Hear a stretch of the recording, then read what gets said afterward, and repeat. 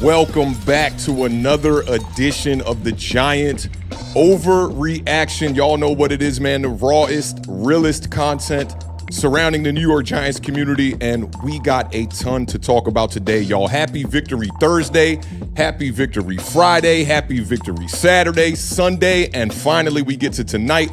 Happy Victory Monday to all my New York Giants fans across the entire damn globe. I hope you've been smoking on some serious Eagles pack. I know I have the last couple of days, man. Shout out to the gang. We did not have a preview show this past week because the Beard was he was having his son be baptized. I'm the godfather of his son, so I got to watch my godson get baptized this week. It was an awesome experience, but definitely missed you guys on that preview show. I can't even front. It's been a busy week for me, man. We shot a documentary for a marijuana farm on Thursday. Saturday, I shot the game for the Maryland Terps. What a tough loss, but man, my spirits are high today with the New York Giants, the way that they performed against the Philadelphia Eagles on Thursday night. I mean, I don't think we could have asked for more, and I won't sit up here in front like if we would have had the preview show, I would have picked the New York Giants to win that game against the Philadelphia Eagles, the defending Super Bowl champions. But at the end of the day, stockpiling these games the way that we are with Jaxson Dart at the quarterback position, if this continues to just keep happening, I'm going to have that kind of confidence instilled in my takes moving further. It's been an amazing experience, man. Like, we haven't beat the Philadelphia Eagles like this in a really long time. And I mean, where you have all their players on the field and you really taking care of business. All three phases of the game, the New York Giants handle business. Got to send some shout-outs to the chat one time before we get this one started, man. Shout out to everybody that pulled up, got here early. I saw some super chats already in the chat before I even pulled up. Kind of crazy, man, but I know the New York Giants fan base is feeling great today, man. Shout out to my dog, Michael Knight in the building one time. I see Ralph Fletch is in the building. He says, was waiting for this one. I know it's been a while. Like, I'm sure y'all digested a ton of New York Giants content from Thursday until now. But, you know, I just didn't want to do the Giant Overreaction immediately after the game. I felt like let's stick to the script. Let's rock out on a Monday. I'm glad y'all are anxious and waiting to see this show. I know I'm glad and anxious to be talking about it today with you guys after a big New York Giants win. Shout out to my dog, JD, in the building. He said, what's up, Authentic? Giants moving in the right direction. Scat is running back one, Flames. And yeah, man, that's what the numbers are saying. That's what the snap percentage is saying. And more importantly, that's what the statistics are saying. We're definitely going to be talking about some RTDB vibes today on the show, so just hang tight here. Big Blue Steph is in the building. What's going on, Steph? He said, I never been here so early. What up, bro? All is well, bro. I'm a little bit, I can't even say like under the weather. It was just a long weekend. Shout out to my Sandbox homies, man. We partied heavy. You know, we baptized the Beard's son, went back to his crib. Just a beautiful gathering of all of the family and friends, man. We had a great time, and we definitely cracked open a couple of bottles of whiskey, man. So it was definitely a long weekend, but well worth it, well worth it. Shout out to my dog, Big Blue Steph, in the building. Primetime 816 says, salute AATB, man. We all know it's early, but it damn sure looks like the Giants got themselves one. 6 is 100% balling out there. That's a fact, man. And, you know, I keep telling you guys that this is the first time that I've gone through this type of process with the quarterback position where I got to scout a quarterback that I wasn't sure the New York Giants were going to draft, but I was definitely high on that quarterback. And then to see him come into the New York Giants building and have this type of success early on after just his third start is definitely a vibe, man. So shout out to Primetime in the building, man. Shout out to my dog, Independent Outsider, starting off proper with the 1999 Super Chat to start things off on the right foot. He says, obviously ecstatic. We still needed to earn respect. The blue tent was embarrassing, but the Scat taunting charge was a joke, and Scat responded with a monster run. Keep it up. And my apologies to Flott. He is developing. And I got to send my apologies to Flott, too. He was a guy that I thought was like, you know, pretty much going to be looked over as far as the cornerback one spot went, or cornerback two, being a starting corner on this team over Deonte Banks. And I feel like this game against the Philadelphia Eagles is like an accumulation of all of the work that he's been putting in behind the scenes. And finally, you know, he gets that big interception. It was definitely a vibe. Shout out to Independent Outsider for helping us raise the bar over here on Authentic and the Beard. I think we got another super chat as well. Shout out to my dog, Matthew Fernandez, in the building with the 199 super chat. Appreciate you, man, one time helping us raise the bar. He says, I've never been more hyped for a Giant overreaction. That's what's up, man. I'm just glad to be a part, you know, of the success for the New York Giants as somebody that can just cover the team. And, you know, just kind of giving my opinions on a squad that has been struggling for a long time, but now it finally feels like we got, you know, a chance to see the new being ushered in for the New York Giants. And it feels like a new day. It really does. I don't feel like we're going to be going to the Super Bowl or anything crazy like that this year, but just getting these victories with a rookie quarterback out there, a rookie running back in Cam Scatterbo, it's absolutely just been amazing, man. I've been just on one the last couple of days, man. And when we went to the baptism on Sunday, I told my girl, that they were telling us that we didn't have to get too like formal as far as our attire. So I wore like a white polo button up and whatnot, but I was like, I'm going to wear my Giants dunks. I'm actually wearing them right now. I'm in all blue today, man. Y'all know what it is. But I wore these to the baptism because when the Beard's baby grows up and becomes an adult, I want to be able to look back at that picture and know exactly what went down that weekend. And the New York Giants really put belt to ass on the Philadelphia Eagles. It was an amazing thing to see, man. But shout out Matthew Fernandez helping us raise the bar. I mean, goddamn, there's so many super chats in here already, man. Y'all know y'all presence is what is most important. I always tell y'all my dog, Premium Pete, always talking about presence over presence when he's talking about your presence in the building being more important than the gifts that y'all actually provide when y'all pull up to these streams. So big shout out to all of y'all, man. J-Tech is in the building as well with a $5 super chat. We're going to try to get these out the way so we can get into this game because I am looking forward to talking about this game. But we do appreciate all you guys helping us raise the bar. J-Tech said, I don't think teams want to play the Giants knowing they will come out bang and bruised up. It's very true. I mean, I'm going to talk about it here in a little bit, but we are playing to not let the cat out the bag. We're playing a brand of football that reminds me of the old New York Giants, and that's an amazing thing, man. Big shout out J-Tech one time. B-Rog in the building, man, front running these super chats, trying to one-up my dog, Independent Outsider. B-Rog coming in with the $50 super chat. I feel like Sonic the Hedgehog running through the rings right now. Shout out to my dog one time.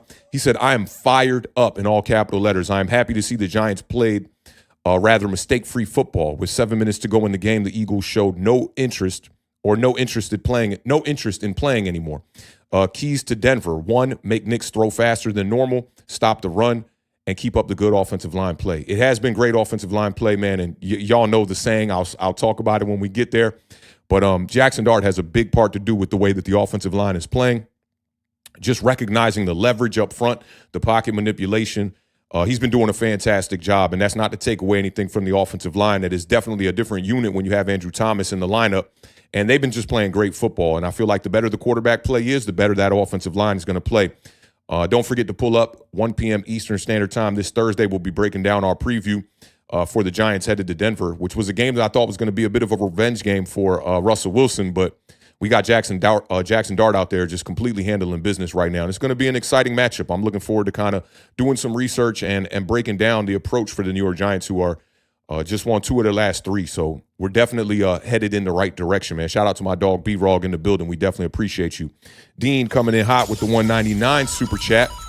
He said, F them birds. We lit. Let's go. Denver next up. Yeah, and that's definitely a winnable game, man. I'm looking forward to it. Shout out to my dog Dean. Another constant contributor on this channel, man. We appreciate you. And shout out to my dog Bergs one time in the building. He says, I hope Saquon documented that. Yeah, that was definitely a big win. I'm sure that the Philadelphia Eagles fan base was thinking, hey, that documentary got released early Thursday morning at 2 a.m. I actually watched it on my way to go shoot another documentary myself. And I enjoyed the documentary. It was shot very well. Loved the cinematography. The storytelling was really good. And I heard Alchemist actually talking about this, about the Mobb Deep album. He was saying, like, don't share all of your clips in real time as they come in, right? Like, sometimes you got to hold on to clips and just wait until the perfect moment. So I do commend Saquon Barkley for that fact of, like, having all that footage and being able to have a team around you that could document that stuff, because that footage becomes more valuable as time goes on. Like, I have multiple hard drives in this studio full of footage over my last 2 decades probably of some of the work that I've done. And Alchemist was talking about how he had all these old clips when they were working on beats with Prodigy and with Mobb Deep, and that he's just waiting to just release some of these clips at the right time. So I love the approach for the documentary. I'm a big football fan as well as the New York Giants fan, so I enjoy seeing that type of content as well. But this is something that we hope to see maybe in the future, maybe down the line, when Saquon's career is all said and done. Maybe we get to talk about this game and see some exclusive footage from this game. So I'm right there with Bergs on this one, man. Big shout out to Bergs one time. Appreciate you pulling up and rocking out with us today. So let's get into it, man. Let's just get right into it, talk about this game, go over this matchup. We didn't get to have a little preview and whatnot for this one, and it was a little bit unfortunate. And today we'll have no restraints on how long this stream will go. We definitely going to have a celebration. Shout out to Dave Chappelle one time, because this is absolutely going to be a celebration type of stream where we give out some flowers to the necessary players and the necessary personnel and the coaches on the staff and all of that. It's going to be a vibe today, so just sit tight. It's going to be a slow burner, and we're going to be talking about the New York Giants, who, welcome the Philadelphia Eagles to MetLife for a big, big, big matchup, y'all. Let's get right into it, y'all.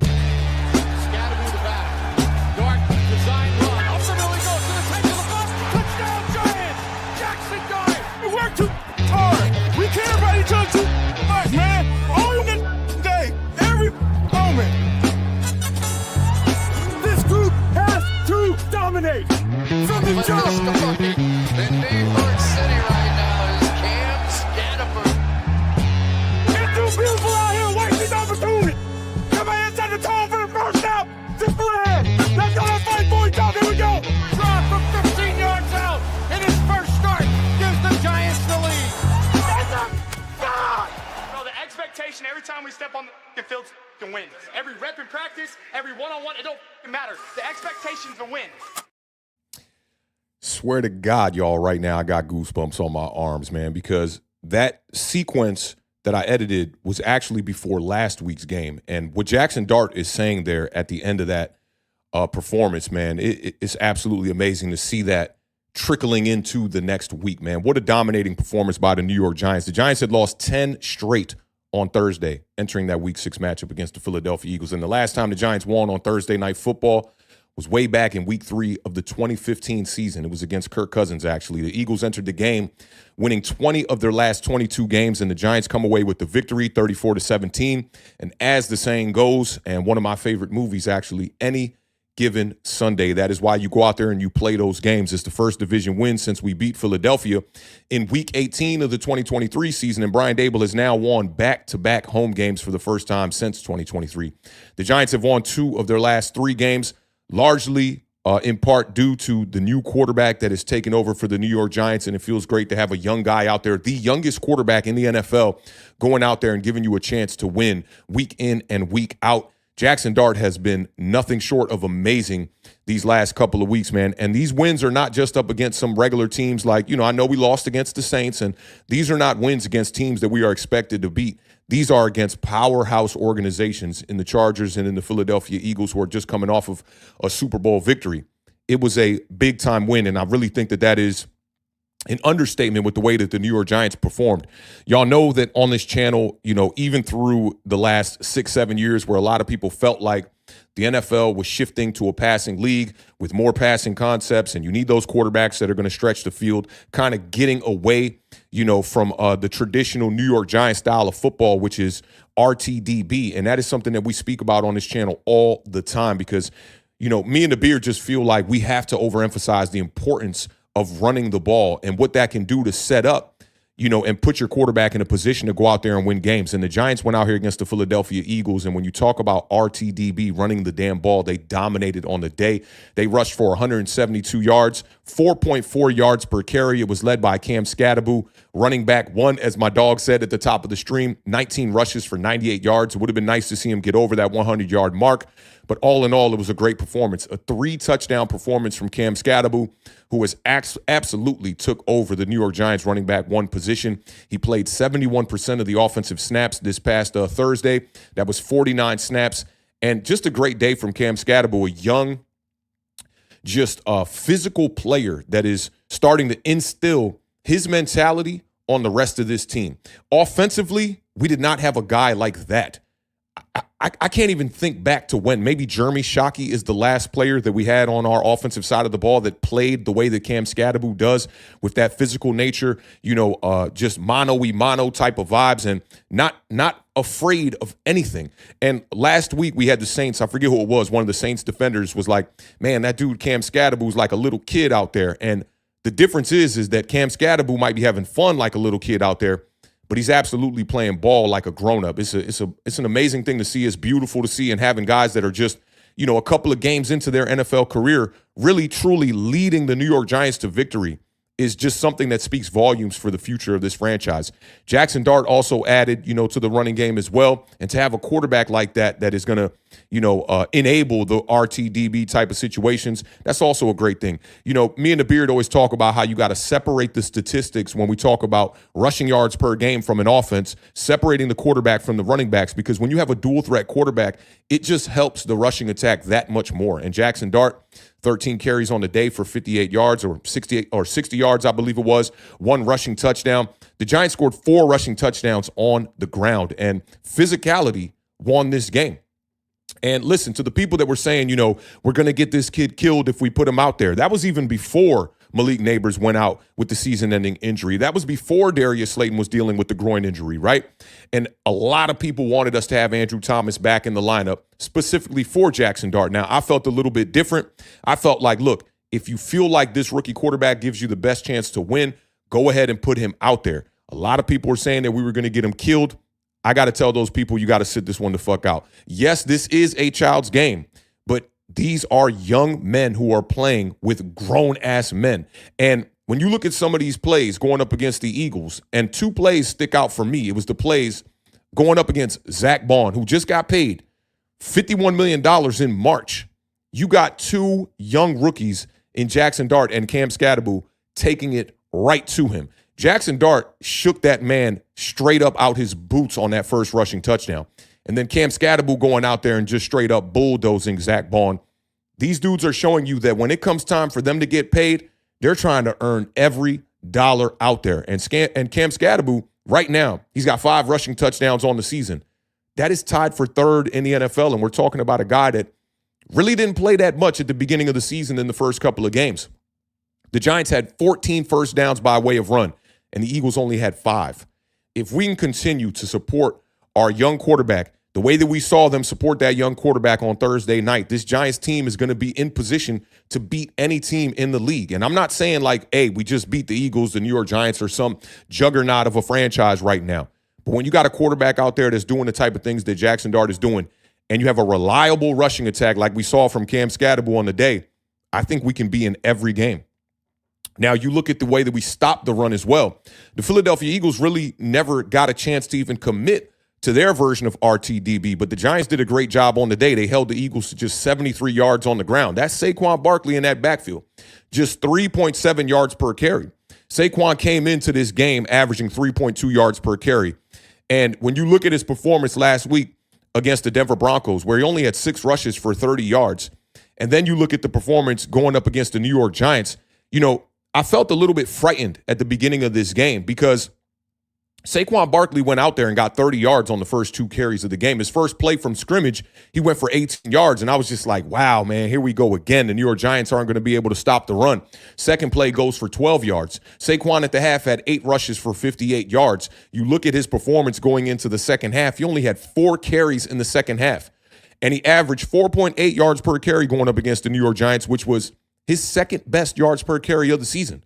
But to end the day with just 12 carries for 58 yards, I think that there is an underlying issue that is happening with Saquon Barkley currently right now. Now, we knew he came into this game a little bit banged up with a knee injury that they're not really going into too many details about. But I did go back and I looked at the performances from Saquon Barkley in the first 4 games versus the performances from Saquon Barkley in the last 2 games. And outside of the results and the numbers that he is getting, more importantly, I looked at the touches. Over the first 4 games, Saquon Barkley was averaging 22.7 touches per game. In the last 2 games, he's averaging 11.5 touches per game. So still a great accomplishment by the New York Giants to go out there and stop one of the best running backs in this league.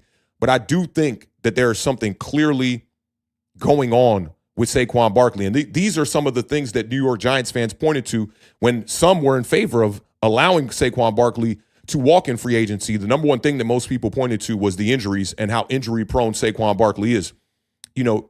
Catching up with a lot of my sandbox homies yesterday at the baptism, we talked a lot of ball.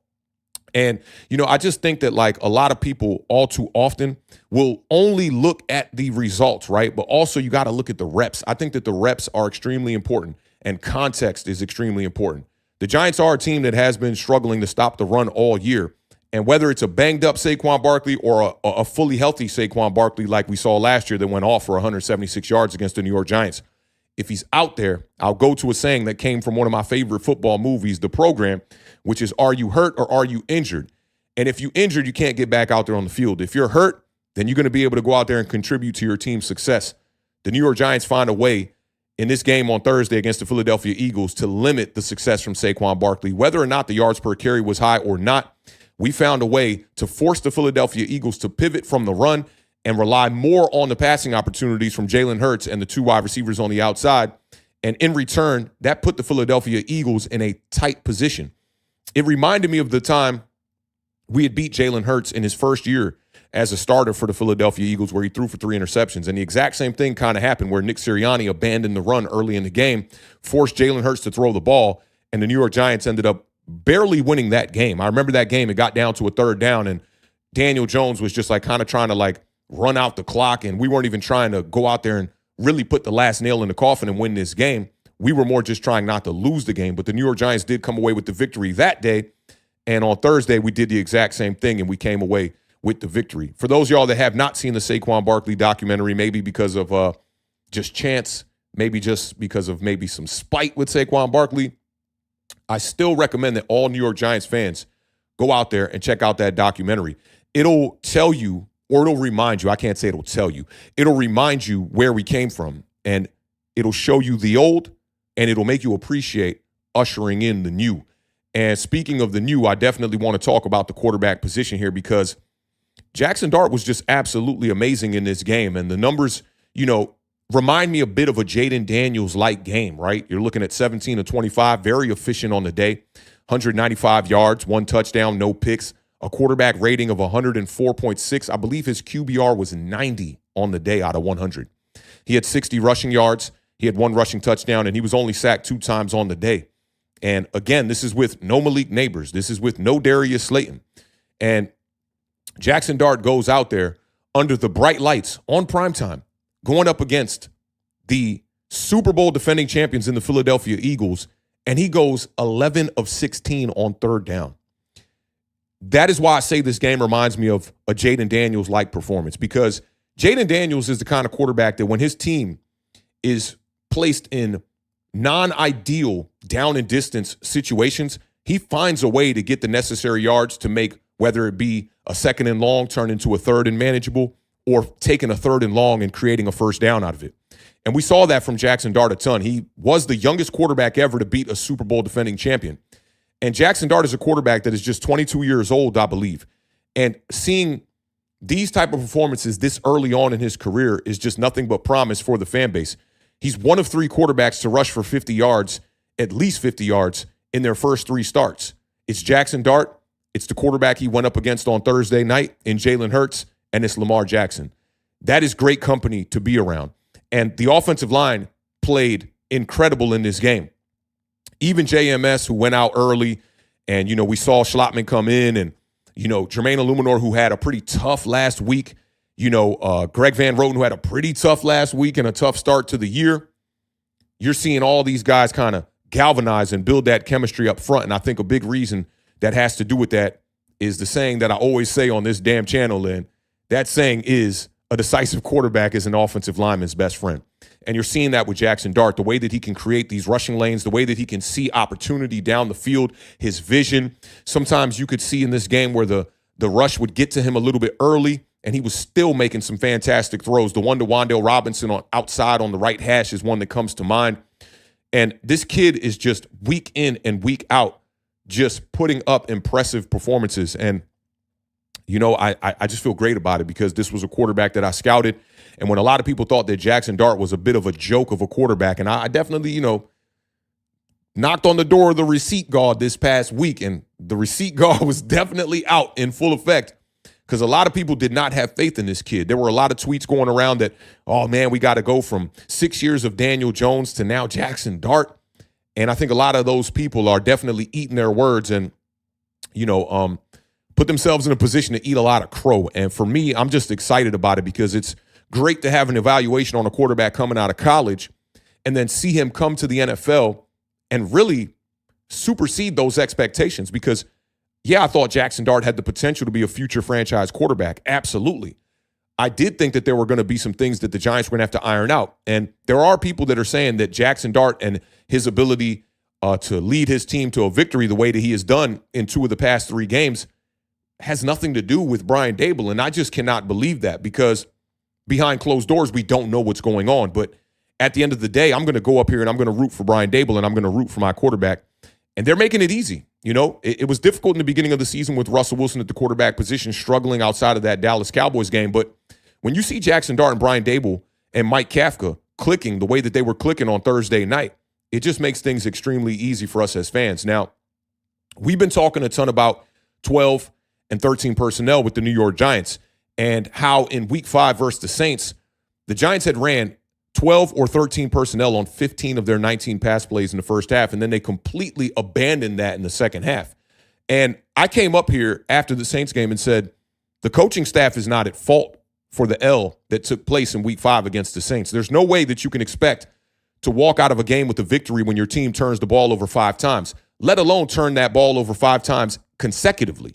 And then you add the turnover on downs that happened after the 5th turnover. We're really talking about 6 straight turnovers.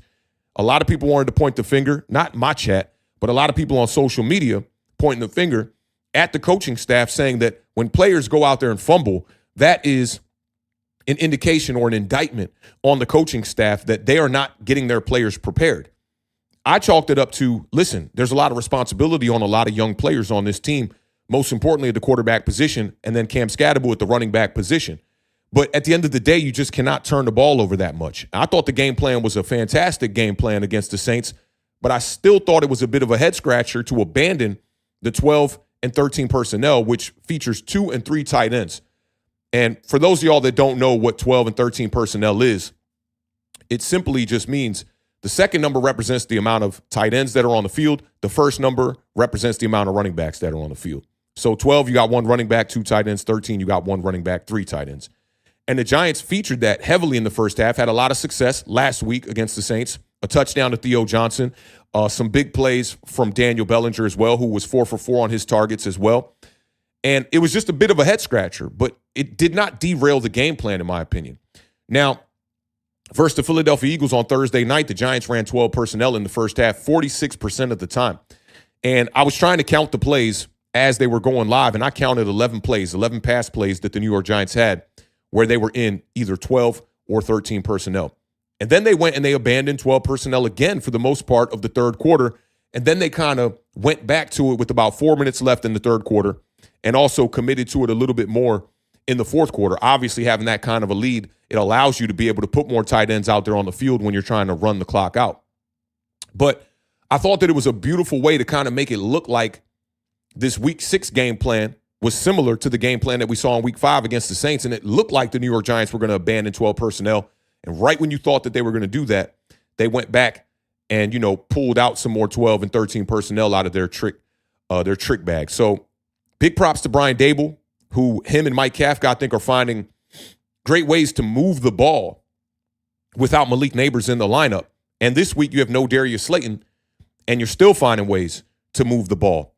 And, I just love what I'm seeing out of Cam Scatterbull out of 12. And when teams are not stacking the box against Cam Scatterbull, they're going to have trouble. We talked about this 2 weeks ago, actually, against the Chargers, where Cam Scatterbull, when he's facing 6 men in the box, it's basically automatic yardage for Cam Scatterbull. He does not lose yardage against 6-man fronts. So if we continue to see that, I think that Cam Scatterbull is going to continue to see success. And if teams do decide to pivot and start to put 7 and 8 men in the box, then it's going to be up to this wide receiver core that is absolutely limited right now with some injuries to go out there and be able to continue to make plays. Now, I think one guy that deserves the spotlight after this game here is Lil Jordan Humphrey. And Lil Jordan Humphrey just went out there and just completely balled out in this game. And yeah, the numbers might not scream he had a huge game on the day, but when you consider what the New York Giants are dealing with at the wide receiver position, down to your last men and your top 2 dogs in the wide receiver room out with injury, and you see Lil Jordan come up here and have 4 receptions for 55 yards on 8 targets, averaging 13.5 yards per reception. That is amazing for a guy that is coming up off the practice squad. And I also think that Wan'Dale Robinson was also a big factor in this game. He was excellent. I thought that Wan'Dale Robinson really went out there and almost showcased a bit of a skill set that made him look like a bit of a wide receiver one, in my opinion, for this game. I'm not saying that Wan'Dale Robinson's going to be a wide receiver one moving forward, but imagine if you can lean on a wide receiver like a Wan'Dale Robinson while Malik Neighbors and Darius Slayton are out and expect consistent results from him like we saw on Thursday Night Football, where he had 6 receptions for 84 yards, a touchdown on 7 targets, and basically doubling his yards per reception of what we saw last season at 14 yards per reception. It's an amazing thing. And I really think that Lil Jordan Humphrey is a wide receiver that the New York Giants have to keep on the active roster, whether or not Malik Neighbors and Darius Slayton come back or not. I like Lil Jordan Humphrey, who brings that veteranship, that kind of a role to this wide receiver unit. And during the game, when Lil Jordan Humphrey made that first huge 34-yard play on the opening drive, I tweeted out, Lil Jordan Humphrey is a clear upgrade over Collins. I don't know what Daboll and fans were seeing. I had Humphrey making this roster, and to my surprise, he did not. Bo Collins can turn into a good player, but he's a rookie and needs work. Lil Jordan Humphrey is an experienced veteran. And when you got this many young players on the roster, it's important to have guys like a Lil Jordan Humphrey that can be a presence in that locker room that some of the younger guys can look up to. And I loved what I saw from him in the post-game interview. Just a kid that was excited to be out there, and you could tell that all that hard work that he's been putting forward in the offseason, kind of like Cordell Flott, is all really, coming to, a peak performance for a Lil Jordan Humphrey in his career. We all know that he was a capable wide receiver even before this. And when we came out with the prediction for the 53-man roster, I thought Lil Jordan Humphrey, based on what he had done in the preseason, deserved a spot. Now, I also want to talk about a situation we had talked about after week 3 when the New York Giants took their, their third loss on the season. And we talked about when would it be an appropriate time for the New York Giants to pivot and move to Jaxson Dart. And I went to Twitter on social media and I said, the Giants should start Jaxson Dart no later than week 5. That was the matchup against the Saints. Week 4 was against the Chargers. And prepare him to play the Eagles 2 times in a 3-week span. If Jaxson Dart and Brian Daboll could beat the Eagles just 1 time, it will speak volumes for Brian Daboll, who has lost his last 8 divisional games. And just look at the temperature around the fan base after that kind of a victory against the Philadelphia Eagles. And when I tweeted that out, a lot of people kind of thought like I was crazy. Like, you want to throw this kid out there to the Wolves? Are you trying to get him injured? And again, the New York Giants won this game based on physicality. And I don't think it matters how young, how old you are, or any of that. At the end of the day, football in general is a very physical sport. But as you climb the ladder from Pee Wee, Pop Warner, go to high school, college ball, pro ball, the physicality increases at each level. And in the NFL, if you can go out there and straight up punch teams in the teeth, you're going to have a good shot at winning games. And I didn't know that it was going to come this early. I didn't know that it would even be a victory, to be honest, against the Philadelphia Eagles in one of these 2 games that we were going to play them in over the next 3 weeks. But I just thought that if Brian Daboll and Jaxson Dart could go out there and show that they can compete against teams within the division, it would absolutely speak volumes. And, man, look at God. Like, that's crazy that the New York Giants got a victory against the defending Super Bowl champions. I am, like, a very spiritual person. I'm not a very religious person, right? Like, I don't go to church a ton, but I pray every day. And I try to make it a point, right, that when I say my prayers, don't be too selfish, right? Don't be like, yo, God, I need bread, I need money, help me. I try to pray for people that are going through circumstances that outweigh what I'm dealing with in my life, right? But this past week, I snuck in a little quick prayer like, man, pray for Jaxson Dart and the New York Giants to go out there and get that victory, man. And that's exactly what they did. And it really, really seems like the Giants have their future franchise quarterback. And it is an amazing thing to see a guy that young, the youngest quarterback in the league, having that type of play on the field, for one, but 2, having the type of leadership skills that he has. And I wanted to highlight a moment from Jaxson Dart in the post-game presser. This was right after the game against the Eagles. Check this out. What do you mean by what people say? You said what people say. What specifically stood out that irked you guys? Well, I just think that, like, there's like a, at times there's, some negativity that's surrounding here. And, for us, like, some of the new guys that are coming here, like, we just got here, so, we don't feel like we were involved in the past. And we got a lot of winners on this team and guys who come out every single day and work their ass off to put on a good showing on Sundays. And I feel like we're just connected. And, we just had some games that, at times in those moments where it just hasn't gone our way. And we just feel like we do feel like we're a really good team. We have really good players. So, we're just trying to win games. We're just trying to stay, internal and stay connected each and every day. I love those statements from Jaxson Dart. One, the pause before he even decided to start to speak, to really put out the proper words that were directed towards this fan base, because Giants started off extremely rough this year, and the fan base is pointing a finger in every direction, right? Coaching, head coach, coordinators, athletic trainers, facilities, stadium, the players, the personnel, the quarterback, everything was being blamed, right? And you're just seeing people just looking for a place to point the finger. And as I've continued to say, that the New York Giants fan base, our conditioning has been conditioned to expect the worst. But when it comes to these kids that are new on this team, that are ushering in a new vibe, and shout out to my homie Stan one time, because Stan sent me a couple of clips that were like, bro, what you're talking about on the streams, on the Giant Overreactions, with giving these kids their own shot is so facts.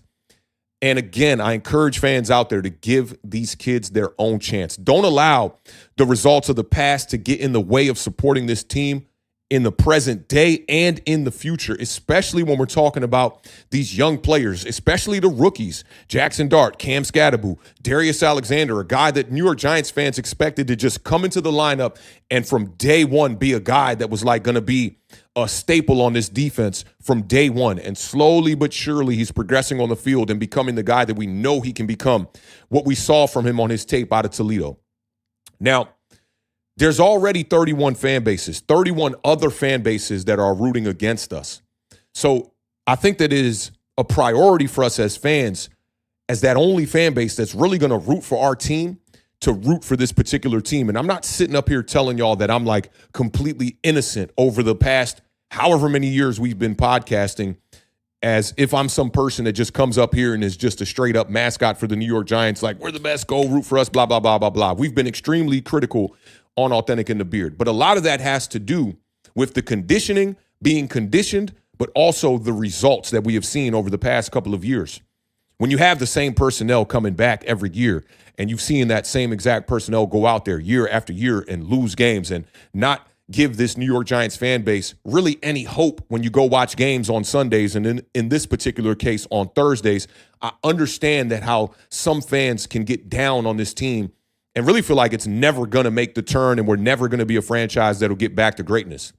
But when it comes to this particular unit and this coaching staff and these players and the personnel, especially the guys in the last couple of drafts here, as I've emphasized already, I just encourage y'all to root for them, be patient with them. I can't tell you how to fan. I can only just encourage. That's why I always say that. I encourage y'all. And don't forget that these particular players right now that you're seeing lead the New York Giants to victories, and at times, like you look at the Saints game, 5 turnovers and are the reason why we lose the game. Just don't forget that these guys have been here for 6 games, not 6 years. And I think that is extremely important for the way that we root for the New York Giants moving forward. And if they can continue to stockpile these victories like this, whether they're extremely frequent or not, it'll make it that much more easier for all of us as a fan base. I was on record saying that I would probably be the last guy to turn the corner on the New York Giants as far as when they start winning games. And as it is happening in real time with the quarterback that I highly supported coming out of Ole Miss into the 2025 NFL draft, I've kind of had a change of heart. These guys are making it easy for me to root for my team. And whether this game on Thursday Night Football would have been a loss or not, I would have came out of that game feeling extremely great about the way that these young kids went out there and led the New York Giants to a victory. So, again, man, I just encourage y'all. It's been 6 games, not 6 years. Keep that in mind. And, yeah, just try to keep rooting for this team as much as you can. And again, if they keep winning, it's going to make it extremely easy. Shout out to my dog, SHU Carter, in the building. Sac passe, mon cher, with the 199 super chat. He said Cam Scadaboo is the epitome of AATB classic RTDB. I'm almost starting to think, SHU, that we might need to kind of come up with our own slogan, because I've heard the RTDB slogan thrown around before me and the Beard started to emphasize it a lot, which is run the damn ball. We might have to change that to a RTFB, because the way that Cam Scadaboo is out here taking it to these defenses, man, he's absolutely running that fucking ball, man. And it's inspiring. And he's taken over as the running back 1 for the New York Giants. And, you got Tyrone Tracy coming off that injury. And I think that slowly but surely, as he becomes more healthy, it's not over for Tyrone Tracy yet. He does have the opportunity to be the guy who can be that secondary role in that running back room. So I'm looking forward to seeing the way the New York Giants continue to RTDB. But SHU Carter, you've been here for a while. And, even when it wasn't a popular thing, me and the Beard always came up here and we talked about RTDB. I mean, it's basically been a segment on every preview that we have done since we've been up here on YouTube since 2019. So big shout out SHU Carter for helping us raise the bar, and also straight up dropping a gem one time in the chat. Shout out my dog Joseph Clark in the building, man. Joseph's a true day one. Shout out to the fam in the building with the 199 super chat. He says finding our quarterback unlocks everything. And I think we have. I think we have too. I don't want to jump the gun. But these performances, I know a lot of people want to compare it to Daniel Jones. And shout out to Daniel Jones. I tweeted this out before I went live on air. He's put together 2 games, back-to-back performances with 2 passing touchdowns for the first time this season with the Colts. And that's definitely an accomplishment. And I've been on record talking about how their schedule eerily reminds me of the way that the New York Giants 2022 schedule was. But nonetheless, for a veteran quarterback like Daniel Jones, that is a accomplishment for him. And he's playing some good football. So best of luck to him. But this don't feel like Daniel Jones in that first game against Tampa. This feels like a totally different thing. This feels like a quarterback that is truly putting his team on his back and going out there and putting us in the best position to win games. And I'm excited for it, because although Daniel Jones was, a dual threat quarterback in his own right, I think that Jaxson Dart is just a different type of dual threat quarterback. More elusive, more exciting, better lateral movement. And I just think he just possesses that. I almost don't even want to keep using the cliche that everybody's been using, which is moxie, right? It's just determination and confidence. And some people like to mistake confidence for arrogance. And I've been seeing a couple of, some tweets out there throwing shade towards Jaxson Dart, like, oh, the exciting whites, and when you have exciting whites doing these kind of things, it's deemed as leadership, and on the other side of the coin, it's not the same. And I just think that's such a bullshit fucking argument. Jaxson Dart is out here playing extremely confident football. He's getting the job done. And listen, when you scoring touchdowns, man, go out there and fucking celebrate. Like when Odell Beckham was out here doing, the dog pee celebration and all that, I know a lot of fans had an issue with that. But for me, I was like, I'm up there doing the dog pee celebration as well. And I love it. When my team can go out there and make plays and go out there and win games the way that we've been winning games, then they deserve to celebrate and go out there and do that. So big shout out to them, man. Like, it's beautiful seeing these young dudes have, this kind of success early on in their careers. And you just, as Giants fans, just got to hope that it can continue to go on. But big shout out to Joseph Clark, man. We appreciate you helping us raise the bar. And shout out to Izzy one time in the building with the $4.99 super chat. Izzy said, since Dart took over, we're first in the NFL with 6 first half touchdowns. And we're tied for first in the NFL with 8 total scoring drives in the first half. Man, I love my chat, because that is an absolute bar right there from Izzy. And it's been amazing watching Jaxson Dart go out there 3 straight games, have an opening drive touchdown. And those type of things put your defense in position to try to close games out and to go out there and win games and force turnovers and pin their ears back and get after the quarterback. It's great. We had a long lull of early drive success with the New York Giants, in the past. And to see Jaxson Dart going out here and handling business like that is fantastic, man. Big shout out to Izzy for helping us raise the bar. And shout out to everybody in the chat, man. We got a lot of y'all in the building today, man. Salute to y'all for pulling up and rocking out with us over here on the Authentic and the Beard channel, which we like to call our little small corner of the internet. And, we don't necessarily come up here a lot and be like, oh, you got to hit that subscribe button, blah, blah, blah, blah, blah. But, yeah, if you like the vibes, man, definitely, join the family, as we like to call it here, because this is kind of a fam base rather than a fan base of the show. And, yeah, man, it's been an incredible start to the year that started off extremely slow. But now the New York Giants, once they made the switch to the quarterback position, have definitely been seeing much better success in the 2025 NFL season. Shout out to my dog B-Rog one time, just coming in with the $5 super chat. He says, I like how we have a quarterback that can break some ankles. Yeah, man, that's something that Daniel didn't have. And Jaxson Dart, absolutely. I mean, you saw the play on the first touchdown of the game. Just set up Zach Bowen with a little bit of an inside shake and bake, and the rest was just history. He's just running into the end zone. It was great to get to watch that game from basically an all-22 perspective on the Amazon Prime Vision. And for those of y'all that haven't had a chance to check that out, I did compile every one of Jaxson Dart's throws and runs from the Thursday night matchup against the Philadelphia Eagles from the Amazon Prime Vision camera if you want to check it out. In that case, I won't be doing the all-22 compilation this week because that pretty much kills two birds with one stone. But a big shout out to B-Rog, man. He's absolutely been helping us raise the bar over here, man, for a good grip, man. Definitely our front runner when it comes to the super chats, and we definitely appreciate that, my dog. All right, let's get off into talking about the New York Giants defense real quickly, and then we'll get to some Giant overreactions, and we'll kind of close out by just going over some comments from the chat one time. But the Giants defense had their best performance of the season, in my opinion. They held the Eagles to 1 for 9 on third down, forced 2 turnovers on the day. And what I liked about the turnovers is they happened in a point in the game where the New York Giants were basically in control of the game. And those turnovers really just put the last nail in the Philadelphia Eagles' coffin.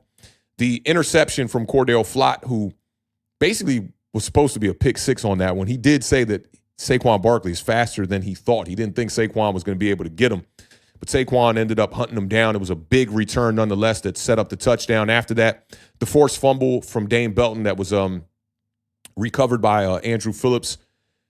Dane Belton is a player that just continues to find ways to create takeaways for this Shane Bowen defense. And, I know sometimes he can be a bit of a liability in coverage, but when you got a guy like that can go out there and press the issue and make plays and create takeaways and also a force in stopping the run, it's a beautiful thing to see. Dane Belton did have 7 tackles on the day to go along with the forced fumble. He also had 1 PBU.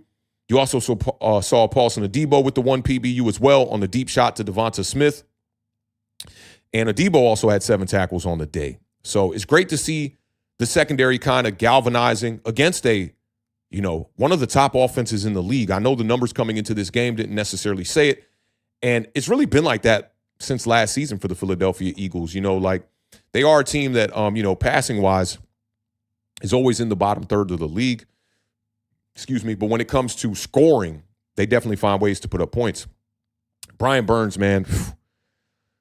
Brian Burns has been a man on fire. I'm going to continue to say that. It's the 3rd straight week I've been saying this, that Brian Burns is a man on fire. A guy that after last season, I felt like if we were going to be paying him $28 million, I wanted to see him raise the level of play, and we're starting to see that. Brian Burns came in to the Week 6 matchup against the Philadelphia Eagles, 3rd in the NFL in sacks, came away with 2 sacks on the day, got the Hurts on the 2nd drive of the game. Then he got the Hurts on a pivotal 3rd down in the 3rd quarter. He also had 3 solo tackles, ended the day with 2 TFLs, 2 quarterback hits to go along with the 2 sacks.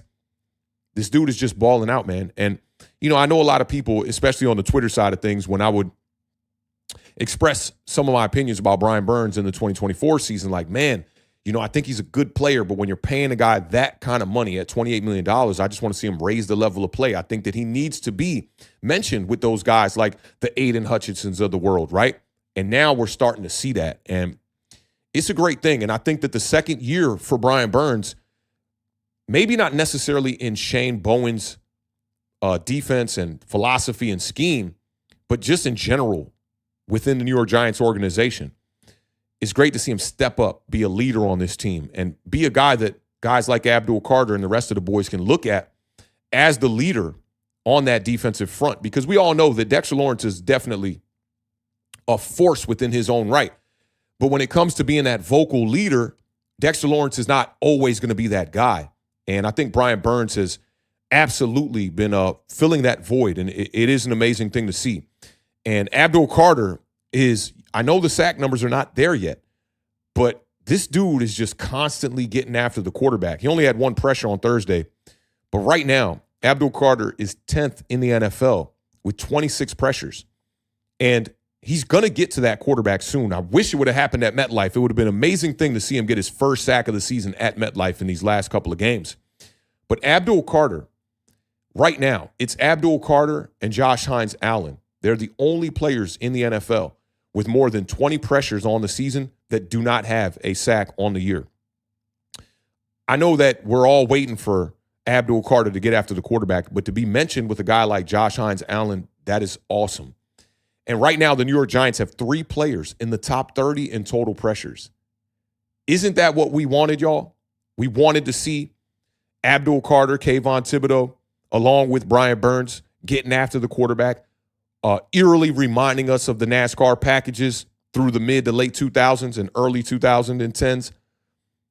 We're getting it, y'all. We're absolutely getting it. And I know people were complaining about how many reps and how many snaps Abdul Carter was getting in the beginning of the season, but I like this plan to slow play Abdul Carter and slowly implement him more into the lineup. And as the weeks go on to progress, get him more snaps and have more of a percentage of the snaps. But I think a lot of people are just overlooking what Kayvon Thibodeau brings to this defensive front. And having 3 guys like that you can rotate and keep all of their legs fresh is just going to be a benefit for this New York Giants defense. And having those 3 players in the top 30 in total pressures, we're one of 3 teams right now, according to Next Gen Stats, that have 3 players in the top 30 in pressures. The Broncos have it and the Seahawks have it as well. So that's amazing. And listen, I'm here for it, man. I'm a big supporter of Kayvon Thibodeau. A lot of people early on were calling Kayvon Thibodeau a bust, and I never came up here and said Kayvon Thibodeau's a bust. I said Kayvon Thibodeau's a guy that maybe you might think is not living up to a top 5 selection. But for me, as a old school viewer of football, a bust and the meaning of a bust is very different than what a lot of people, like to define that as today. If you are contributing to your team's success, there's no way that I can look at you as a bust. And shout out to the New York Giants defense, man. They've been doing a fantastic job so far this year, man. And we're going to talk about them a little bit more when we get to some of these Giant overreactions as well. But big flowers, a big-ass bouquet of flowers for that Giants defense, a big bouquet of flowers for Jaxson Dart and Cam Scadaboo being 2 of the youngest players on this team, but 2 of the most pivotal leaders on this offense. All 3 phases in this game, man, from special teams to offense to defense. The coaching staff was great. The game plan was great in this one. And, man, listen, the New York Giants even shocked me in this one. I didn't think they were going to be able to go out here and dog walk the Philadelphia Eagles. Maybe there was a thought in my mind that we could go out there and win this game. But to do it in the fashion that we did it on Thursday night was nothing short of straight up amazing, man. Shout out to my dog B-Rog in the building. Says, defensive secondary had a good game. Banks plays 3 snaps. Exception or the rule? Not too sure what you're alluding to with the exception or the rule. Banks played 7 snaps in the game before that. And, there's still a few things to iron out as far as some of the penalties go deep down the field and whatnot with pass interference calls and whatnot. And just our coverage on the back end of this defense. We did see A.J. Brown make a couple of plays in this game as well. But I like what I'm seeing from this secondary, and I think it takes time. It definitely takes time. And, again, we're going to talk about this when we get to the Giant overreactions as well. But shout out to B-Rog, man. Appreciate you helping us raise the bar over here on Authentic in the Beard. That's major right there, my dog. Genesis X Bez says that Banks can be traded. I think it's possible, but, this is my philosophy on it. Deonte Banks is still a very, very young player. He showed you early on in his career with Wink Martindale that he can be a capable player. The Giants need depth. And I encourage Giants fans to treat this Deonte Banks situation similarly to the way that I've been treating the Kayvon Thibodeau situation. He's still a young player. He's a first-round pick.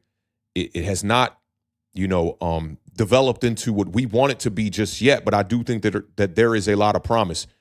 I could possibly be a little bit biased, maybe a little bit jaded because, I'm a Terps representative, and Deonte Banks is a former Terp, and I'm rooting for him. I hope he can turn it around. I think he's a very capable player with a great skill set, and he just has to iron out some of the deficiencies within his game. So for me, I'm just looking at Deonte Banks right now as a player that keep him as depth, because if one of these guys goes down with an injury, if you don't have Deonte Banks on this roster, you tell me who's going to step up and try to fill that void. So I'd like to see Deonte Banks remain a New York Giant, and hopefully he can just, get going on into the right direction and become a contributor for this team. Ben Ayers says, I kind of like Banks returning kicks. He has made good returns. He has. And that's something that I never knew that he could do. And that's, finding ways to contribute in any fashion to help this New York Giants team win some games. Ben Ayers says that Kayvon Thibodeau was never benched. And, I think that, when making comparisons in football, especially when it's two totally different positions, I encourage you, Ben, to just don't look at it as identical. Like, yeah, Kayvon never got benched because we didn't have a Paulson or Daboll to take his role. I guarantee you this, though. If we had Abdul Carter on the team, let's say when Kayvon Thibodeau was going through some of his struggles, then he possibly could have been benched. So, I don't look at it like that, like, oh, it's got to be the exact same situation for me to not look at Deonte Banks as a trade candidate. All too often we get players here in New York, and when things are how they are right now, looking like they're going into a right direction, we can't scream, oh, my God, we need depth, but then also be trying to trade some of the guys that are next man up. That's my opinion on it. Like I said, I can't tell nobody how to fan. Obviously, the situations between Deonte Banks and Kayvon Thibodeau are not the same. One guy was drafted in the top 5. Another guy was drafted in the top, 25? So that right there makes it different. And, definitely not alluding to it being the exact same situation. Definitely not. JW said that Dart being on a rookie deal means we'll easily be able to re-sign guys like Flott, Kayvon Thibodeau, Jermaine Illuminor, etc. Got to keep our good players. Don't need a repeat of McKinney. That's a fact right there too, man. Like, we're seeing this team start to show a little bit of promise, and we are going to have to, keep some of this talent, especially some of the homegrown talent like Cordero Flott, keep those guys around and be able to find ways to sign contracts for these guys and keep them in the New York Giants facility.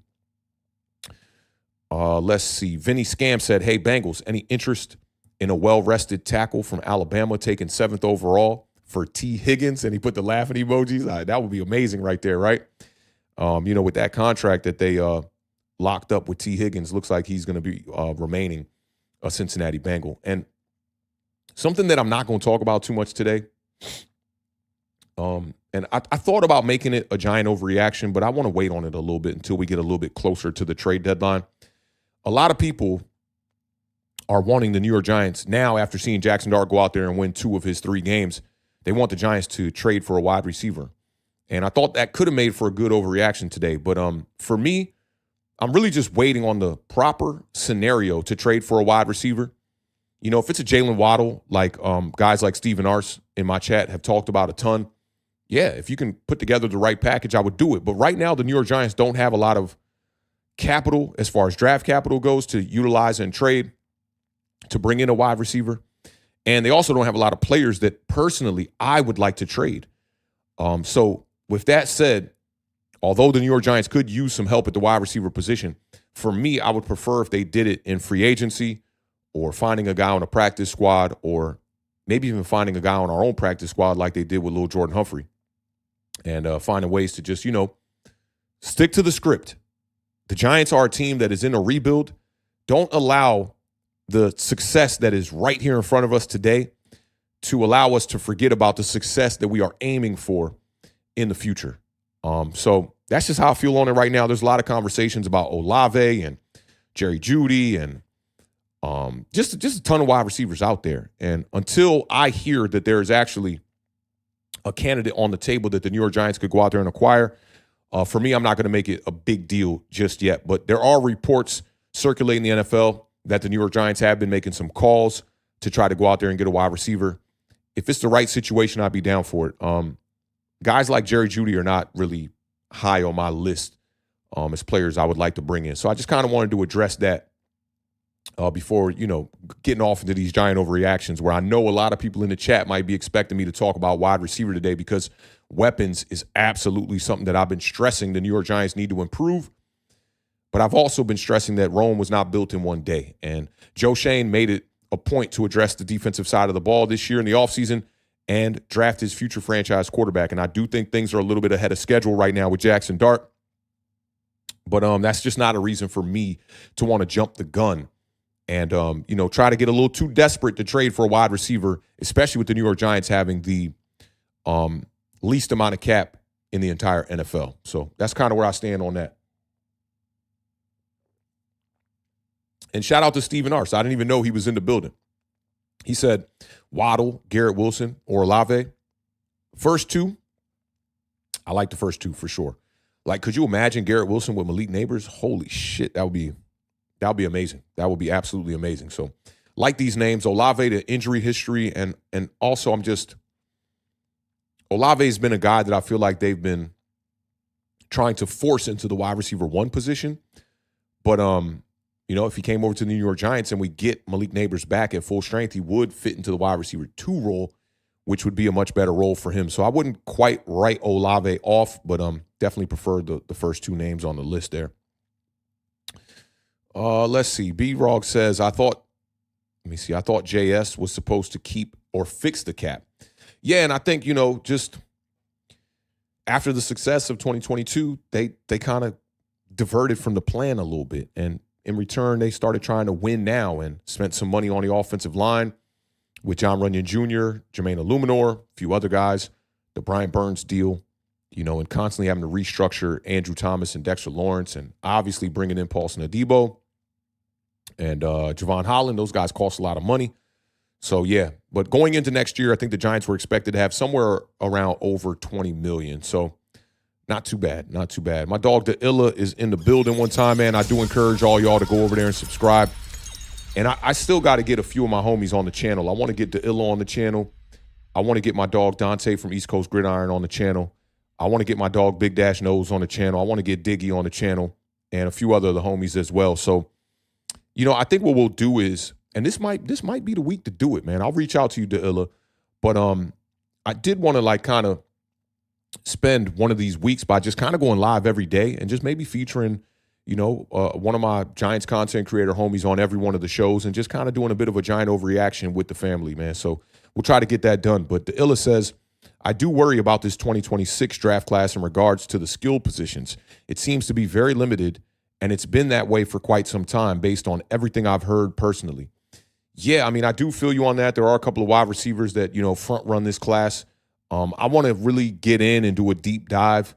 Probably won't happen until about mid-December, something like that, before I start really, doing some deep research on this class. And it's going to be good to, not have to front run, all of my scouting and research at the quarterback position. Knowing that position is basically checked off is going to be amazing. So I'm going to get there to Illa, and I really can't wait for that particular portion of the season. Draft season is one of my I enjoy it the most, man. And I always tell y'all I haven't erased my draft board from 2025. So we're going to get there, but I do trust your evaluation on the class, to Illa, and as things kind of progress, we'll definitely stay locked in for sure. Kevin the PRF said, breaking news, the Titans fired Brian Callahan. That is interesting. Yeah, because I feel like they have their quarterback. It's interesting that they're not winning games. I mean, Cam got his first win last week, but I believe they held, I forgot who they played this past week. They held them to 20 points and ended up still losing the game, I believe it was. Still haven't gone back and looked at the tape from that game, but that's interesting. One of my Giant Overreactions today actually features another former staff member from the Tennessee Titans as well.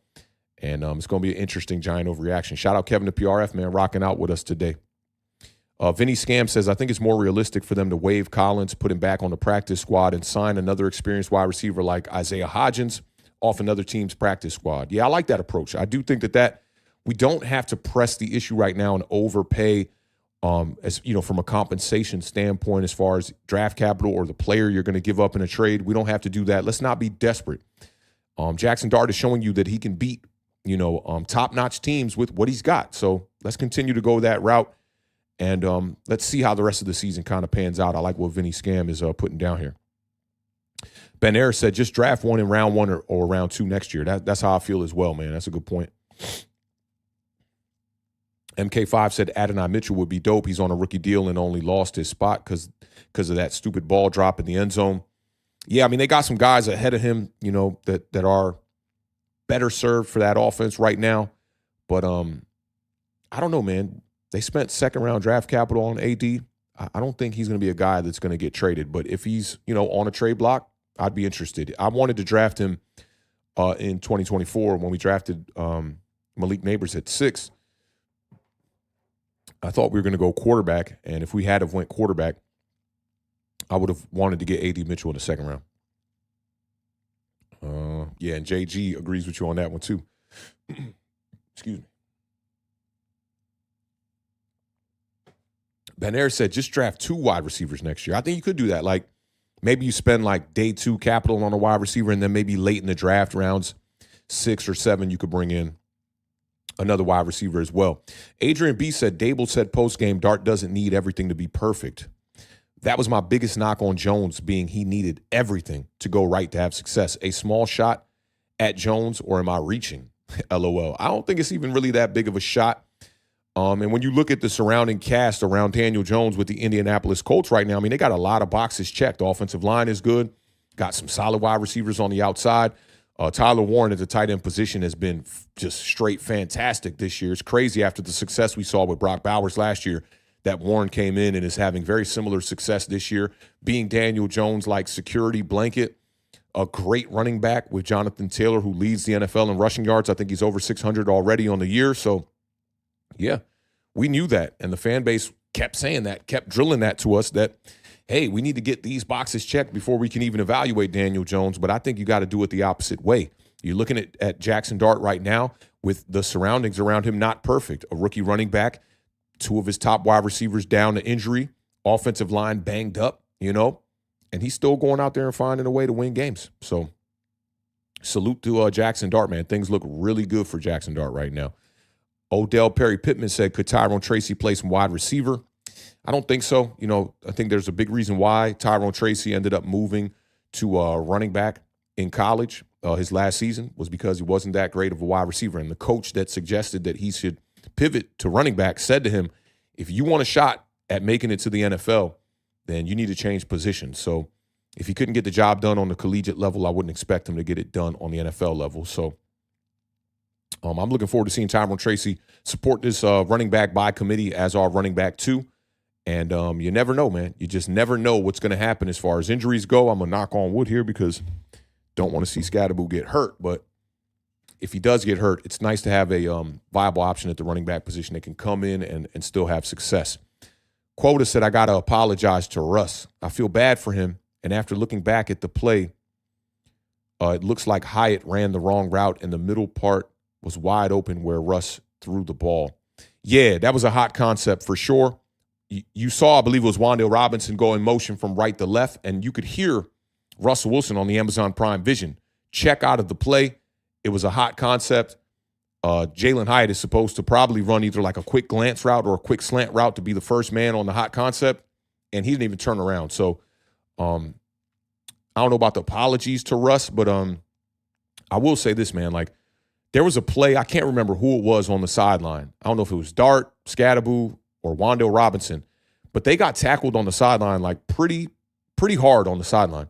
And the first guy right there was Russell Wilson with the dap, picking up the player, lifting him up, tapping him on the head, man. Russell Wilson is the definition of what a professional looks like. And big shout out to Russ, man. I know things didn't work out the way that he wanted them to work out, but I still think a lot of the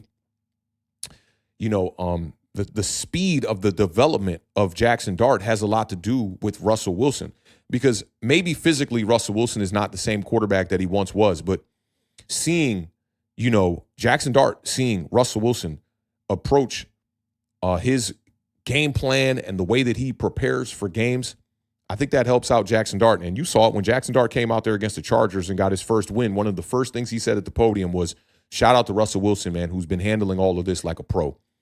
And, I think we're fortunate to have a guy like Russell Wilson in this locker room, along with Jameis Winston. Jameis Winston is literally saying the speeches before the team goes out there and takes the field. And that's very rare that you see a QB3 going out there and doing that. So big shout out to the quarterback room, and shout out to Joe Schoen and Brian Daboll for recognizing that quarterback room needed to be completely revamped. And it makes us feel confident going into the year. It's awesome. Lou Mateo said, with all due respect, you always said we need wide receiver 1A and wide receiver 1B. Why not speed up the process? Timeline is the number one reason. I don't want to go out there and get a player that is aging and entering veteranship to come in and play that wide receiver 1B position. I want it to be a young guy. You know, like you look at the way the Philadelphia Eagles did it, bringing in their rookie and Devonta Smith and then trading for A.J. Brown. If we have an opportunity to bring in a guy like that, okay, I'm for it. But I'm all about not rushing the process because the Giants are in a rebuild and we can be patient. You've seen Jaxson Dart go out there and beat two teams that a lot of people have projected as being a team that would be in the Super Bowl. Bringing in a wide receiver 1B right now, I don't think is going to change where the New York Giants end at the end of this season. If Jaxson Dart continues to play the way that he has been playing, hey, you never know. Maybe the New York Giants are knocking on the door of a playoff bid. But at the end of the day, I'm just not in a rush. I know Giants fans want to get there fast, right? And that's exactly what we did in 2022. And look at the results from what happened with that. How much that set back the franchise, right? Being desperate and trying to bring in guys even before Joe Schoen and Brian Daboll got here with guys like Kenny Galladay.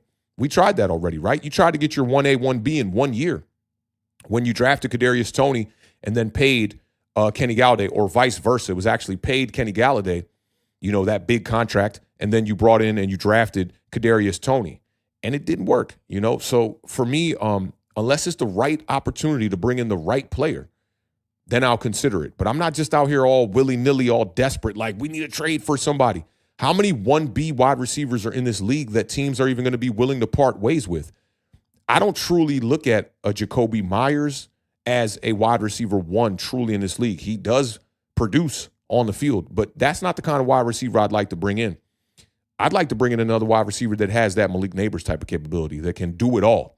And that way, in return, we'll be able to put Malik Neighbors in the slot and, you know, kind of relinquish some of the pressure on Wan'Dale Robinson. And I think when that all happens, then the New York Giants will be headed in the right direction. But let's do it through the draft. Let's not be desperate and try to make every move via trade, because right now, Joe Schoen, outside of really Malik Neighbors, and I can't even say Jaxson Dart because that was Brian Daboll's guy. So really, like, outside of Malik Neighbors, maybe Kayvon Thibodeau, has not really brought in a ton of superstar homegrown talent. So I'm patient. I'm very patient on the process and not in any type of rush. Quota says, I'm not sure we need another wide receiver right now. As you see, Dart makes everyone around him better, which you want in a franchise quarterback. Yeah, that's what he does, man. And I think once it's early. Jaxson Dart, yeah, 2 wins out of 3 games. It's amazing. But is that enough to complete the evaluation to say, yeah, this is the guy that we need to start building around today? I don't think so. Let's see when teams get some tape on him. Let's see how things progress throughout the season. And let's see how Jaxson Dart goes out there and finishes out the year. And the awesome part about it is we're going to get to see it on HBO Hard Knocks in December. And if the New York Giants continue to win games, man, that footage and that type of cinematography, second to none. Cannot wait to see it.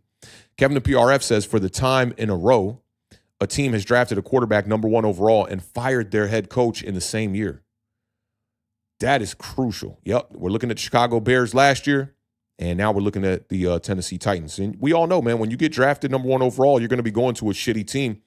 In the case of the Chicago Bears, it really wasn't that case, though. Like, they did have good personnel on that roster, and I thought that they put Caleb Williams in the best situation to succeed outside of the coaching staff. So, you know, not everybody is meant to be a head coach in the National Football League. And, you know, you're seeing Matt Eberflus with the Dallas Cowboys, and, man, they took a tough L to the Carolina Panthers, and in large part due to that defense. And I knew when they hired him that was going to be a sketchy situation. And you're seeing the Dallas Cowboys go out there, and they're, you know, as far as points per game, one of the worst teams in the NFL.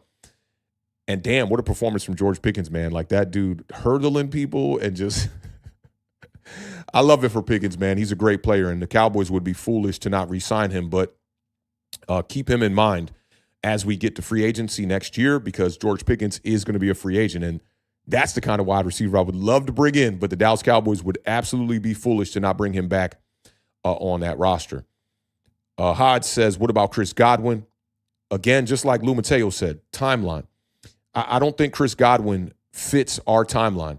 And for me, I want the window to be able to chase a championship to be as large as it can possibly be. And to do that, I don't think we should be bringing in, some veteran wide receivers right now. And Chris Godwin coming off the injury from a year ago, definitely a capable wide receiver. I do just want to check his age while we're live here. And he's 29 years old. So for me, that's going to be a no, dog. Ben Ayers talking about McMillan. He said McMillan won't be ready till week 9. I looked it up. I like him, though, because he could be a future move. He could definitely be a future move, and that's a good name that a lot of people have been talking about in the chat. Timmy Foosball is in the building, said Thursday night was the best feeling any of us have had as Giants fans for maybe 10 years. I feel like I'm going to remember that game for a long time. It felt like the turning point. I do agree. To me, that game was, I won't say in the last 10 years because then I'll be up here fronting and kind of lying to y'all. The playoff victory against the Minnesota Vikings, there was no feeling like that, man. And being at that bar where I was at in D.C., it was, what's the name of that fucking bar, man? Nanny O'Brien's. Like, the vibe that was in there, it was absolutely amazing. I watched the game against the Philadelphia Eagles on Thursday night at the crib. And it's always a little different when you by yourself. But, like, being out at that bar and celebrating with Giants fans that I did not know from a can of paint, that's a feeling I won't remember either. But this win here was probably more important. A divisional win against a team in your division that has been the front-running team for basically 3 to 4 years. It was a huge, huge victory, man. So I got to agree with Timmy. Like, as far as the vibe and the feeling, I thought that Minnesota Vikings game was a little bit better of a feeling, but this one's going to be a more memorable game for sure. The Illa said, I listen to a lot of Dynasty content, and I've never really heard great things about the 26 class. That's what I'm basing this off of. Now the 27 class is full of firepower from what I understand. That's good to know. I can't wait to really confirm some of your thoughts as well and get to go in and do the research. I can't actively watch a lot of college ball because I film the Maryland games and I'm on their content creation team. So on Saturdays, I'm pretty much, just out of commission as far as watching a lot of college ball this year. So it's been tough to keep up with it in real time. And I'm going to have to just go back and do a ton of research once we're done. I've been kind of like bookmarking tweets and just stuff that I'm going to go back to once we get closer to the draft season. Okay, we did get that one from Kevin the PRF already. Let me just double check to see if any more super chats came in. Hate missing those. And we did get a couple other ones. Shout out to my dog one time, Joseph Winograd, in the building with the $10 super chat. Joseph said, feels so good to have hope. Couldn't sleep after that victory, man. About damn time. We're the exciting new team. We're the exciting new team and the talk of the town. If we get a wide receiver, we should get Nick Akine Westbrook. He was good in Tennessee. He was good in Tennessee. He scored 8 touchdowns that final year with the Tennessee Titans on very limited opportunities as well. And now he's kind of being a guy with the Miami Dolphins who's kind of taking the back seat and whatnot. I like him as a fringe depth piece, I'll say.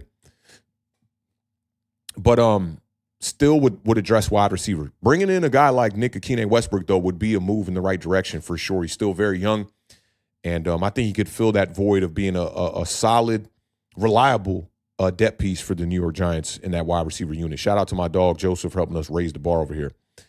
Let's see. We got another one from Independent Outsider as well. Coming in with the $5 super chat. Dave Denton says, was Shane Bowen or the players' lack of aggressiveness the issue during our losses? Was it scheme or play? I think it was a bit of both. I think it was some of the scheme, obviously, when you look at the Dallas Cowboys loss late in that game, playing a little bit too soft, playing not to lose instead of playing to win the game. But the personnel, I think, especially in the secondary, they definitely played their role in the New York Giants losses in the beginning portion of the season. So y'all know me, man. I'm not going to come up here and blame one person for any loss, typically, unless it's really on that one person. I think at the quarterback position, it can be easy to do that. And as a head coach and as a defensive coordinator in Shane Bowen's, in his case, it's easy to do that as well. But I don't place it all on Shane Bowen. And we're going to talk about that when we get to the I believe, the first Giant Overreaction of the day, which we're going to get to here in a second. But shout out to Dave Denton for helping us raise the bar one time over here on Authentic and the Beard. We got another one from Cortez in the building. Big shout out to Cortez with the $4.99 super chat. He said, it's like in the Commanders game, our edges weren't supposed to break contain and relied on our defensive tackles. If they broke contain, Jalen will run. Trying to think back to that game. Yeah, I mean, I got to agree with you on that as well. It does seem like they were trying to overemphasize, maybe contain on the edges and try to get some push from the interior portion of the defensive line and didn't have a lot of success in doing that. But for me, with the Commanders game, the biggest issue was the offense. I mean, you go out there and you can't score in either half. You get a field goal in each of the halves and you only score 6 points on the day. Not going to win many games with 6 points. So, I look back at that game and I feel like if the offense could have been clicking a little bit, maybe we have an opportunity to beat the Washington Commanders on that day. And man, as a Giants fan that lives in the DMV area, I'm so looking forward to that second matchup against the Commanders because I think they're a team that is, there for the taking. I think we can beat the Commanders with Jaxson Dart, the quarterback position. So we'll see. We'll definitely see, man. But big shout out to Carter for helping us raise the bar over here on Authentic and the Beard. Definitely goes a long way.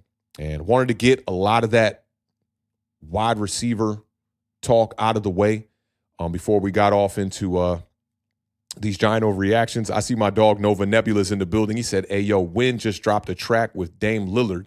I know you definitely checking for that, Thenick. Yeah, Wynn is super fire, man. She's bringing back bars, especially from a female MC standpoint. I love what she's doing, man. So I'll definitely check that out when I get off air for sure. A lesson learned is in the building. Said, bro, the Giants definitely have us feeling good right now, but we have to talk about how Daboll needs to chill with the way he is meat riding, Jaxson Dart on the sidelines. I don't know. I mean, we could talk about it, but do you think he needs to chill? One of my Giant Overreactions kind of emphasizes some of that as well. I like it, man. I like it. It's, showing his faith in his quarterback, man. And, to me, it says that Brian Daboll was not in complete control of the way that this roster was being built and that, I'm speculating here, but that given the chance to bring in his particular quarterback, now that it's working out, wouldn't you feel that way? Like, sometimes I come up here on the Giant Overreaction and I'm just like overly hype about Jaxson Dart. And some of that has to do with Jaxson Dart being a guy that I evaluated and thought that he had the potential to be a franchise quarterback and had him as quarterback 2 in the draft. So imagine if you were Brian Daboll. So I don't know. I like it. I wouldn't even call it what you called it there. I don't even like saying that term right there. That it's a few things that as a masculine man, I don't like saying, but you put it in the chat, so I had to read it. Just like Dexter Lawrence's nickname. I don't like reading that nickname much either. I'm going to call him Dex. I just, the masculinity in me just can't go that far.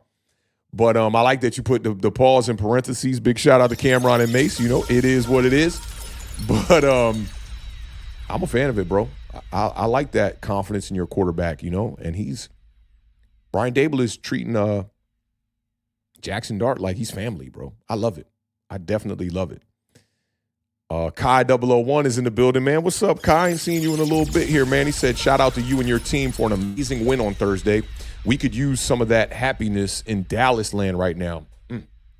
Yeah, man. And for the Cowboys, when you look back at the game against the Green Bay Packers, that is a pivotal game. And we all know that when you get a tie on your record, it's really tough to go out there and really win meaningful games once we get to the postseason.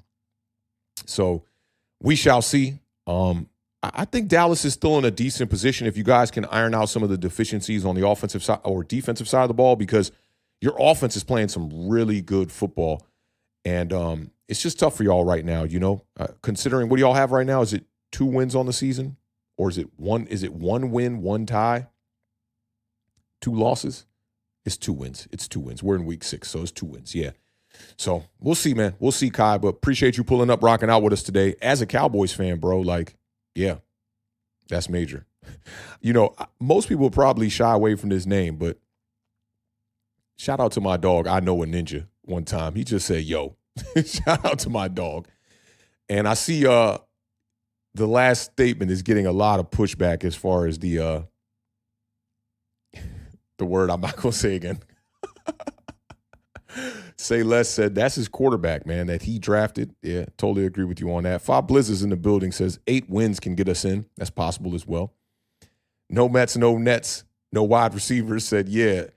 Said the Giants need a spark. Why can't Daboll's energy be part of that spark? I agree with you on that, bro. I agree. And I'm like, with all the talk surrounding Daboll, for the first 5 games, like, I just think, like, one, this win is going to allow this to happen, but just let that man live and let him get through the season.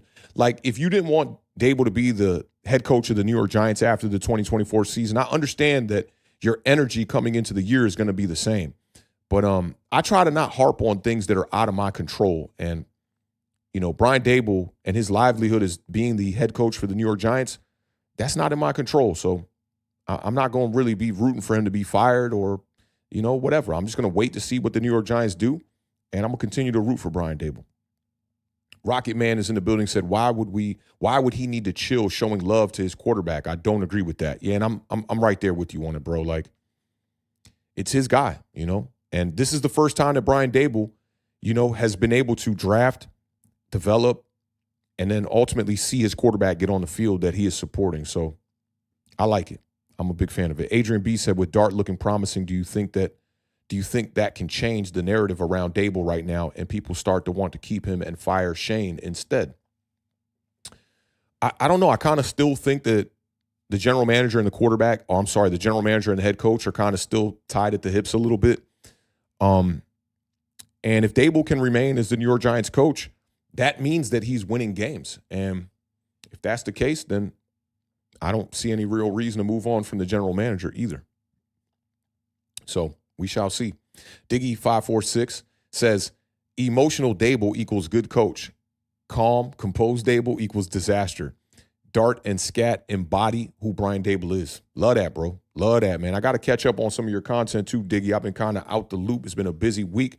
Definitely want to check what you got going. I don't know if you were here when I was talking about it earlier, but eventually I want to try to have like a week where I go live basically like every day. And I definitely want to bring you in, man, to talk some New York Giants football and just catch up, man. Another one of my dogs from the DMV. And it'd be great to just catch up, talk some New York Giants ball. It's definitely been a minute. Hope all is well with my dog Diggy over there one time.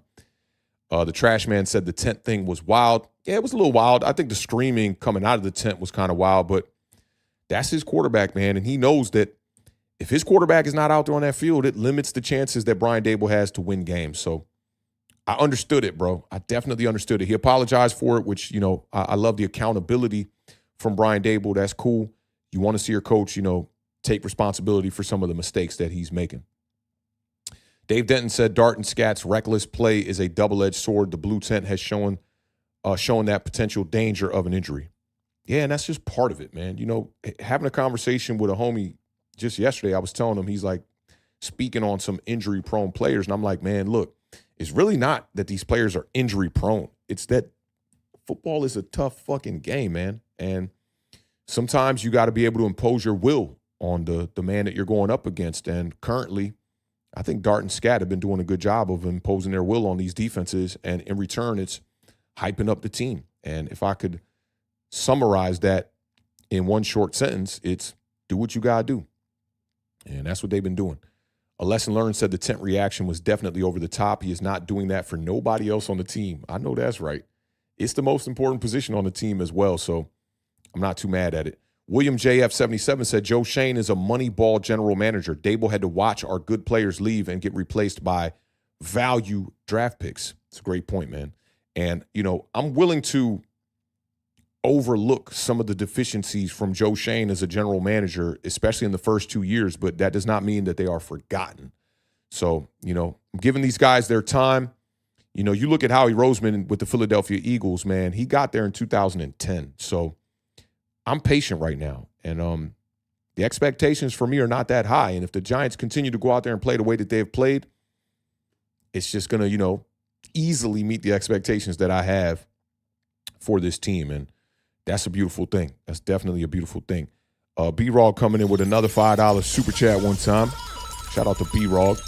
He says, if we need a love affair between Dart and Daboll to get wins, then I'll be the first to buy a gift. I know that's right, man. I know that's right. I'm 1,000% in agreement with you here, B-Raw. This is a great statement here, and shout out to you, man, for helping us raise the bar today, bro. That's been a reoccurring theme over here on this channel is B-Raw coming in hot with the super chats, man. He's definitely been holding it down.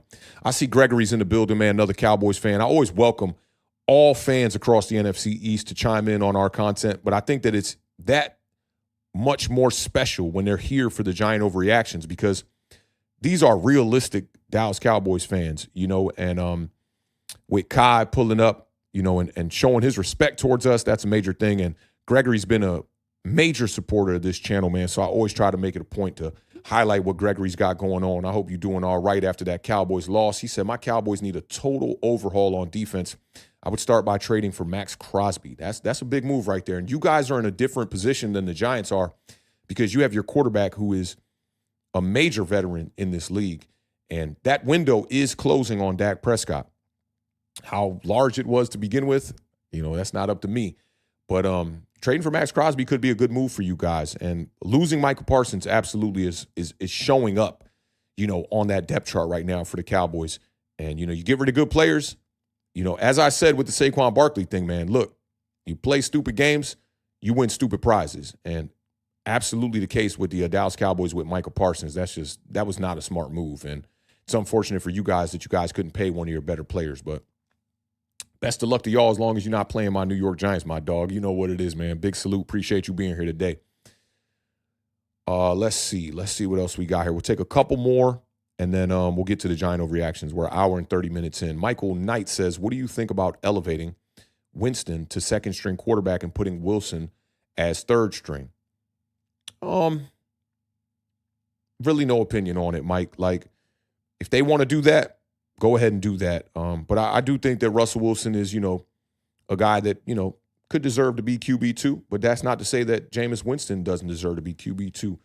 But I'm more focused on QB1 and keeping that position healthy. That's very important to me. But at the same time, also just going out there and giving our team the best chance to win games. So either way for me, y'all know Jameis Winston is one of my favorite players in the NFL. I always call him the GOAT.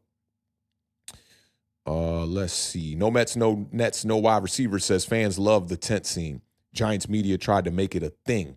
Regular sports media moved on quickly. The tent scene, not a big fucking deal. I agree, bro. I do agree with you on this. Like, he went in the tent. He's asking him, when the fuck's my quarterback coming out? I need him for this drive. This is a pivotal drive within this game. Wasn't that big of a deal to me.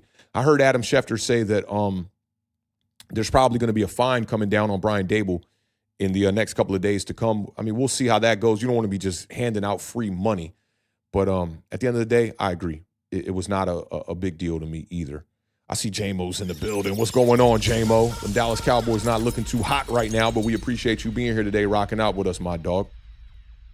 Saw another one that piqued some interest here. Brownie says the Giants will be 5-5 after the Bears game heading into the Packers game. Mark my words. I love to do this when people make predictions here, because if they do end up coming to fruition, I want to get them their props. There it goes right there. Just wanted to make sure to take a little screenshot right there. We're going to definitely give you your flowers, Brownie, if the New York Giants are sitting at 5-5. I'll tell you what, if they're sitting at 5-5 or better, we still going to give you your props, bro. All right, let me scroll down here and catch up real quick. New Jersey Justin says, I think Daboll is a big reason why Dart looks so good in his 3 games. Love that right there, bro. You know, this is not the popular opinion to give Daboll his props on how Jaxson Dart has been playing. I've seen a lot of people just basically saying, like, Jaxson Dart is out there relying on his pure skill set and going out there and just making plays off script. That can't be the case. But more importantly, when Brian Daboll was with Josh Allen in Buffalo in 2020 and in 2021, when they had the 3rd-ranked scoring offense both years in the National Football League, I went back and I looked at a lot of that tape, and a lot of Josh Allen's success relied upon him being able to buy time and extend plays. And we're seeing that with Jaxson Dart. I saw a report that said that Brian Daboll, you know, said he saw a little bit in Jaxson Dart, or a little bit of Josh Allen in Jaxson Dart. But when I saw that he was asked that question at the podium, he kind of just tiptoed around it and alluded to just saying, like, Jaxson Dart is his own man. and that he was honored to be able to be the coach for Josh Allen. So I personally do see a little bit of Josh Allen in Jaxson Dart's game. It's not as what's the way to describe this? It's almost like not as dominating from a stature, physicality standpoint, but the way that he imposes his will is very similar. Like, he's going to take it right to you. He's going to be able to make those throws down the field. Obviously, Josh Allen possesses a different skill set from a passing standpoint at the quarterback position. But you look back at Josh Allen as a rookie, I don't know if he looked this good, and it's only been a couple of games, so I'm going to pump the brakes myself. But I don't know. Josh Allen didn't look like this in his first 3 starts, and it's awesome to see that Jaxson Dart is out here looking like he can be the franchise quarterback for the New York Giants. DeIlla said, hey, Daboll technically didn't go into the tent. He just opened the door and said hi. That's all. No harm, no foul. I like that right there. I like that. Williams said instead of Giants fans hiring planes to spread negativity, they should go, or they should, let me see. Oh, he said they should do a GoFundMe to pay Daboll's fine. That's a fantastic fucking idea right there. I like to be transparent on my channel, right? I didn't like a lot of the content creators in particular calling for Daboll's job early on in the year and calling for Shane Bowen's job early in the year. I understood it, right? But when you accumulatively have all these people saying, fire him, fire him, fire him, fire him, we all know that they're listening and paying attention. With the clip that I showed you guys early on with Jaxson Dart at the podium, literally sending a message to the fans. It's kind of just hit me right now. I'm sure that that's a message for the content creators that are out there too, because it's almost like there was a fucking press run last week and the week before that and the week before that to have people fired in the New York Giants front office. And y'all know me. I've continued to continuously say this. I don't know what's going on with Mara, with the contracts, with all that shit, to be able to come up here and confidently give y'all an authentic take and say, fire that fucking guy. I just can't do that. And I'm not saying, hey, fan like how I fan, but at the end of the day, I'm an adult, and I do understand that livelihood is on the line. Families are on the line.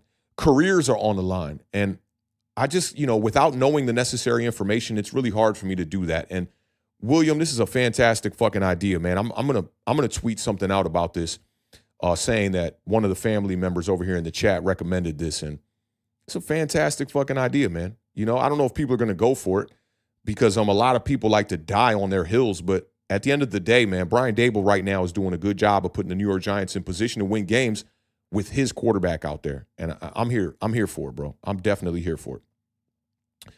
Mobster Music's in the building, says, yo, what if the Commanders lose tonight?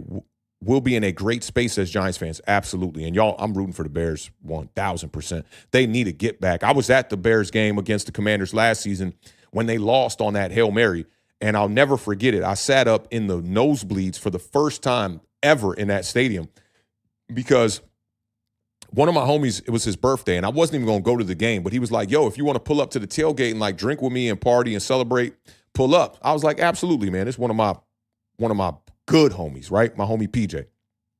So I pulled up. We partied for the tailgate. Somebody pulled up and was like, yo, I got a nosebleed ticket for $10, $15. I was like, why fucking not? So I went up there, sat up there by myself for a game that didn't even involve my team. And there was a Chicago Bears group of fans up there led by this one dude with his family, this older gentleman, probably in his 60s. And he's up there in the nosebleeds, getting all those Chicago Bears fans to chant. He's hyping them up. He's doing all of this shit. He's doing everything. And literally right before the last play of the game, I stood up out my seat, started to walk down. And I told that gentleman, I said, bro, the way that you were cheering for your team today is a big reason why they're going to get this victory. I walked down the stairs, bro, and all I heard was the entire Northwest Field Stadium erupt. And I just knew that Hail Mary was caught. I was up in the nosebleed, so I had to run downstairs. I had my camera on me too. I ran downstairs to get down to the first level and watch the celebration, catch up with my homie PJ and whatnot. It was his birthday. To get a victory like that, it was amazing for him. But the Chicago Bears, they need to get back, especially that fan that was up there. I know he was probably looking at me like, you son of a bitch, man. You just jinxed the shit out of our victory. And I was kind of glad to be at that game. It was one of those games that really, like launched the Washington Commanders into being a good team. Like after that win, they started to have some really impressive victories, man. So yeah, I'm rooting for the Chicago Bears tonight. I know a lot of my Commanders homies in the area are not going to like that, but it is what it is, man. Let me see what Brownie talking here. Brownie said, sounds wild to say, but it's true. Allen had major mechanical problems. Watch his college tape. Dude was all over the place. He absolutely was. And Brownie also said Kiffin has a natural eye for the naturally gifted athletic quarterback. A lot of people, held that against Jaxson Dart. We're making comparisons to who was the other quarterback that was there? I think was that Matt Corral that was there? People were making comparisons and whatnot. And yeah, I didn't allow that to get into the way of my evaluation on Jaxson Dart. Absolutely not. Fob Blizzard said if Washington loses tonight, then everyone in the division will damn near be one game apart. Absolutely. R said John Mara should. Let me see. John Mara should put. He's part of that committee, so he won't because he's part of the no fun league crowd. Not too sure about that one. That's on me for highlighting it because I actually couldn't decipher that one. But shout out to my dog Steven R's always rocking out with us. John is in the building. Says I missed the beginning of the show. Are there any wide receivers linked to the Giants? I don't know about particular wide receivers, but they are saying that the Giants have been making some calls. We kind of went over it a little bit. I didn't want to talk about it on the Giant Overreaction too much. But for me, I'm not looking, aggressively at trading for a wide receiver right now unless it's the perfect scenario. So we'll see. We'll see how things go. But I'm not too just eager to go out there and just bring in somebody because we look like we're a pretty good team right now that's won 2 of the last 3. Let me see. Miguel Angels in the building says online Big Blue has said if Daboll lost against the Eagles, Giants would fire Daboll and Mike Kafka, and Mike Kafka would take over as the head coach. I like Tim from online Big Blue. That's my dog. I think he does a good job with, creating content. But when I tell y'all about, our being conditioned, Tim is probably the main person that really front runs in that department as far as his being conditioned. He was big on Shedeur Sanders and did not like Jaxson Dart, if I remember correctly. If somebody knows, correct me if I'm wrong. But I can remember him pretty much bashing Jaxson Dart, to be honest. And to say that if we go into the Eagles and lose the game, you'd be fired after Jaxson Dart went out there and already beat the Chargers, a 5-turnover game cost us the win against the Saints. I didn't have any expectations against the Eagles. I just wanted to see the New York Giants go out there and play some good ball. I don't think anybody was getting fired. And listen, I think that with John Mara's, health situation right now with dealing with battling cancer, do you really want to add more to that plate and fire head coaches mid-season and deal with interim head coaches and trying to figure out in real time who you're going to be hiring once we get to the end of the year? I don't think so. So for me, I think if you are thinking about firing coaches, the easy decision would be to handle that at the end of the year. But again, that's an egregious ass take right there. I encourage people. I can't tell people how to fan, but again, I just encourage people to support these coaches and support this team. This is not the same shit and the same dog shit personnel that we were dealing with, of the previous 6 years. It's been 6 weeks, not 6 years. I can understand the people that had the sentiment that they wanted to fire these guys at the end of 2024, but that did not happen. So, again, I just encourage you, support this team. Let me see. Kevin the PRF had one right at us. He said, authentic, the Commanders walking into Cincy week 3 and beating the Bengals convincingly was the night we arrived as a good team. Are we talking about last season? I thought that wasn't a convincing victory, though. I thought it was 37-34 or something like that. But that was a big win. We know the Bengals defensively, that's been their problem. I do think it was a big win, but I don't know if you convincingly won that game. You won it, and it was a convincing victory. But I don't know if you convincingly won the game, if you know what I mean, right? It was a close one. I want to say it came down to the wire, but big win nonetheless. I think that's what you're trying to say there, and got to agree with you on that one. Timmy says, Jaxson Dart also got the highest score on that test they do. Can't remember what it's called pre-draft. Counts for something, ? Yeah, I think that's a test that they were all shitting on C.J. Stroud about, and it didn't matter in that regard. But listen, if we're taking a test, I don't care if it's a meaningless test or a meaningful test, I want to see my quarterback, score high on that test. So we'll see how it goes. Independent Outsider came in with another super chat one time. $2 Vibes. He said, are there any low-cost improvisational wide receivers available? Not really. Yeah, not really. The only like free agent wide receiver, and I think that could come in and elevate the vibes even. The vibes are high, but is suspended for 6 weeks is Odell Beckham Jr. So I like what Lil Jordan Humphrey brings to this roster. If you can maybe check some other players on practice rosters or practice squads that you could bring in to be on the Giants active roster, I'd be cool for it. A lot of people have been talking about one of my sleepers in the 2025 NFL draft out of UNLV, Ricky White III. He's on the practice squad right now with Seattle, I think it is. He'd be a guy I would consider bringing in. Definitely a baller, and he can also play the outside. Not necessarily from a physique standpoint because his stature is not that large, but at UNLV, he played the outside the entire time, and he definitely was a dominant wide receiver. Genesis X Bez said that you're right. He said that Jaxson Dart wasn't that good. Yeah, I remember like seeing those takes. Yo, like back in the day, I used to like, if I saw shit like that online, I would be all in the comment section, right? Like, bro, what the fuck you talking about? But like, I don't know. I look at those guys as, you know, colleagues of mine in the same lane of what we do.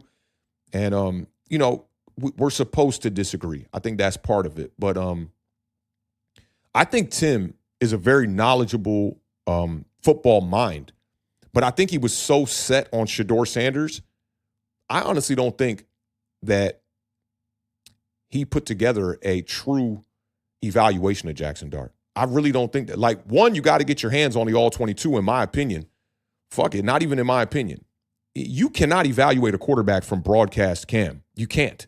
You can look at his footwork and his mechanics, but there are so many other things that you will get to see on the All-22. And shout out to my dogs, man, to be blessing me with All-22. And I had basically every one of Jaxson Dart's games from 2024 and a bunch of games from 2023 as well.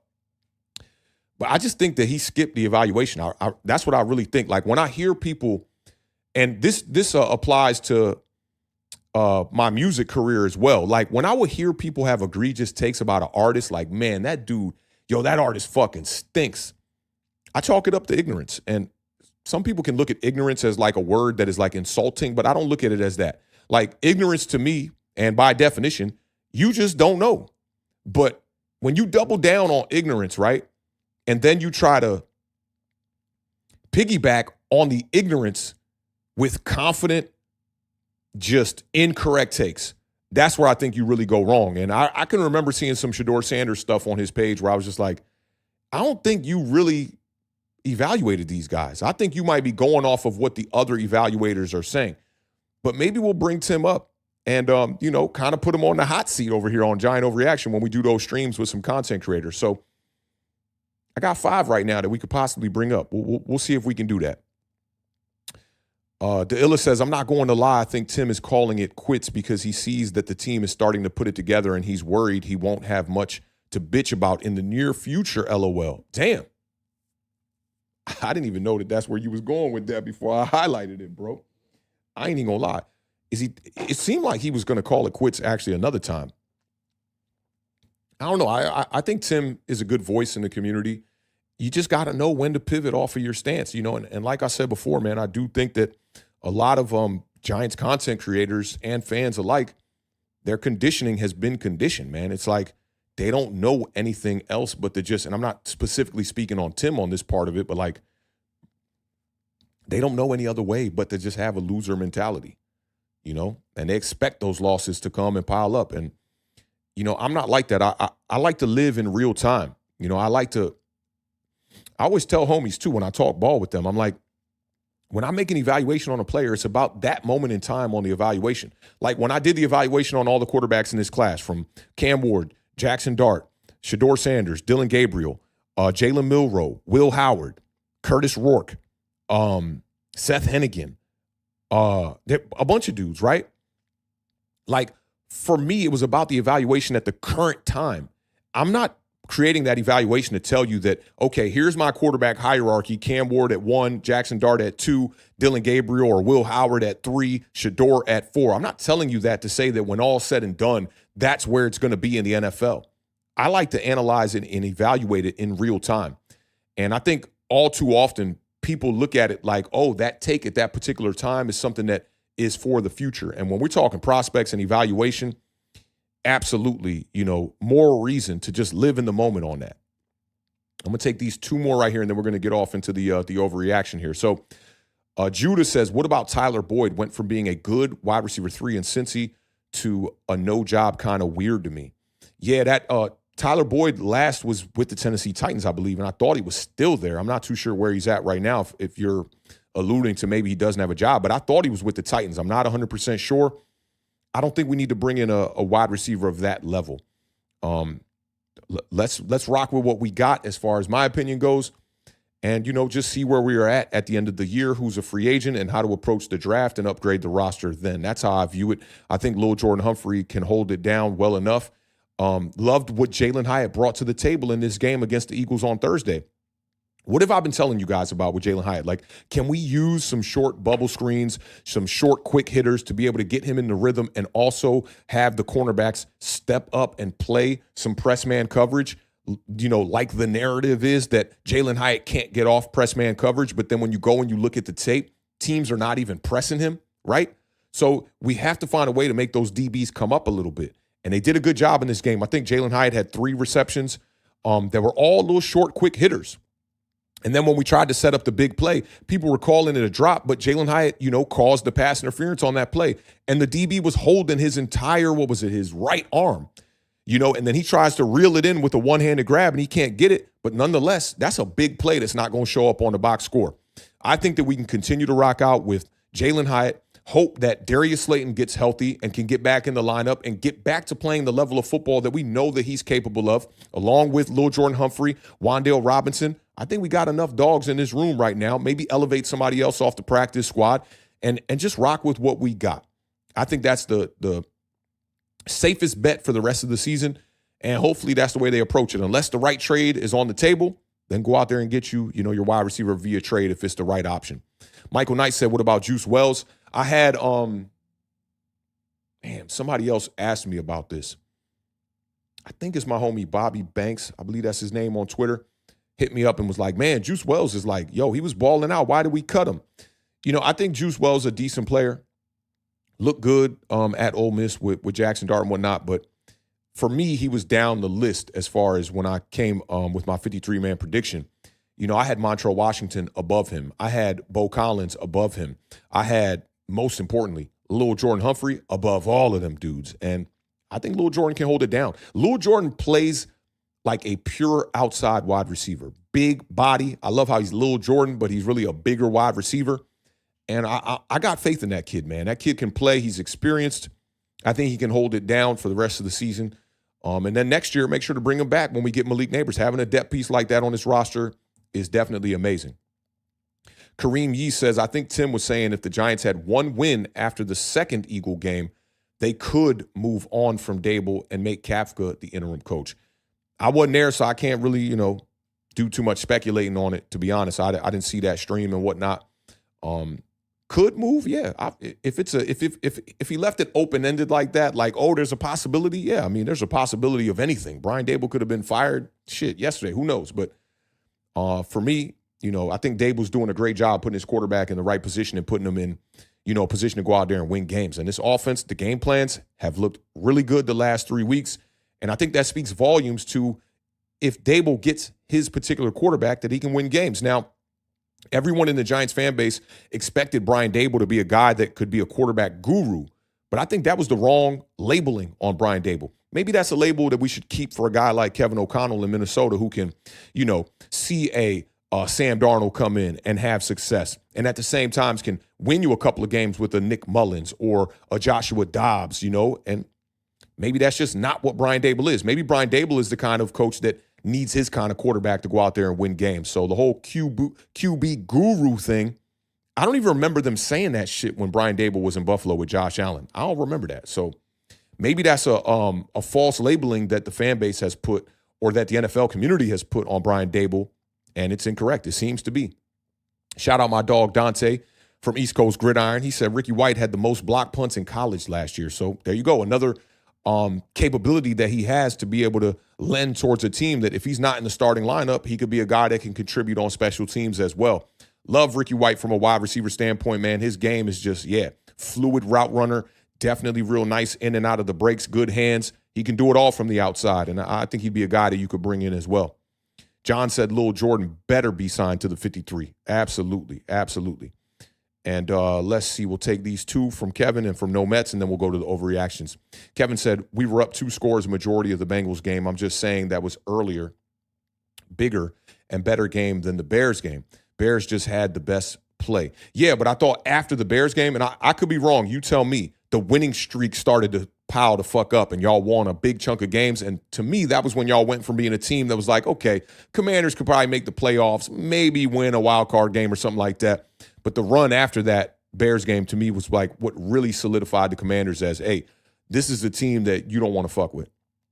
No Mets, no Nets, no wide receiver says, rather see Montrell Washington than Isaiah Hodgins. Of course, keep Humphrey on the active roster. Yeah, that's where I'm at with it as well. I'm pretty sure that I think during the time that we were talking about the 53-man roster, me and No Mets were very locked in as far as who we thought the hierarchy should be in the wide receiver room. And, yeah, that's how I view it as well. Mr. Kopate said Juice would bring some meaningful snaps with Dart. They already have some chemistry. Yeah, but we just didn't see that in the preseason, right? Like Dart had better chemistry with Lil Jordan Humphrey and Montrell Washington than he did with Juice Wells. I think Juice Wells didn't even score in the preseason and just very limited receptions as well. I mean, I think he's a capable player, but they're UDFAs for a reason, which is why I always had Lil Jordan Humphrey over both of them and Montrell Washington.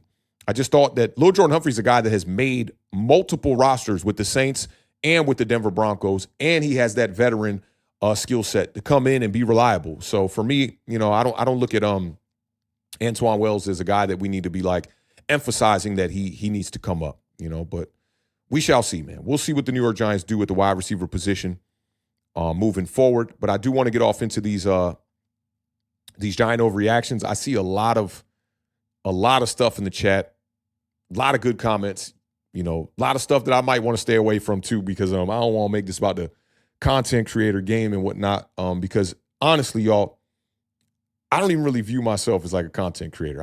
It's part of what I do, but I'm not like just a content creator. I feel like I do a lot more. And I do think we have a lot of individuality within this channel with Authentic and the Beard here that you don't see on a lot of other channels. And I really like that we are like that. I always tell the Beard, like, let's come with value and let's not copy what other people are doing. And, you know, not to like toot our own horn or anything like that, but we were first in this space doing a lot of things that I'm seeing being done now in this space. But I treat it, you know, especially from my music background, I can remember Jay-Z talking about this a lot when he was coming up with different flows back in the day that, hey, look, like once I come up with a flow, y'all can bite that flow. I'm going to come up with another flow. And that's exactly what I'm doing. Some of the vision, some of the vision that we had for this channel early on, I haven't even gotten around to checking those boxes yet. And when we get around to that, it's going to be a type of value that I don't even think that your average content creator is going to even have a shot at trying to emulate. So shout out to all the content creators. I got love for all the content creators in the New York Giants community because we make this shit go in a certain way, right? We keep the fans knowledgeable, you know, about some of the things surrounding the team. And we give a lot of fans access as well. You know, like I love what Bobby's doing over there with Giants Nation, like, and the commitment that he has to doing those all 22 breakdowns and offensive line breakdowns and all of that stuff. That's amazing. But that's stuff that I kind of want to stay away from because Bobby is so good at that, you know, and there are other content creators that do all 22 breakdowns just as well. I think Diggy's really good at what he does with the breakdowns as well. And I'm always trying to tune into these guys. And I just want to have, you know, my own authentic type of way, pun intended, to approach what we do over here on this channel and in regards to the Giants, you know, from now and moving forward. Shout out to NYB Scout one time in the building with the 199 super chat. He said, imagine, I had to decipher that a little bit. Imagine if Dart started the season. He's him. Facts. Yeah, if Dart started the season, I don't know if the Dallas game would have went that way.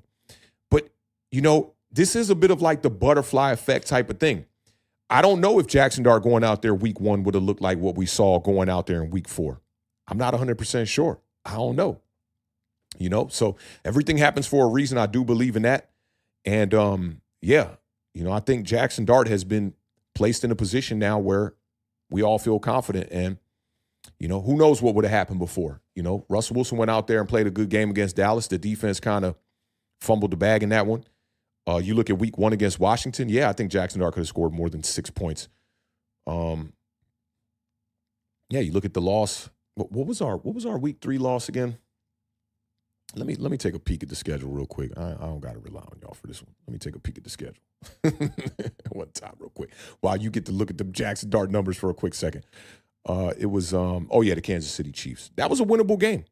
Chiefs was a winnable game for sure. And I'll keep this up for a second here just so we kind of see the task at hand before we go to these giant overreactions. But yeah, man, it's Broncos, Eagles, Niners. Niners dealing with some injuries. That's another winnable game.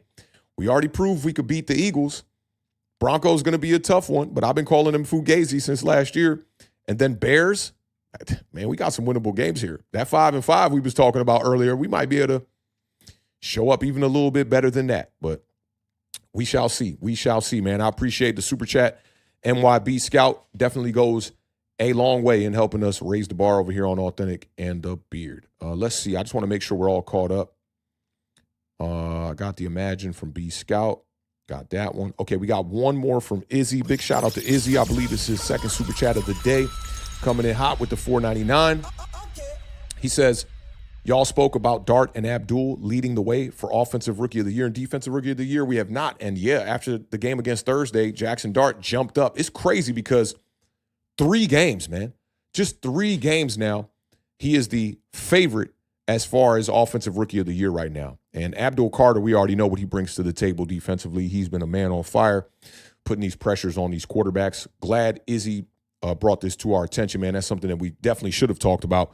Big shout out to my dog one time helping us raise the bar over here on Authentic and the Beard. All right. The moment we all been waiting for, and we're not going to harp on these too long. I only got a couple of bulletins to talk about during each of these giant overreactions. For those of y'all that are new, first-timers in the building, this is how it goes down. We're going to place 2 statements on the screen. One of them actually is going to have a video attached to it as well. These statements come from national analysts out there and also from social media. And when you see that statement on the screen, if you think that the statement is an overreaction and that you do not agree with that statement, you can put an O in the chat to represent that you think it is an overreaction and you disagree with it. If you agree with the statement on the screen, you can put a U in the chat to represent that you are taking the under on the over on this one and that you do agree on that statement. So if you agree with it, put a U in the chat. If you don't agree with it, put an O in the chat to represent it's an overreaction. If you need a little bit more time, we're going to be talking about the coaches today. So if you need a little bit more time to kind of decipher how you feel about it, you can put a P in the chat to represent that you are taking the push on this one as well. And I also encourage all of y'all to explain why you deem it an overreaction or not, or why you are taking the push. And like I said, we're going to be talking about the coaching staff on these 2 giant overreactions. I didn't want to bombard you guys with too many today. I knew it was going to be a long stream. And if we would have did 3 and 4 overreactions, man, we would have been here for 4 or 5 hours. We already been here for 2 hours. Feels like we've been talking ball for 20 minutes.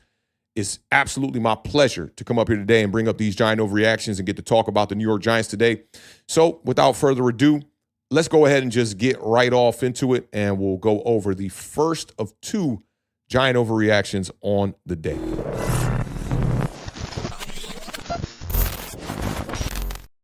So this one comes from Dan Mills 90 on Twitter. Shout out to Dan Mills. Hope he's not feeling some type of way about me using one of his tweets today. He says, the Giants need to fire Shane Bowen as soon as possible. We have one of the best defensive lines and can't get after the quarterback. He elaborated and said, because he doesn't blitz nor have a good defensive scheme. I want you guys to keep that in mind, that he said we can't get after the quarterback because he doesn't blitz nor have a good defensive scheme. So for me, and let me pull up the chat so I can kind of see these on the side as well. B-Rog, I'll get to that super chat in a second. And let me just update my chat here. I already see a bunch of overreactions. Okay, so now the first point that I wanted to make about Shane Bowen, which dates back to last season, is patience, man. Chemistry is not built like how a team gets built in John Madden football, right? If I get players that have a 95 rating and a 90 rating, and we got Abdul Carter coming in as a rookie, maybe he's got an 87 rating, and Kayvon Thibodeau's got like an 88 rating and all that, it's not like when you just put these players on the field, it's just going to come to fruition like a Madden team was that is basically generated by artificial intelligence, right? These players have to go out there and make new relationships, meet people. The players have to build the chemistry with the players together. The coaches got to build the chemistry with the players as well. So you're talking about at least two departments where you have to build chemistry. Art Stapleton came out and tweeted this out. He had spoke to Kayvon Thibodeau, who said that Shane Bowen has done a great job hearing out the players. Now, Art Stapleton kind of attached his own thing to the end of that tweet that said something about, and it has improved the scheme, which made it look like Kayvon Thibodeau was saying that. But the quote was only saying, has done a great job hearing out the players. That is what great coaches do. You listen to your players. You allow your players to tell you what they're seeing on the field so that you as the coach can put them in the best position to succeed. Reminds me back to last season when Malik Neighbors was telling Brian Daboll some of the things that he felt comfortable with within the New York Giants offense, and Brian Daboll absolutely implemented some of those things. Now, Shane Bowen has gone out there and held his opponents to under 19 points in 3 straight weeks.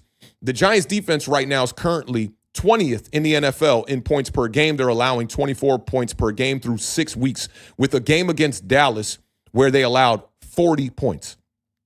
The pressures, not getting after the quarterback is not a fucking problem right now. That's why I did not understand this statement. The Giants are 8th right now in the NFL in total pressures with 86 pressures on the season through 6 games. Brian Burns is playing some of the best football of his career. So you mean to tell me that he's doing that with one of the worst defensive coordinators? We're not going to give Shane Bowen no props on that, on Brian Burns having the season that he is having? The New York Giants right now are pressuring quarterbacks on 34.4% of their dropbacks according to Next Gen Stats. That's 16th in the NFL.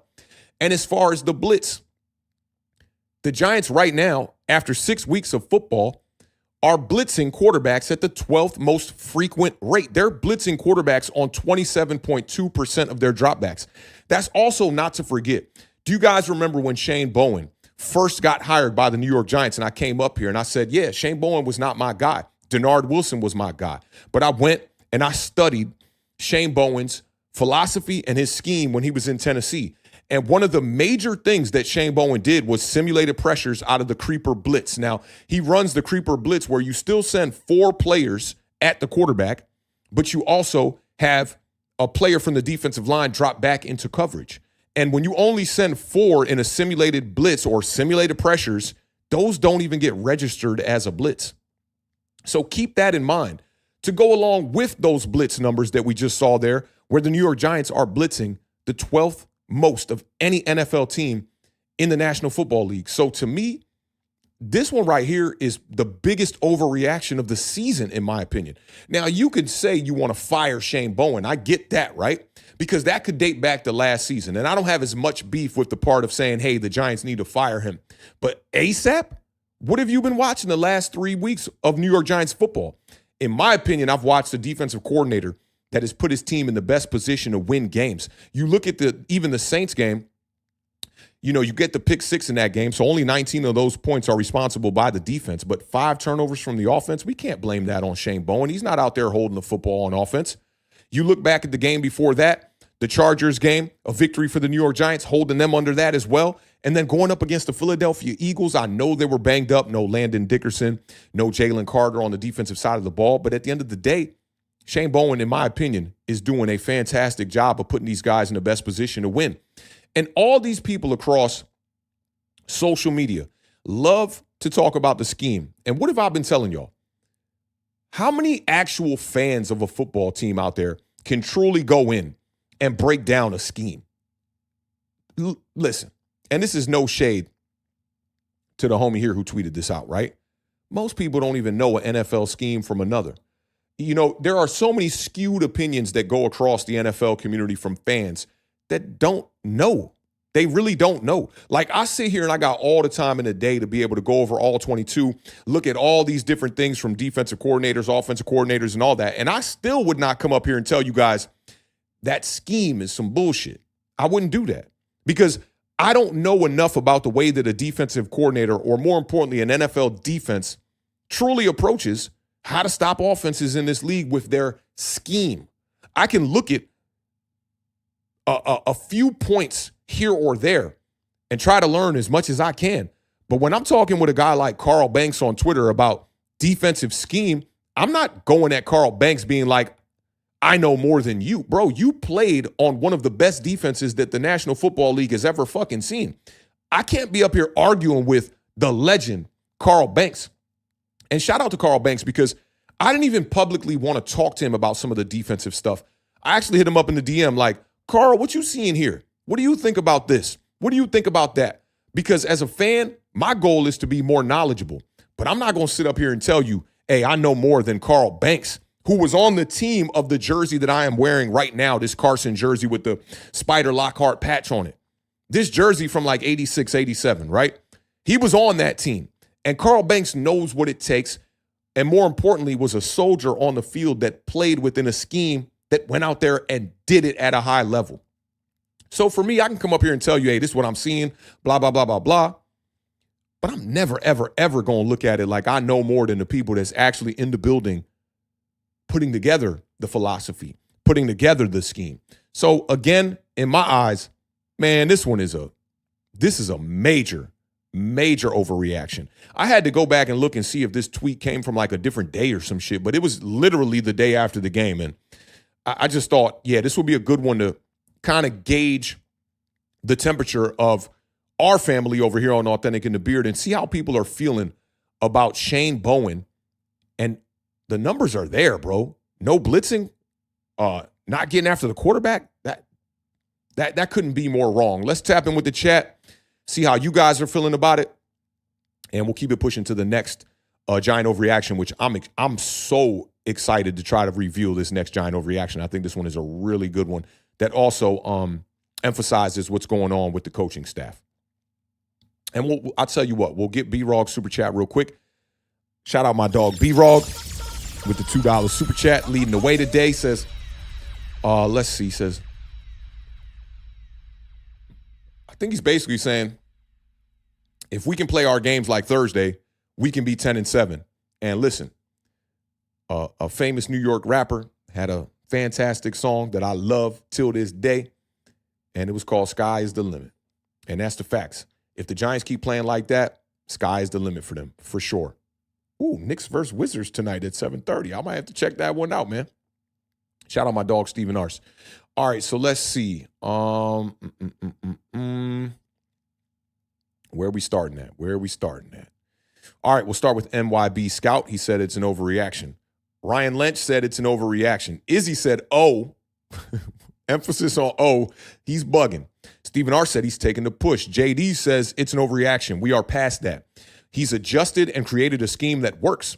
Also, we have pressured the quarterback. Bro is bugging. I love this point from JD right here.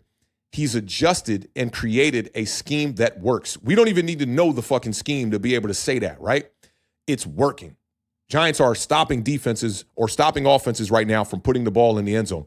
And I ain't talk about the red zone. God damn, the New York Giants were amazing in the red zone in this game. A perfect 100%. You got to love that. But I'm right there with you, JD.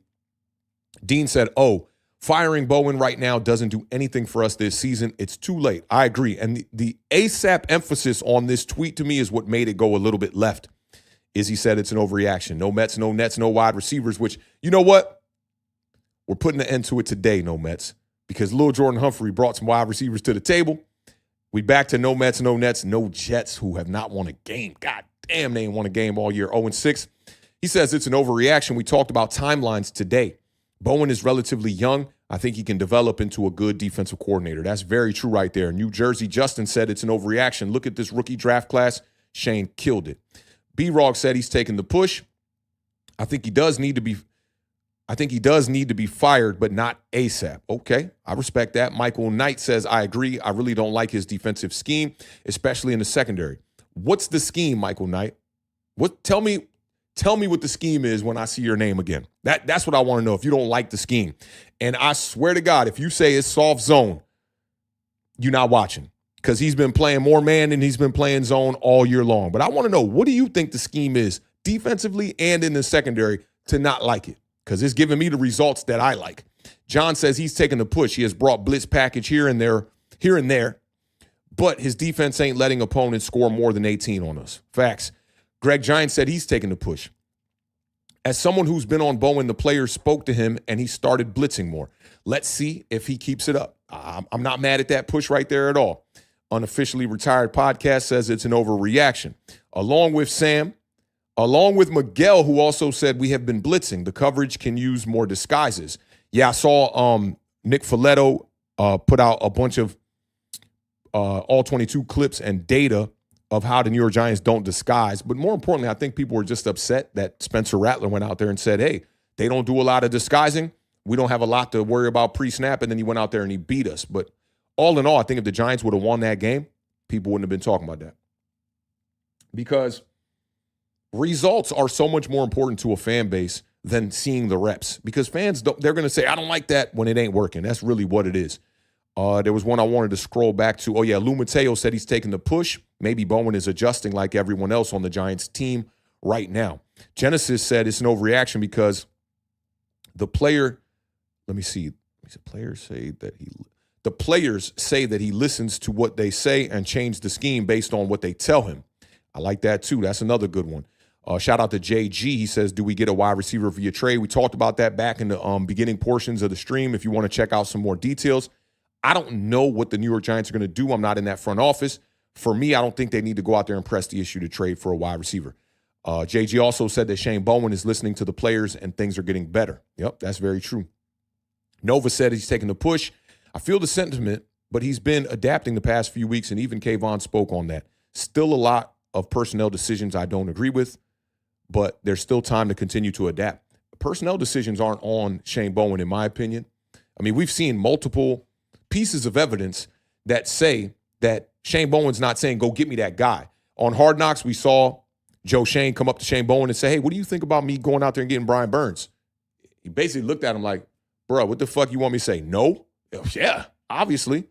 And, you know, we're seeing Dan Duggan reports where he said that Deonte Banks playing and getting snaps was likely not on Shane Bowen. So we don't know, and those are the reasons why I don't, call for these coaches' jobs, because I just don't know. Boss Les said it's an overreaction. Having the best D-line and needing the blitz to get to the quarterback is a contradiction. Man. Yo, talk about some fucking bars right there from Boss Les. Ain't that a contradiction? You know what's so crazy is how many New York Giants fans were talking about the game plan to stop Jalen Hurts or to stop a guy like Patrick Mahomes in the Super Bowl, right? Is to be able to get there with 4.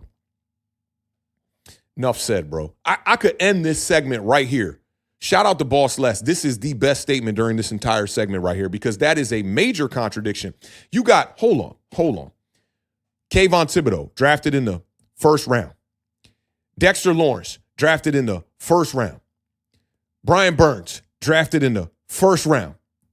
Abdul Carter, drafted in the first round. And you mean to tell me that we need to be relying on blitzing and stunts and all this crazy shit to get after the quarterback? Love it. Love it. Add Darius Alexander to the pot, drafted in the what? 3rd round. We've spent way too much capital up front to have to rely on blitzing the fucking quarterback. And here we are, still seeing a guy like Shane Bowen adjusting to the results. Because if he's not getting the results, who cares if these guys were drafted in the first round? Get after the quarterback. And that's what we've been doing. You want to see those sack numbers go up, right? I understand that. And most fans probably not even looking at the pressure statistics, only looking at the stats that show you the sacks. I get that part. But damn, I could leave this pinned. Boss Les, if you see the comment section right now, I don't know if you can see them live, but when you get a chance, if you can place this comment in the comment section, I'm going to pin this to this particular stream because more people need to see that. That's a fucking bar right there, dog. Mr. Kopate says it's an overreaction. I think he's been opening the playbook a little bit and letting them get after the quarterback. Dex was saying how they have been talking to Bowen about how they want to get at them. And look, we're making the adjustments. Good coaches listen to their players. That's a fact right there. William says he's taking the push. He says, I don't think he is aggressive enough situationally, but has been at times recently. Respect that. Marjorie's taking the push as well. Not sure if midseason firing is a good idea. I don't think midseason firings are a good idea ever. You know, there's only like a few instances I can remember where interim head coach came in and had results. It's wild because I think both of them were with the Las Vegas Raiders. The most recent ones I remember was, what was my homie's name? He had I cannot remember his last name.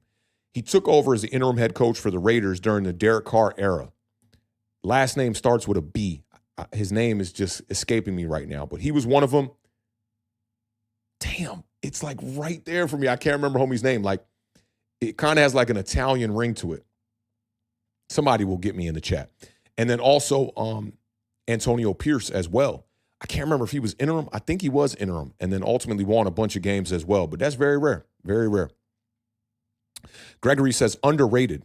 I think he is doing decent for what he is given.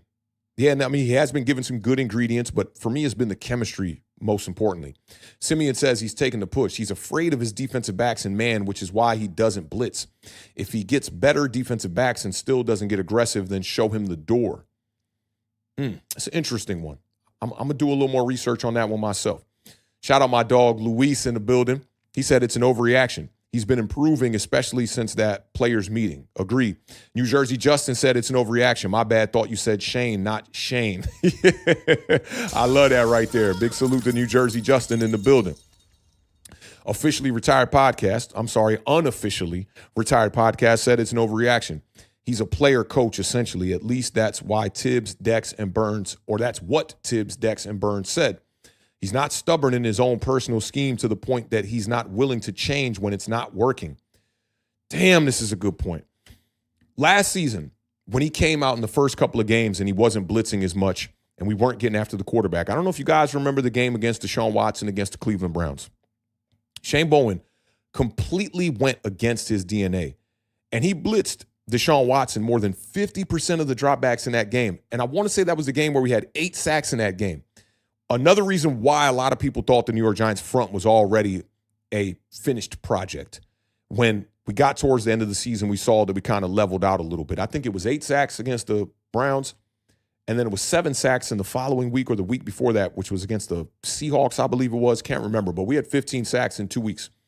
And this is another great point here, man. Unofficially retired podcast dropping some gems right here.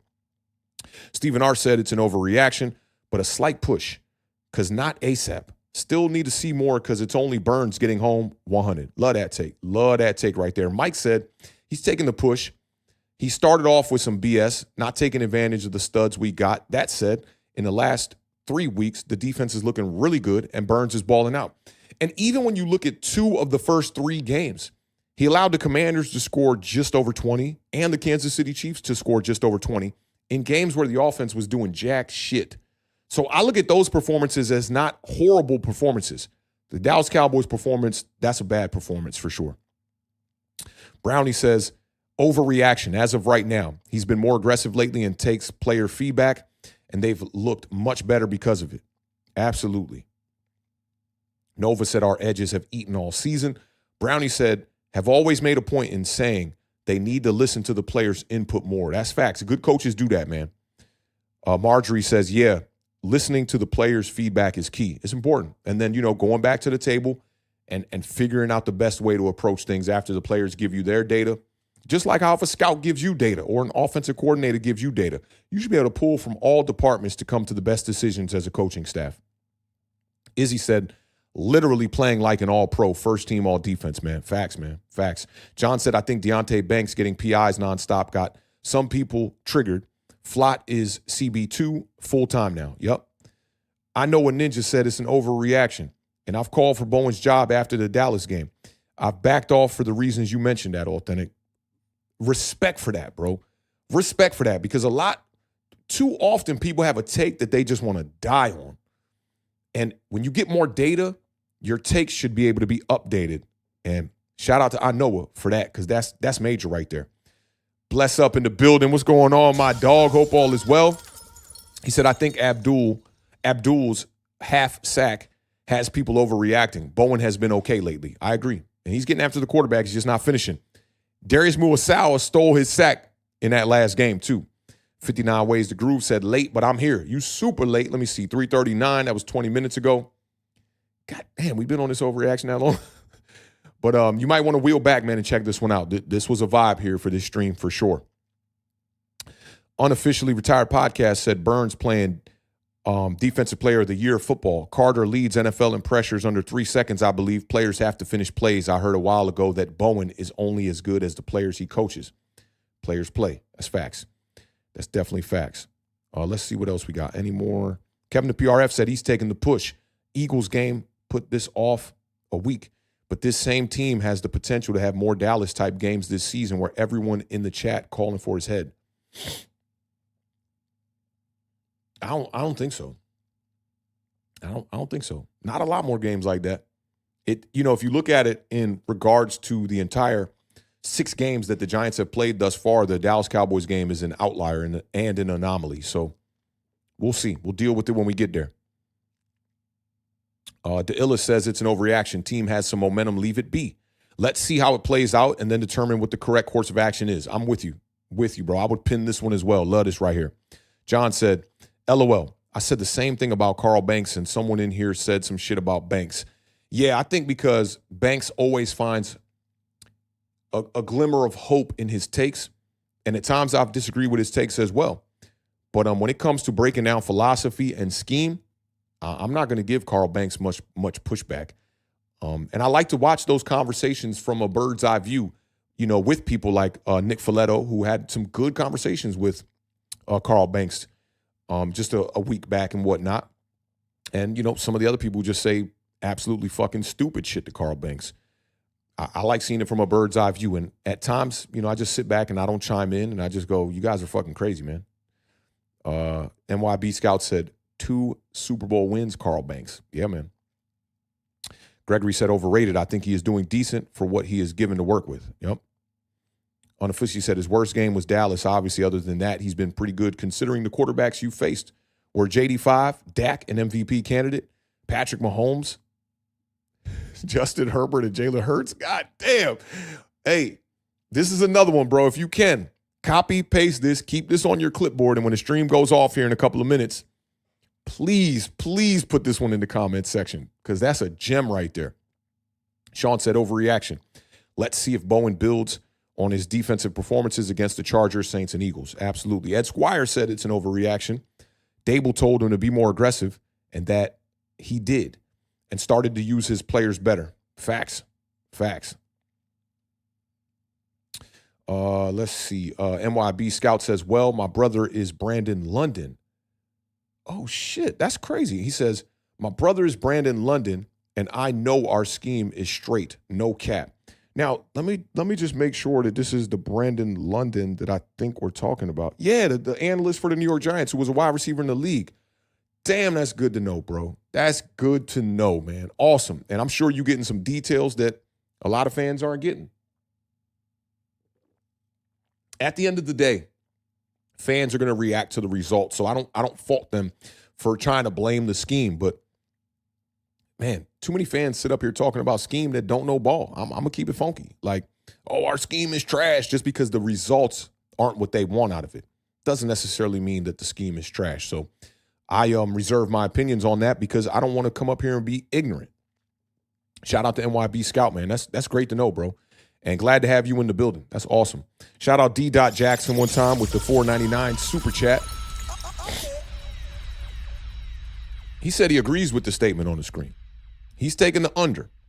I'm leaning towards letting the season play out and letting the chips fall where they may. Let's see how things play out with this momentum. So I think, although he put a U here, might be more leaning towards a push on this one here because as you see the statement on the screen here, it says, fire Shane Bowen ASAP. And when it comes to those blitz statistics, the numbers ain't aligning with this take right here. So really, there's a part of this that is not subjective. It's actually very objective. And that's the statistics on the blitz rate and how many pressures we're getting after the quarterback.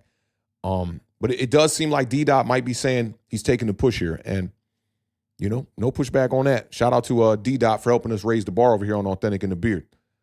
Problem says, I'm going to have to take the push because while we've had some great defensive games lately, we've also had some doozies like Dallas that make me question if he's up to the task.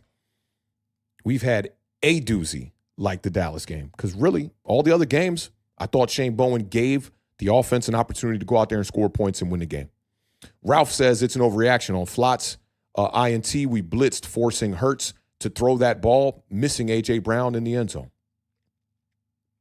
Now, look, I went over this with a homie, and I don't think the A.J. Brown, let me see how I'm going to word this. The A.J. Brown takes about him being so open in the end zone, I think those are an overreaction, to be honest, because as you stated, they sent the blitz. So Jalen Hurts was in a hot situation. And this year they do have hots implemented into their offense as they did last season, but the year before that they didn't. And when you look at hot concepts, and I'm no offensive coordinator, but when I look at hot concepts, you don't see a post route in the middle of the field as a hot concept. Go back and look at that play, and if you need to look at it, hit me up on Twitter. I got it already on the hard drive and whatnot. I can send it to you from the All-22 view. Jalen Hurts didn't never look at A.J. Brown on that play because the progression goes left to right. And I thought it was the right decision from Jalen Hurts, but the ball, the accuracy just was not where it needed to be. And because that ball was left hanging a little bit on the inside, it allowed Cordero Flott to make a play on the ball, and not only make a play on the ball, but catch it in stride and damn near turn it into a pick six. So the one thing that I don't agree on is the A.J. Brown thing, and I don't even think you necessarily like alluding to it too much, but I did see a lot of fans talking about it. One of my good homies, Mo, he's a Bucks fan. We were talking about it when we were at the baptism yesterday, and he said the same thing, and I was like, nah, bro, you got to go back and look at the progression. And also, I'm going to post this clip here once I get off on my Twitter. Randy Moss was also breaking down some of the other plays, the deep shot to Devonta Smith that Jalen Hurts overthrew. And he talked about the reason why that ball was overthrown was because of the inside release from the defensive back. I can't remember if it was a Daboll or a Cordero Flott on it, but he was like forcing the wide receiver to the inside, then had him trying to lean back out. And Randy Moss made it a point to talk about how at practice they have a red line on every practice field to show you the line where they want wide receivers to run the go ball. And it was something I had never heard of. And, you know, learning from one of the GOATs at the wide receiver position, it was awesome seeing him break that down.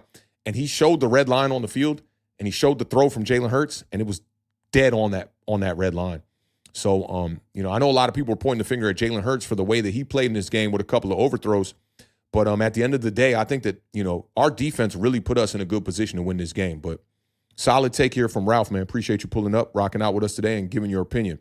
New Jersey Justin said, overreaction, only because it's the middle of the season. I wouldn't be upset if he left after the season, depending. I'm with you on that. Definitely with you on that. Unofficially Retired Podcast said, hated not letting Carter rush in that Washington game too, but that's all. Yeah, I thought the same thing. You know, put your players in the best position to win. And by position, sometimes it literally means the position on the field. And I do agree with you on that. It has not been perfect for Shane Bowen. Mr. Mini Guy's in the building. Yo, what's going on, my dog? He said, I definitely would like more sacks, but the pressures are there. Absolutely. Shout out to Trees Squirrel. I guess that is Trees Coral, maybe. It's my dog Tree in the building one time. He said, hey, good to see you again. Can't believe we won. Yeah, man. It was an exciting victory, and I honestly couldn't believe it either. That pick six put the nail in the coffin, and I felt really good about that. Let's see. B-Rog said authentic in the beard. Yes, and shout out to the grammar. David says, love this take. Sometimes it sounds like people are quick to say something because it sounds good. For the most part, they don't know what they are talking about. Couldn't have said it better. Yeah, and I'm like, my ego is not that big where I have to come up here and be like, oh, man, the philosophy and blah, blah, blah. Like, I've never played in the fucking NFL. How can I sit up here and talk about NFL philosophies and the way that a defensive coordinator should approach the game? One thing I can talk about on offensively is game plan-wise is the ratio, the balance in the offense, right? I always want to see a balanced attack. But I'm not going to sit up here and tell you, hey, man, you know, Brian Daboll and Mike Kafka need to run more dagger concepts on third. Like, I'm not doing that shit, man. Like, I'm not in the NFL, and if you feel like you're good enough to break down X's and O's, that you could possibly be an offensive coordinator and you could do a better job than Mike Kafka and Brian Daboll, then do that. But my ego ain't like that where I'm going to come up here and be trying to tell Mike Kafka and Brian Daboll that my game plan's better than theirs. I can't do that. I just really can't do that. Shout out to David for recognizing real too, man. Real recognize real all day. Let's see. D-Dot said, oh, okay, got you. I figured that, D-Dot. I kind of figured that. That's why I was kind of leaning you to the push, but he was saying it was actually an overreaction. So I'm glad I saw that one there, man. Shout out D-Dot one time. If Michael Knight said authentic, disregard my last statement. Shout out my dog, Michael Knight in the building, man. You know what it is, my dog. He said, I answered that question too fast before you spoke. Salute, bro. And like, our chat is very realistic. You know, we are a very realistic family over here, man. And shout out to Michael Knight, man. Like, when you get data, yeah, we got to pivot a little bit right here. Let me see. With a gap, I guess it is, says it's an overreaction.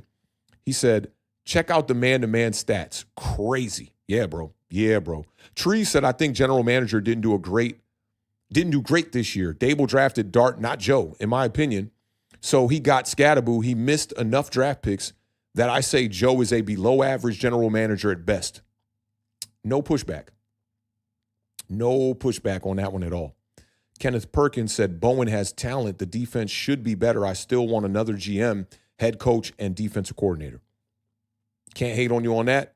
You are your own fan. If you want people fired without all the details there, that's on you. But for me, seeing these coaches go out here and try to win and all the discrepancies that we have seen in the front office, I cannot confidently come up here and give an authentic take that says fire anybody. So that's where I'm at with it. Respect to, your opinion. We can't agree on everything, Kenneth, and I love that about our chat. We should be able to disagree on things and still keep it pushing. A lot of people don't fuck with me because they don't agree with me, and that's a very a massive sign of immaturity in my opinion.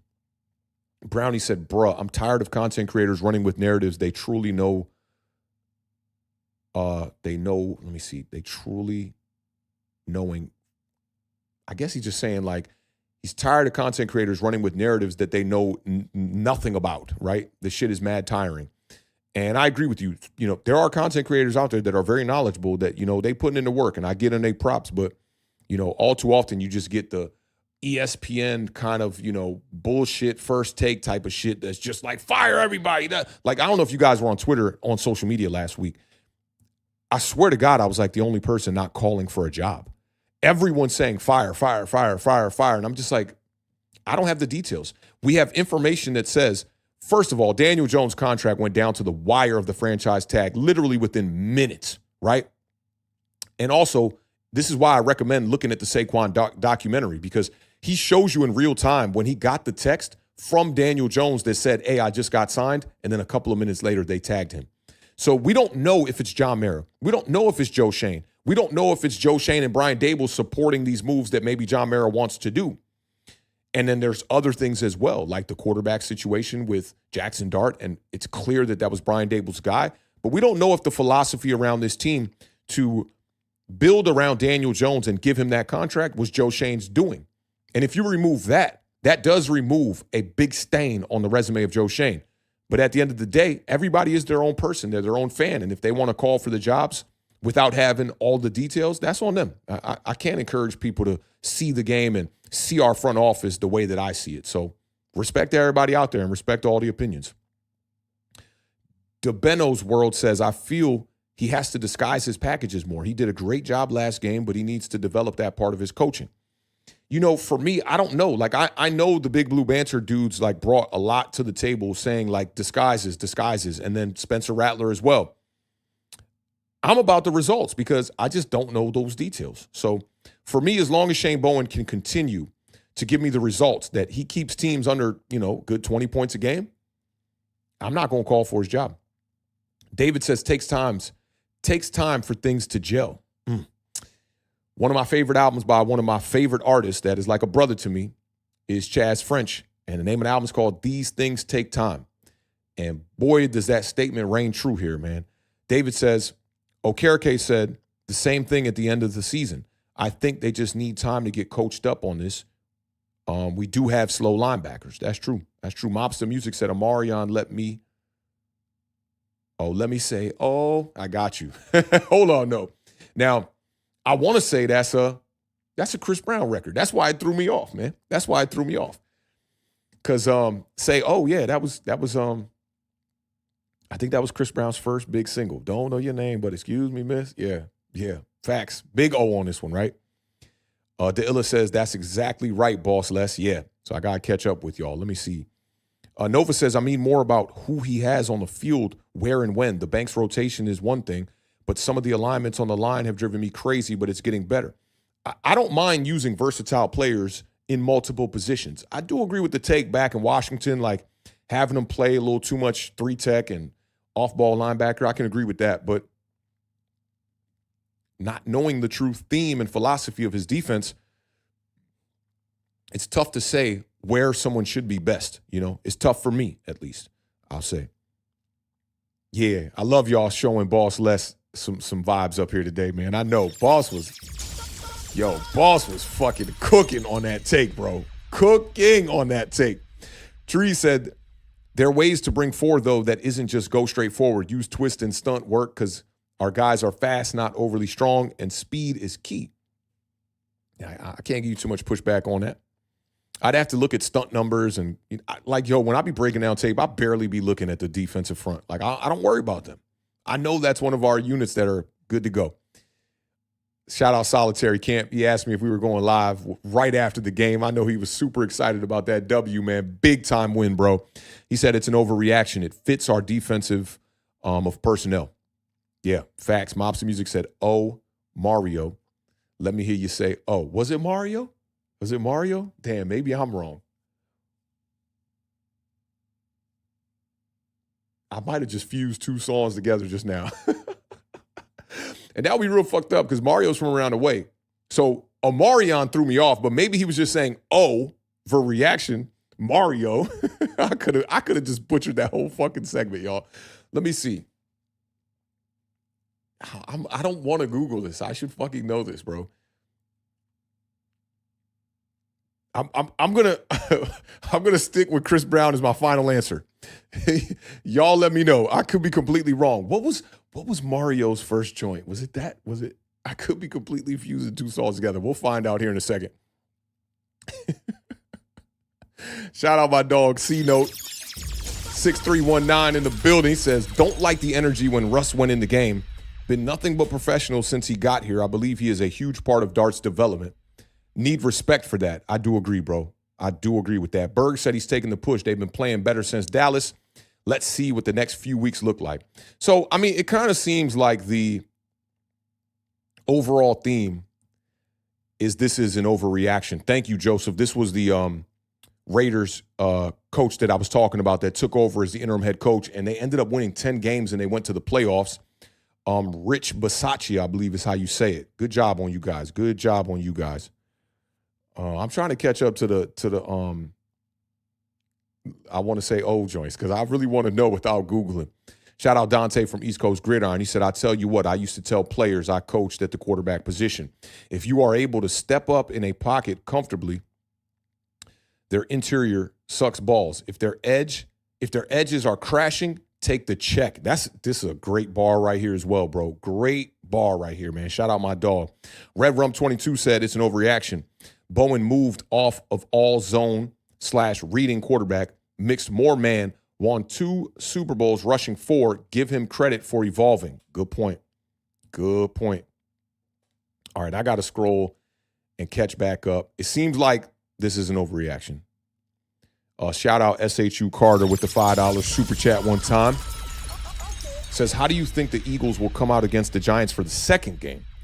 I would say more healthy, more prepared, more ready to try to contain and spy Jaxson Dart, and more of an emphasis on rushing the ball with Saquon Barkley. Like I said in the segment, I don't know if that was before you got here, but Saquon Barkley's dealing with something. There's no way you go from averaging 22 touches in the first 4 games to then that number being cut in half to averaging 11 touches in the last 2 games. Granted, they were 2 losses, and that does put you behind on the scoreboard, but I think there's, the injury's probably a little bit more serious than Saquon Barkley and the Philadelphia Eagles want to allude to. The first 2 runs were nice, but outside of that, Saquon didn't really have many opportunities to do anything in that game. But shout out SHU, man. My Zoe in the building one time helping us raise the bar. We appreciate that. Trees says, I feel Jalen Hurts is better running around than keeping him in the pocket, making him hit smaller windows. It was decent. It was a decent game plan on defense. Yeah, and going back to what Dante said, it was tough for Jalen Hurts to step up in the pocket. So at times he would have to step up and take a big hit or get rid of the ball a little bit earlier than he wanted to. And I think, in return for us, that led to some results that allowed us to win that game. Gregory said, Authentic, in your personal opinion, do you believe that the NFL is rigged for gambling? Nope, absolutely not. Absolutely not. I would love to see the line for a lot of these games that happened this past weekend. And, there's always parity. There's more parity this year in the NFL with the teams at the top of the league than there's ever been. So yeah, I don't think the NFL is rigged, but Vegas does have a good gauge on what the fuck's going on. That's for sure. Shout out Break the Huddle podcast said, bro, I just realized I've been listening to this podcast for over an hour now, laughing my ass off, helping me get through work. And man, I love when people say that because I know what it's like to be at work. And, you just looking at that clock and you just want the day to get by faster, man. And I used to watch a lot of podcasts back in the day when I worked at this one particular studio in D.C. that was just boring as fuck at times. And, they were bringing in a lot of talentless artists. But I do, I'm grateful to even be able to work with artists that aren't that talented because I learn a lot trying to make them sound better. And then being a mentor to them is awesome, but at times I can't sit up here in front. I'll be like looking at that clock like, damn, when is 2-hour session about to be over? And, podcasts definitely helped me get through it. Back then it was Combat Jack, Breakfast Club, stuff like that. It wasn't as many football podcasts, but shout out to Break the Huddle, man. Glad I'm making the day go by fast for you. Robert says rematch with the Eagles will be completely different type of game. The Eagles will be zeroed in on stopping the run with Scatterboo. Absolutely. Yep. And I think Jaxson Dart is an extension of that as well. Nova said, I fuck with Authentic because I can disagree with him. All day, bro. All day. Y'all know what it is, man. I ain't about to be up here scolding y'all for y'all opinions and whatnot. I'm only up here to tell you mine and also highlight, the temperature of the fan base. And y'all help me do that. Shout out Nova. Stephen R. said the thing that isn't happening enough is pressures leading to turnovers. Blitzing doesn't always result in sacks, but pressures can move the quarterback and force the quarterback to throw early or late for picks. The thing that isn't happening enough is pressures leading to turnovers. I don't know about that. I mean, you look at this game, the turnover that happened with Cordero Flott was absolutely on a pressure, and I do think pressures are leading to turnovers. We've had multiple turnovers in a couple of games this year, and I don't know about that. I don't know. That's an interesting one. East Coast Gridiron, my dog Dante said, they don't fuck with me because they disagree with me comment hit harder than you know, man. That's so true. Yo, that's the thing in life, bro. And I can speak to my experience about it. It's why I don't talk politics ever on this channel. Because at one point, I used to be one of those people that if you had a affiliation with a particular political party, I'd be like, man, fuck you. And I started growing and maturing and getting older. And that was back on my days on Facebook.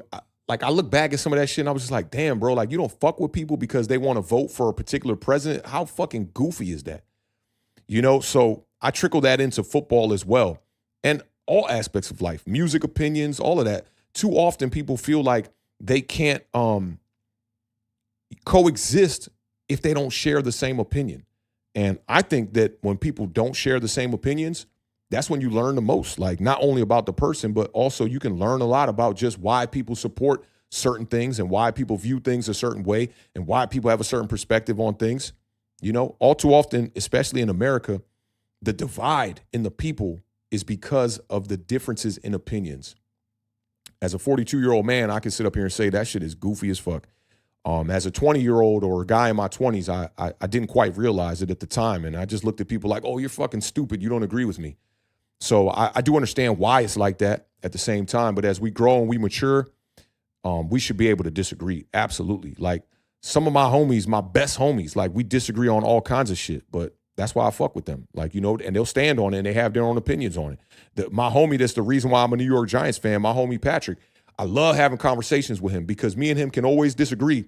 But both of us, literally as the two people that I know who can do this the most in my entire life is disagree, but support it with facts. Like, so me and him be having some of the best conversations because, like, he's not just going to have an opinion that's just like, oh, the fucking Giants fucking stink or something. You know, it's like, it's going to be supported with great facts. And I love that kind of stuff, man. And at times, that's why I love having conversations with some of the content creators that I got a lot of respect for. Like, you know, Bobby on the Giant Overreaction, love that conversation, man. Like, that was such a great conversation. Like, and we didn't agree on everything, but I think that's what makes that content that fire, to be honest, you know? Deaton says Bowen is good. Holding Chargers to 18 points and Eagles to 17 points is ideal. The Saints had 19 points with 5 turnovers. We are good. Right there with you, bro. I'm still scrolling on that. You know, I got to just look it up. That's just what it's going to be. I got to look it up. Okay, so I know a ninja said that Chris Brown record was called Yo. Yeah, that is true. Yeah. So his joint was Yo. All right, so let's see. I'm gonna scroll the chat, but if we don't get it here in a second. Okay, D-Dot said, nah, I think he was referring to Omarion's O record. Okay, now listen, I gotta keep it funky with y'all here. I was not a Omarion or B2K fan. I actually had some bars in one of my first biggest battles that I had. I had a battle at the Fillmore in Silver Spring back in the day. Long story short, it was hosted by Bun B, and the judges were Devin the Dude, Joe Button, and Big Crit. And I had a bar in that battle that was on some like B2K. I flipped some B2K and Omarion type stuff, but yeah, I wouldn't know about their records. I ain't gonna lie. Thank you for the confirmation, though. Yeah, thank you. So his was Say Yo. That's the Chris Brown record. It was Say Yo. So it felt a little wrong. That's why I got my chat here to back me up, man. Salute to y'all. And now I can just scroll down and kind of get up off this so we can go to the last Giant Overreaction, and we'll try to keep it to a 3-hour show here. Let me see. Nova says, I like this one from Nomads though first. What are we talking about? And then Nova said, let's not forget that the Eagles were gifted 4 points from a missed false start on 4th down that would have forced them to kick a field goal. Good point. Good point, man. That's why we got y'all here in the building.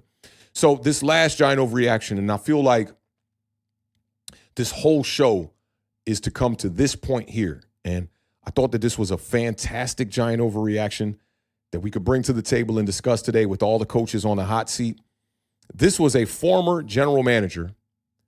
I want to say he was on CBS Sports, breaking down the New York Giants situation with the coaching staff, more importantly with Brian Daboll. Y'all tell me if y'all think that this one was an overreaction or not. Brian Daboll, I want to have me a coach that looks at me the way Brian Daboll looks at Jaxson Dart. He loves Jaxson Dart. And he had, I don't know if it definitely wasn't a coach-player moment. That was a father-son moment of him running to the tent. I think this is why they went up to go get the kid, right? And there were a lot of questions as to why and who they passed on and all those things. We won't go down that road. But this is why they did it.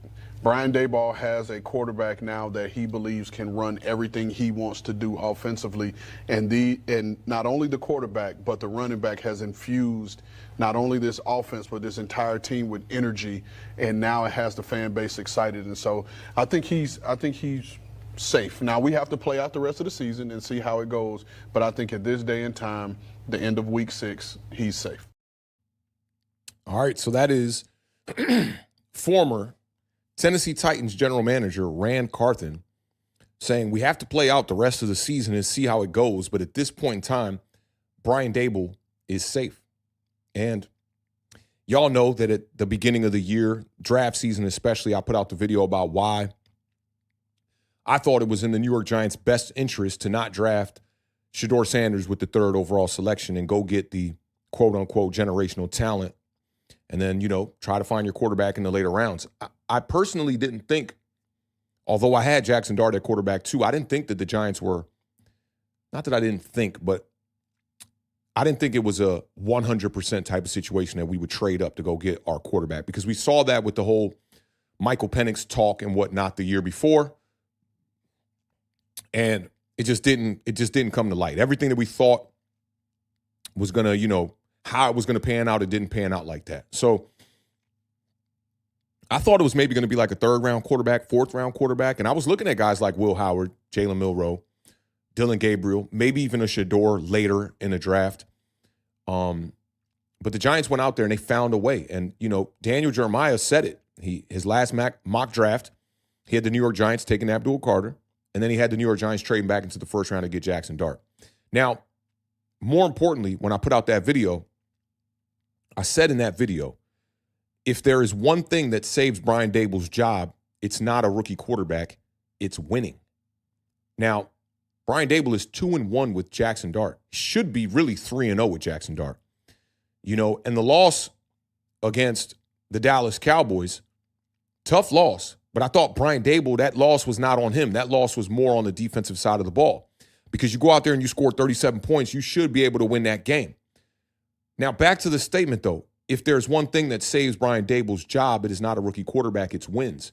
The one thing that I didn't factor in is the rookie quarterback could come in and win you some games, because the whole approach to that particular video that I put out was a rookie's going to come into a pretty bad New York Giants situation, and it would be very tough for that rookie to go out there and win you games. But if you can kill 2 birds with 1 stone and have the rookie quarterback on the field playing games, you drafted him, he's your guy, and winning those games, it's a no-brainer for me that that's going to save Brian Daboll's job. Now, again, y'all, I don't know what's going on in that front office. So it's hard for me to come up here on these streams and have a definitive opinion on firing Brian Daboll, who is a guy that I support more than any of the coaches since I've been up here doing these Giant Overreactions, and me and the Beard have been doing content on Authentic and the Beard. Because Brian Daboll's a guy that I know somebody personally that coached with him that speaks highly of Brian Daboll. So I've always kind of died on this hill of there's no way that Brian Daboll is a bad coach. He might be a bad head coach, but we know that he had success with the Buffalo Bills. He came here in 2022 and he won Coach of the Year. It's very similar to when you look at Kevin Stefanski with the Cleveland Browns. You could say what you want about what's going on over there right now, but I can't sit up here and say that Kevin Stefanski's absolutely a bad coach. It goes back to what we were talking about with the scheme type of stuff, right? I might know a handful of concepts in the NFL. Maybe like a good handful of them, right? Like Dagger comes to mind. Sticks comes to mind. Hoss comes to mind. But I don't know truly how an offense is supposed to move in the NFL, where I could be looking at Brian Daboll's offense like I'm Kyle Shanahan and going, oh, this, that, that's where it's all going wrong. And again, we don't know what happened with the Jones contract and who's responsible for that at the end of the day. But Sean Marash from WFAN told me that he had a very, very reliable source that would remain nameless that said that the Daniel Jones contract was not on Joe Schoen, and it was not on Brian Daboll. And now that we've waited 3 seasons for Brian Daboll to get his quarterback, and I thought they should have went out and got the quarterback. Y'all know, after 2022, I was not looking to re-sign Daniel Jones. If we were going to re-sign Daniel Jones, I was thinking at least let him test the market. But my goal at that particular time was to draft a rookie quarterback as soon as possible and bring in a bridge quarterback for much cheaper than what we were expected to pay Daniel Jones, which was first reported at around $30-something million a year, and then ultimately ended up being $40 million a year. My approach was, let's go get a Baker Mayfield who's out there on the market that played for 2 teams with the Los Angeles Rams and the Carolina Panthers. And the Tampa Baker Buccaneers went out and they signed Baker Mayfield for $4 million AAV.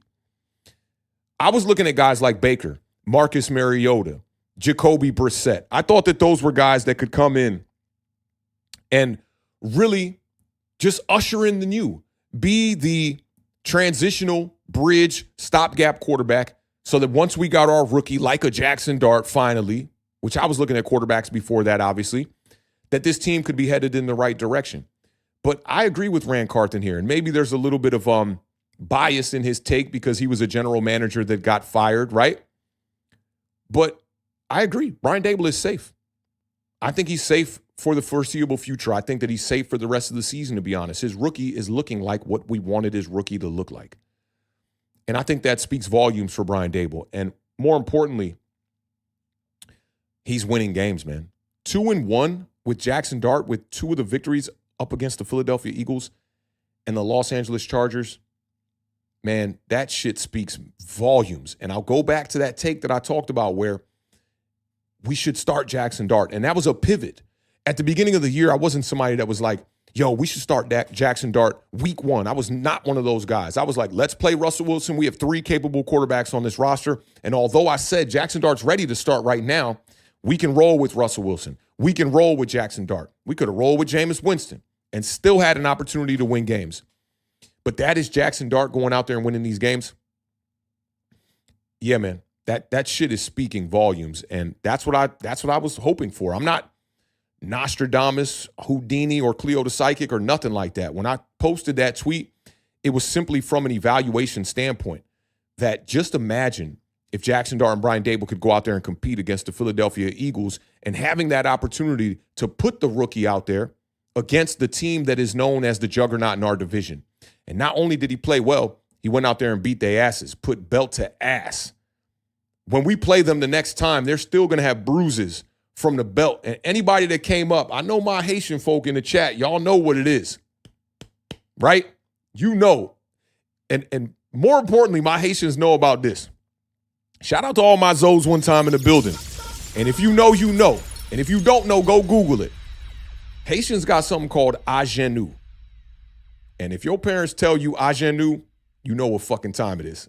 And the Giants went out there and straight put belt to ass. So in my opinion, this statement on the screen is absolutely correct. And I'd be taking the under on this one for sure.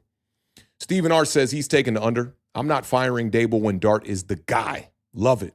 Berg said he's taking the under. Winning fixes everything, and it looks like Dabes has finally found the spark he's been looking for, but for real this time. I like that right there. No Mets, no Nets, no Jets said Daboll should absolutely be safe.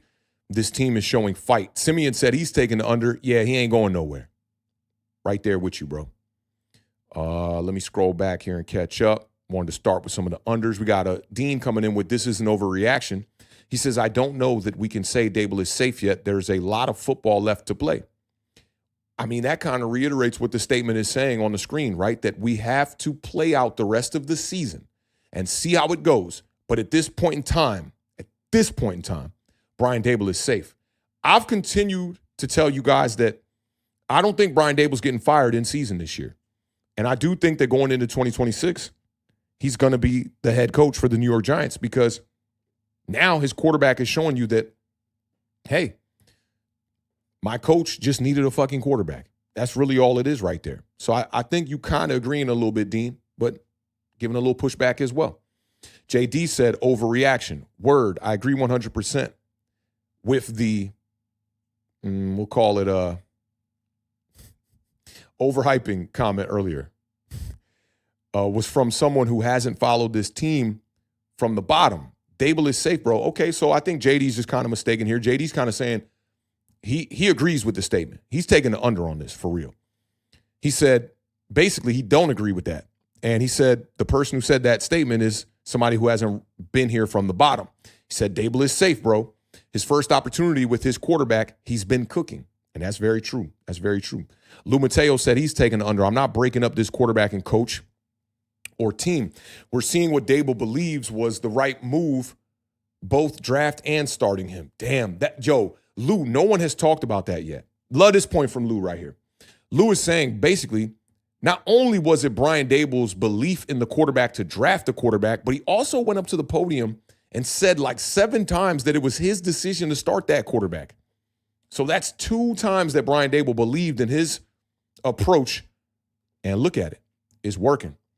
Solitary Camp said Daboll won Coach of the Year. I'm pretty sure he knows what he's doing. I agree with you on that. Stephen R. says, why does Daboll grab Dart head like he want to kiss him? I know. He be just straight up gazing into Jaxson Dart's eyes. That's facts. Tree said, I never wanted Shador. I had a point in time where I was like, yeah, we should get Shador and another player as well, maybe in the first round. But as I got more off into the evaluation, I was just like, nah, these dudes are leaps and bounds above a Shedeur Sanders. As we led up to the draft, I kept telling people there's a gap between quarterback one and the rest of the quarterbacks. And as we even got more closer, I was saying that there was a gap between Jaxson Dart and Shedeur Sanders. And one of the things that stood out to me was the velocity from Jaxson Dart on the short routes. He just threw it with more zip. And then you bring in that mobile factor, and yeah, he was my guy. New Jersey Justin said he's taking the under. Daboll and Dart's relationship is a big reason for the success. Both of these guys are super competitive and want to win. I believe in Daboll. I believe in Daboll too, bro. I'm right there with you. Boss Les says he's taking the under. Daboll is safe as long as the team competes and wins games.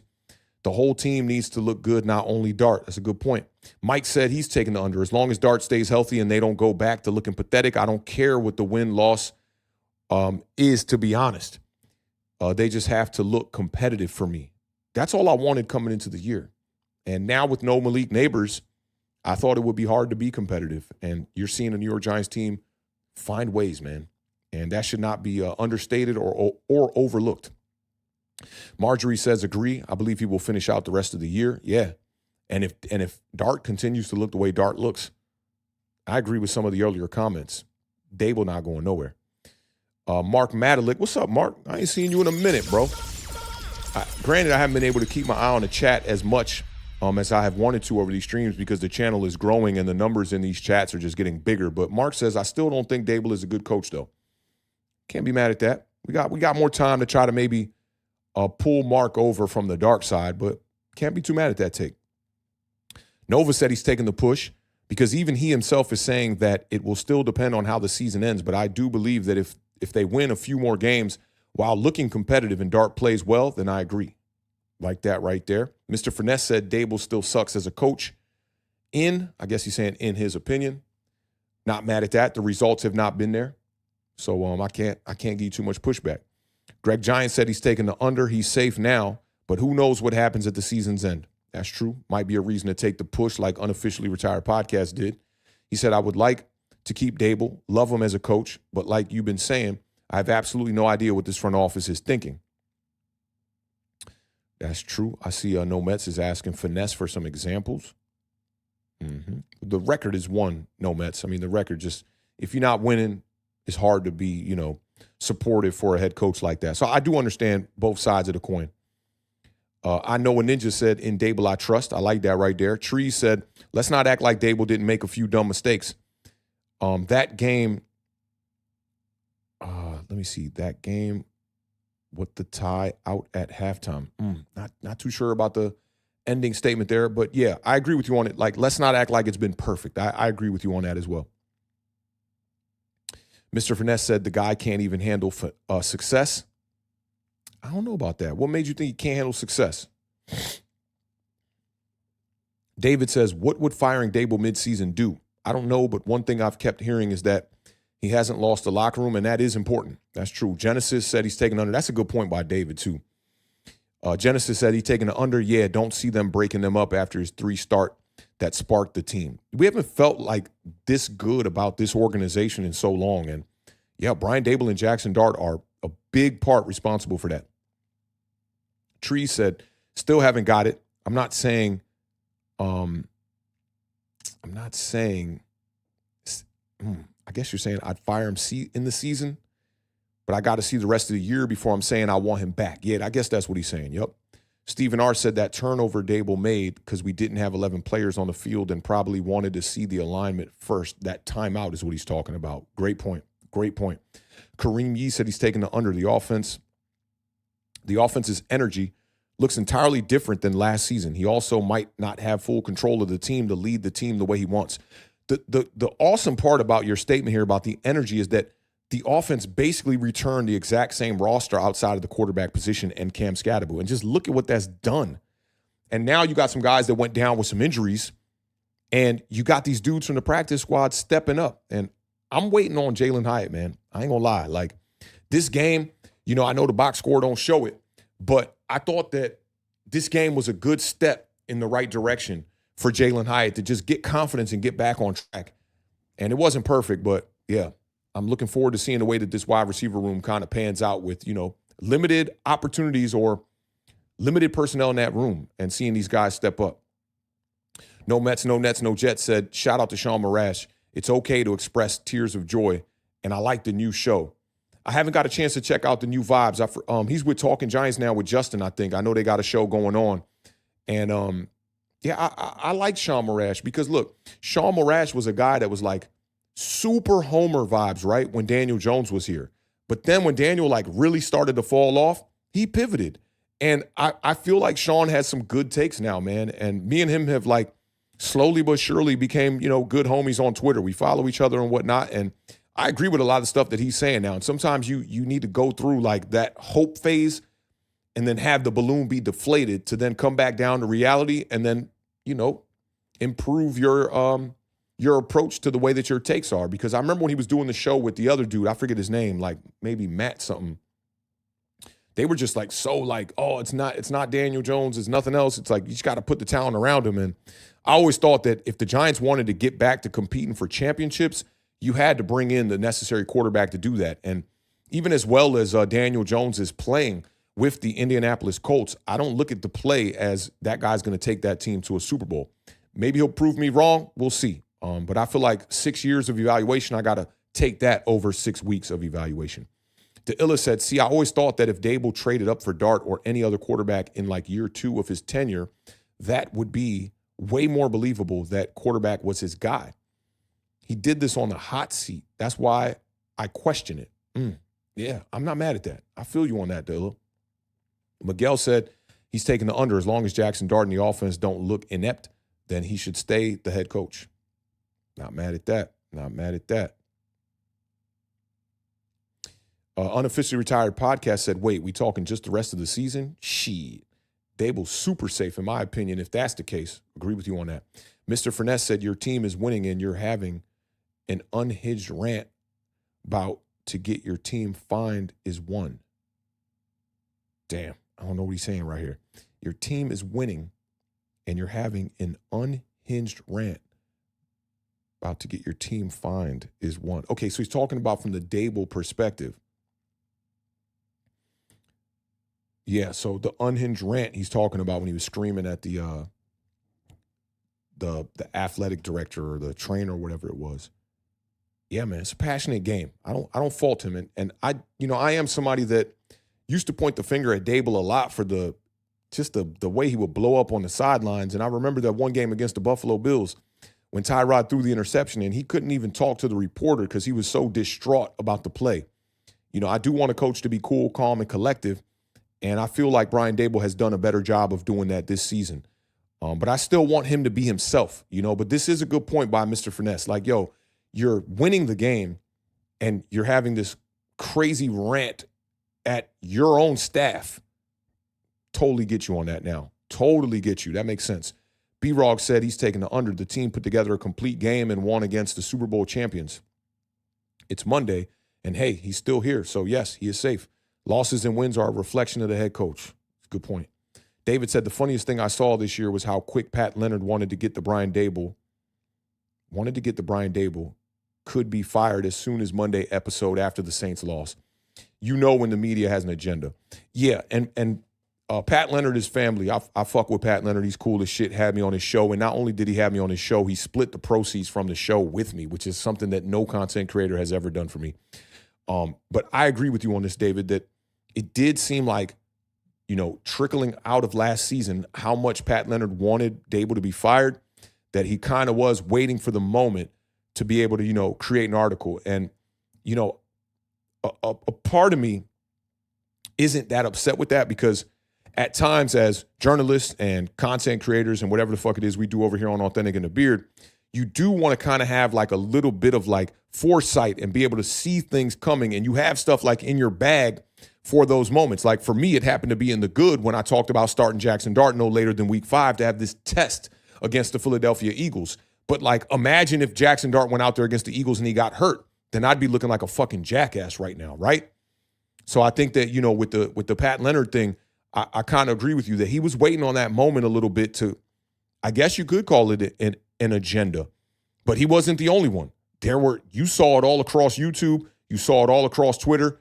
all of these fans and all these content creators and journalists were all calling for Brian Daboll to be fired. Maybe they're right, maybe they're wrong. But for me, when I don't have the details, and maybe these guys like Pat Leonard that are in the building on Sundays, maybe they have a little bit more information they can't speak about, whatever it may be. But for me, with the information that is presented to me, I can't call for my coach's head job. Bless Up KG said he's taking the push. If the Giants get at least 6 wins and Dart continues to look good, he'll stay. I do agree with that. Stephen R. said if the Giants lose a draft pick because of the 10th thing, he should get fired. Yeah. I don't know about that. We'll see. We'll see what happens. When we get there, we'll address it and we'll deal with it. Boss Les said, facts, Zoe. Those batons, yo, and those ingenues were no joke growing up. Bro, my pops one time, yo, and this the kind of shit we was, I was a 80s baby coming up in the 80s and early 90s and shit. My pops hit me with an ingenue one time, Boss Les. Boss, are you Zoe? I don't know I didn't know if you were Zoe, but maybe you are. More power to you. Because I got to fuck with all my Zoes. But my pops was a mechanic. So one time my pops gave me an ingenue, and he told me, go wait in the room, and ingenue. And he came back in with a fucking timing belt from a car he was working on, bro. And goddamn, did I never do that mistake ever again. Yeah, I know all about them ingenues, bro. Me and my brother, so I'm the youngest of 8 kids, and 6 of them came from my father's first marriage. And me and my brother were the 2 that grew up with my mom and my dad together, right? And man, did we get some serious ingenues back in the day. And I think the chat can kind of figure out what an ingenue kind of leads to. Nowadays, y'all young and y'all ain't growing up with that kind of shit in your household. But back in the day, you wasn't calling the police on nobody's parents. So you know what it is. Is say less Zoe as well? Yo, I got big Zoes in the Hey, shout out to y'all, man. Shout out to y'all, man, because I'm over here reminiscing about my top 10 thrashings as a kid, because god damn, it was tough coming up as a Haitian American, bro. It was definitely tough. Yo, Nova said for us Latinos, it was La Corria. I hope I said that right. Yo, I got to ask my girl about that, yo. I definitely got to ask her about that, because man, them ingenues was no joke, bro. Bless Up KG said also, fuck Darren Waller. Shit is ridiculous. Yeah, we could have been using Darren Waller, but at least our tight ends are playing well, so got to give him that at least. William said he's taking the under, barring a total collapse the rest of the way. Excuse me. Daboll is coming back and might get an extension. Offensive personnel has been bottom of the league his first 3 years. Yeah, that's very true. Very true, bro. What we got? Mr. Finesse said this is the same team that lost to the Saints a week ago. Yeah, but I mean, if we're speaking about coaches, how much of that, in your opinion, was on the coaching staff? Because for me, that was on the players, bro. You can't have fumbles from Darius Slayton, who's a veteran, fumbles from your quarterback that's a rookie. Okay, we can maybe bounce back from that kind of a mistake. But then when you're going in to take the lead in the fourth quarter and Cam Scatterbo fumbles one that gets taken all the way to the house, I don't know how much of that's on the coaching staff.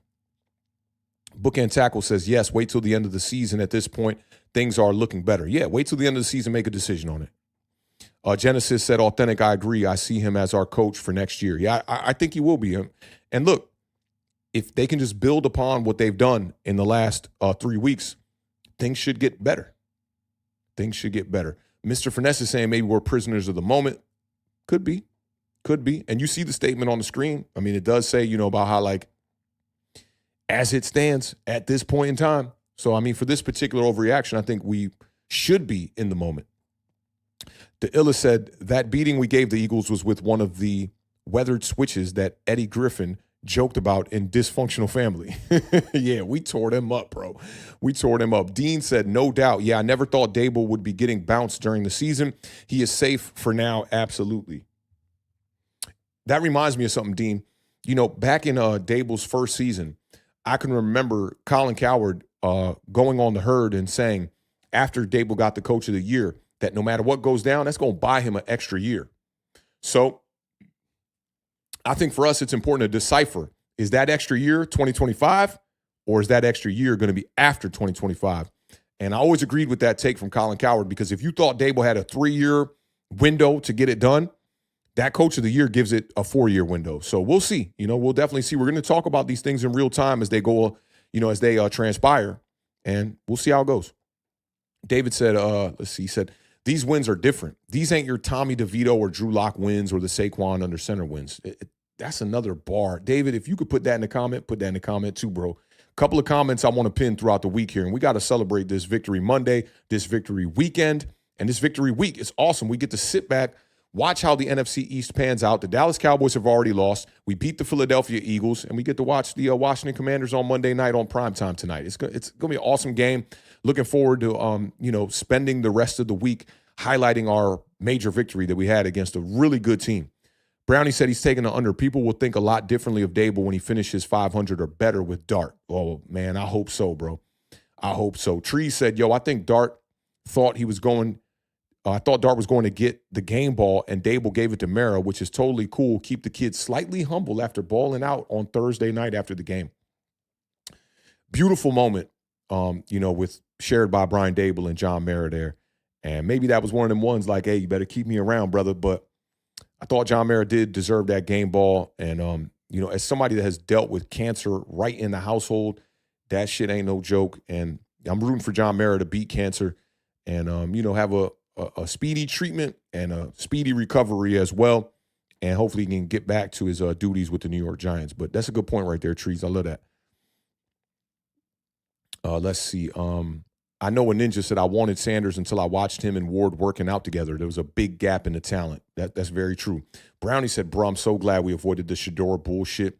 Dart was always my guy. I'm very happy we avoided that. It was a fiasco, man. And I forget the homie that runs the first round mock account that was a former scout for the New York Jets back in the day. I read an article on his story today, man. He has a fascinating story, man. Like, he was a young kid in high school who just got like committed to learning like personnel and trying to figure out draft stuff. And he made a 75-page booklet that he printed with his own money, him and his own parents' money, that they sent 32 copies of that shit out to all the 32 teams. And it was Tony Dungy from the Vikings, when Tony Dungy was with the Vikings, that like gave him his first lead into the NFL. And then ultimately he ended up working with the Jets. And he's somebody that I know a lot of people disagree with on social media, but his evaluation of Shador Sanders, it was put together so fucking well, man. Like, I got to give him his props, man. I really want to look up his first and last name. I forget it, but he talks a lot of shit, and he's definitely, like sometimes like overly bashing quarterbacks, right? But his Shador Sanders evaluation that he had on his website, when I went through that, I mean, like meticulously detailed. He cited all his work of every moment of Shador Sanders having an immature moment on the field, when he poked that guy's eye through the face mask, when he was like, having the issues with that one quarterback and like shitting on his offensive line. He had all of them organized neatly. And then he broke down every category about his game. That particular evaluation made me go, all right, let me dive into the All-22 as heavy as I possibly can. Because leading up to that point, before I saw that evaluation, I was kind of like, okay, Shador's a top quarterback in his class. But I was, kind of like, we were doing Bleacher Report streams at the time, 3 days a week, and I was kind of experimenting with my hierarchy. And the first one I put out was basically like every other evaluator's top 5. It had Cam Ward, Shador, then Jaxson, and then it had, I want to say it was Will Howard. No, it was Jalen Milroe at 4, and then Will Howard at 5. And then the more and more I just got my hands on tape, my evaluation got sharper. And I do credit his evaluation. And at times you might see me kind of copping and cape wearing for him on social media, like, telling people kind of back off him a little bit. He's an OG. He's definitely just a triple OG. So he approaches shit with a little bit more of a rough kind of a tone. But yeah, I really value his website, man. And First Round Mock, check it out, man. Check him out on Twitter. And more importantly, I think that following him on Twitter is not the same experience. his website is just so fucking detailed, man. I love the way he breaks down quarterbacks. And yeah, I recommend y'all check him out. It's good content, man. But shout out Brownie. Let's see. JD says, bro, the 3 rooks are in conversations for, I guess saying rookie of the year. Dabes is safe. The coaching staff is starting to get the most out of these guys. Yeah, that's facts. That's definitely facts. And I guess when he's saying who's the 3 here from No Mets, he's talking about Scat. He's talking about Scat, Dart, and Abdul. Which, damn. Bro, if those guys become cornerstone pieces for this team, we're going to look back at this draft like, holy, telling you. New Jersey said the dark side. No, for real. Yeah, real talk. David said, what would have happened if Shane would have gotten Shador? I never liked Shador. I believe in Daboll more than Shane. I've kind of been like that too, but now I'm starting to kind of believe in both of them, to be honest. Tree said people are crazy about Shador, but he really isn't all that, in my opinion. Yeah, me too. I think he can go on to have success in this league, right, and be a good quarterback, but the hype was not warranted, in my opinion. Let's see if we catching up at all here.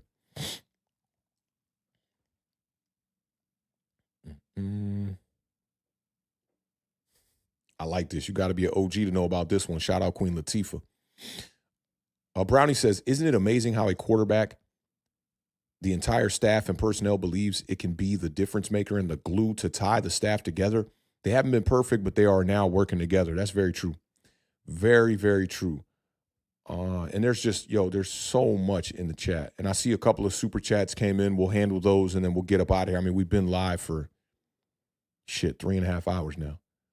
And it has flown by. Let me see this one, because this was a funny topic. Red Rum 22 said, I grew up in an Italian-Irish household. My quote-unquote belt was a wooden spoon.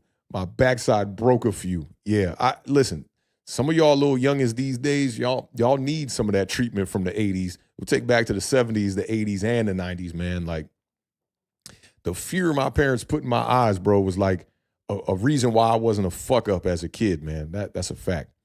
Marjorie says, I saw a T-shirt with Dart and Scatterboo that read Arm and Hammer. Love that. That's fire right there. Send me that if it's on Twitter, Marjorie. Let me see. Mr. Finesse said, authentic. Most of these early comments were directed towards a member of the chat. Okay. I'm just catching up now, man. I'll be scrolling. Y'all be on fire in the chat. I see Jaji05 is in the building. What's going on, my dog? He said, in this league, quarterbacks make the world go round. Daboll drafting his guy. Look at Dart's preseason. He was prepared. In season, he progressed. Besides, Mara is slow to fire. Definitely won't now. He's safe. That's facts, man.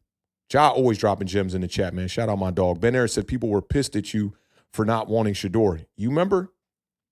They're not going to admit it today, bro, but yeah. They ain't going to admit it. From the Bleacher Report crowd, from the Twitter spaces to the Twitter timeline. I remember when I first put out Jaxson Dart as quarterback 2, people were like, you don't fucking know ball, bro. It is what it is, man. I'm just a fan up here trying to share opinions. But shout out to Ben, man. Me and Ben chop it up a lot in Twitter DM just about like the landscape of the Giants community and whatnot, and just some of the takes and how people are so fucking fickle and the way that people just be flip-flopping. These people will tell you we shouldn't have drafted Dart, and now they're saying Dart's the future and all this. And they act like they ain't say none of that shit. Is what it is, man. But, that's why the receipt gall will lurk over the clouds until my Twitter account is gone. Mr. Finesse said, I don't think they would have started Flacco and Gabriel if Sanders was blowing them away in practice. That's true. Yeah. That's facts. And people think like, this is some shit my friends was saying yesterday too.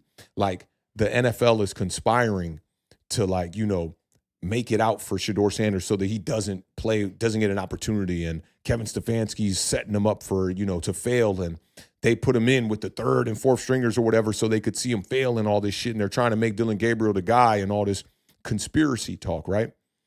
Let's just say Shador Sanders was like just really fucking good, right? Let's say he gets opportunity and he actually plays and he's balling the fuck out. Do you know how much money that's going to make the Cleveland franchise? He's already one of the top jersey sales from the rookies in the entire National Football League. And this dude was drafted in the 5th round and is a third-string quarterback.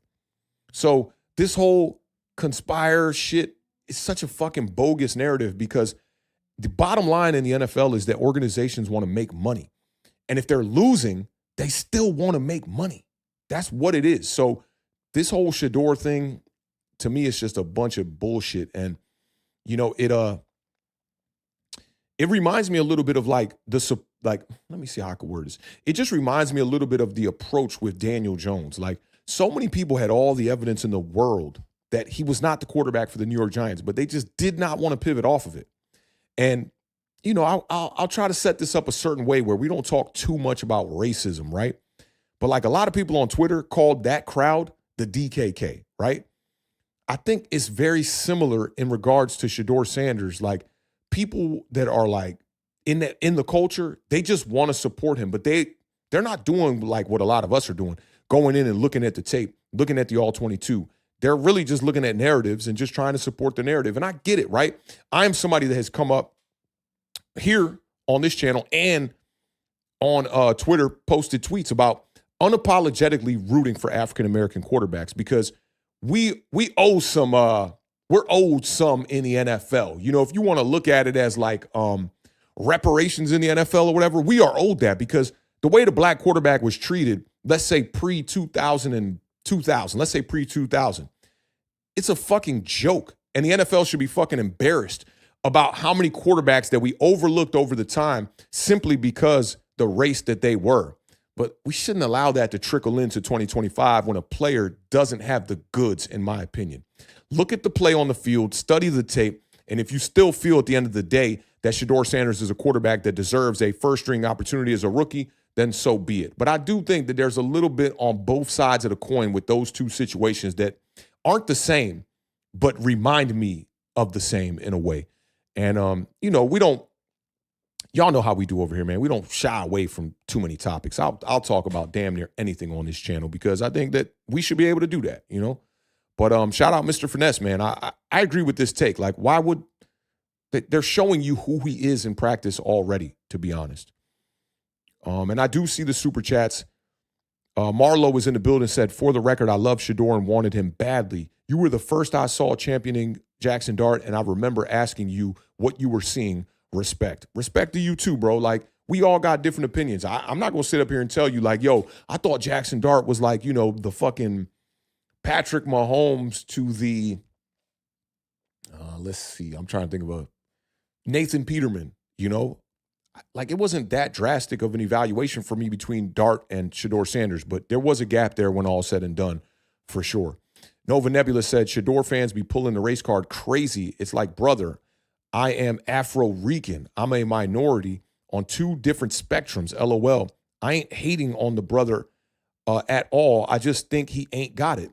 And that's how I view it too. You know, I've had people come into our comment section here when I was championing Jaxson Dart being like, oh, this Uncle Tom. I had this one dude come into I can't remember his name because he never came back, but he came into the comment section like, man, you had a subscriber until you started talking about Shedeur.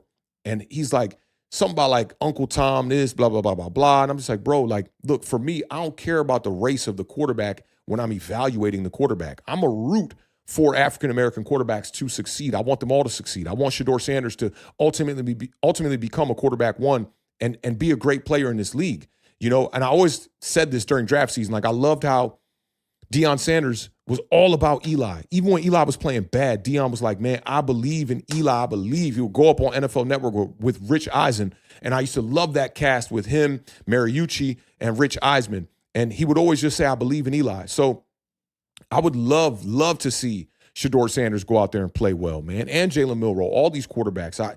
I root for these kids. And now I've also learned as I've matured evaluating quarterbacks that, look, I don't root against no quarterbacks, especially the young ones. When they come into the league, I'm not rooting against you ever. No way. I want to see Will Howard go ball. I cannot wait until Curtis Rourke gets an opportunity in San Francisco. He's sitting behind Kyle Shanahan right now, just getting his shit right. So that when he gets his opportunity, I promise you that kid's going to go out there and ball. I'm rooting for Dylan Gabriel. I'm rooting for Milroe. I'm rooting for them all, man. I want to see them succeed. But at the end of the day, when I evaluate them, I got to come up with a hierarchy and pick the ones that I think are going to have the better chance to succeed. But all too often on social media, yeah, it's very fucking apparent. Race kicks in, you know? it kicks in. It kicks in all sports. And I love using boxing as the analogy because boxing, listen, if it's a Puerto Rican boxer, when it was Trinidad out there boxing, listen, we was supporting the Puerto Ricans. My girl, Puerto Rican, I've dated her for decades now. So it's like, yo, we see Trinidad, we rooting for Trinidad. When, what was my dog? The Haitian boxer, Andre, I can't even remember him, but he had some big fights and he was knocking Bamas out. But Andre, something with a B, I forget my dog's name.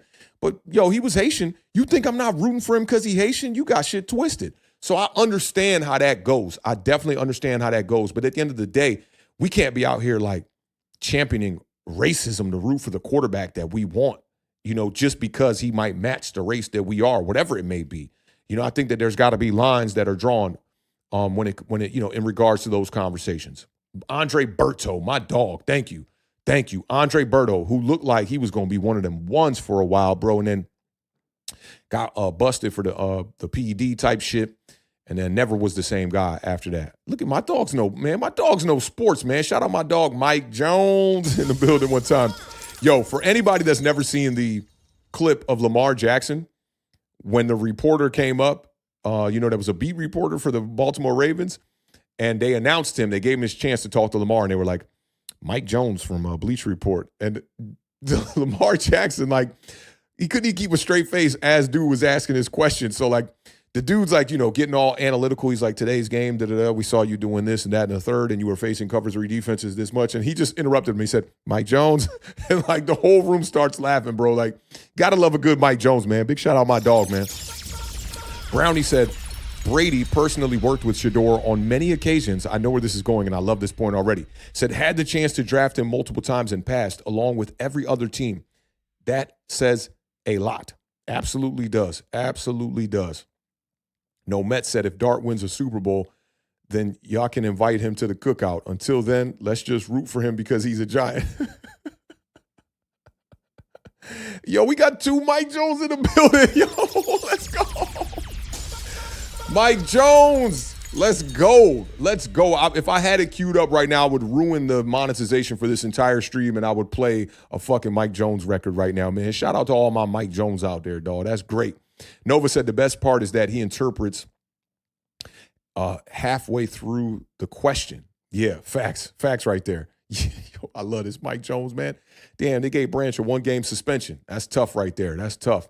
That must have just came out. I see a lot of y'all talking about it. Yo, words like laugh my ass off. And I see the super chat. We're going to get to those right now, and then we're going to get y'all up out of here, man. Salute to all of y'all, man. Like, this stream was definitely a vibe.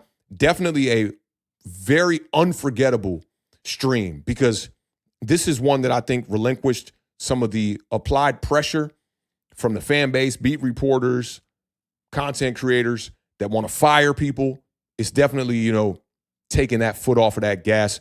And I think we're going to remember this victory against the Philadelphia Eagles for a long time to come. And this was, like, I could talk for another 3 more hours with y'all here and just run through chat. I'm going to keep it real with y'all. I really could.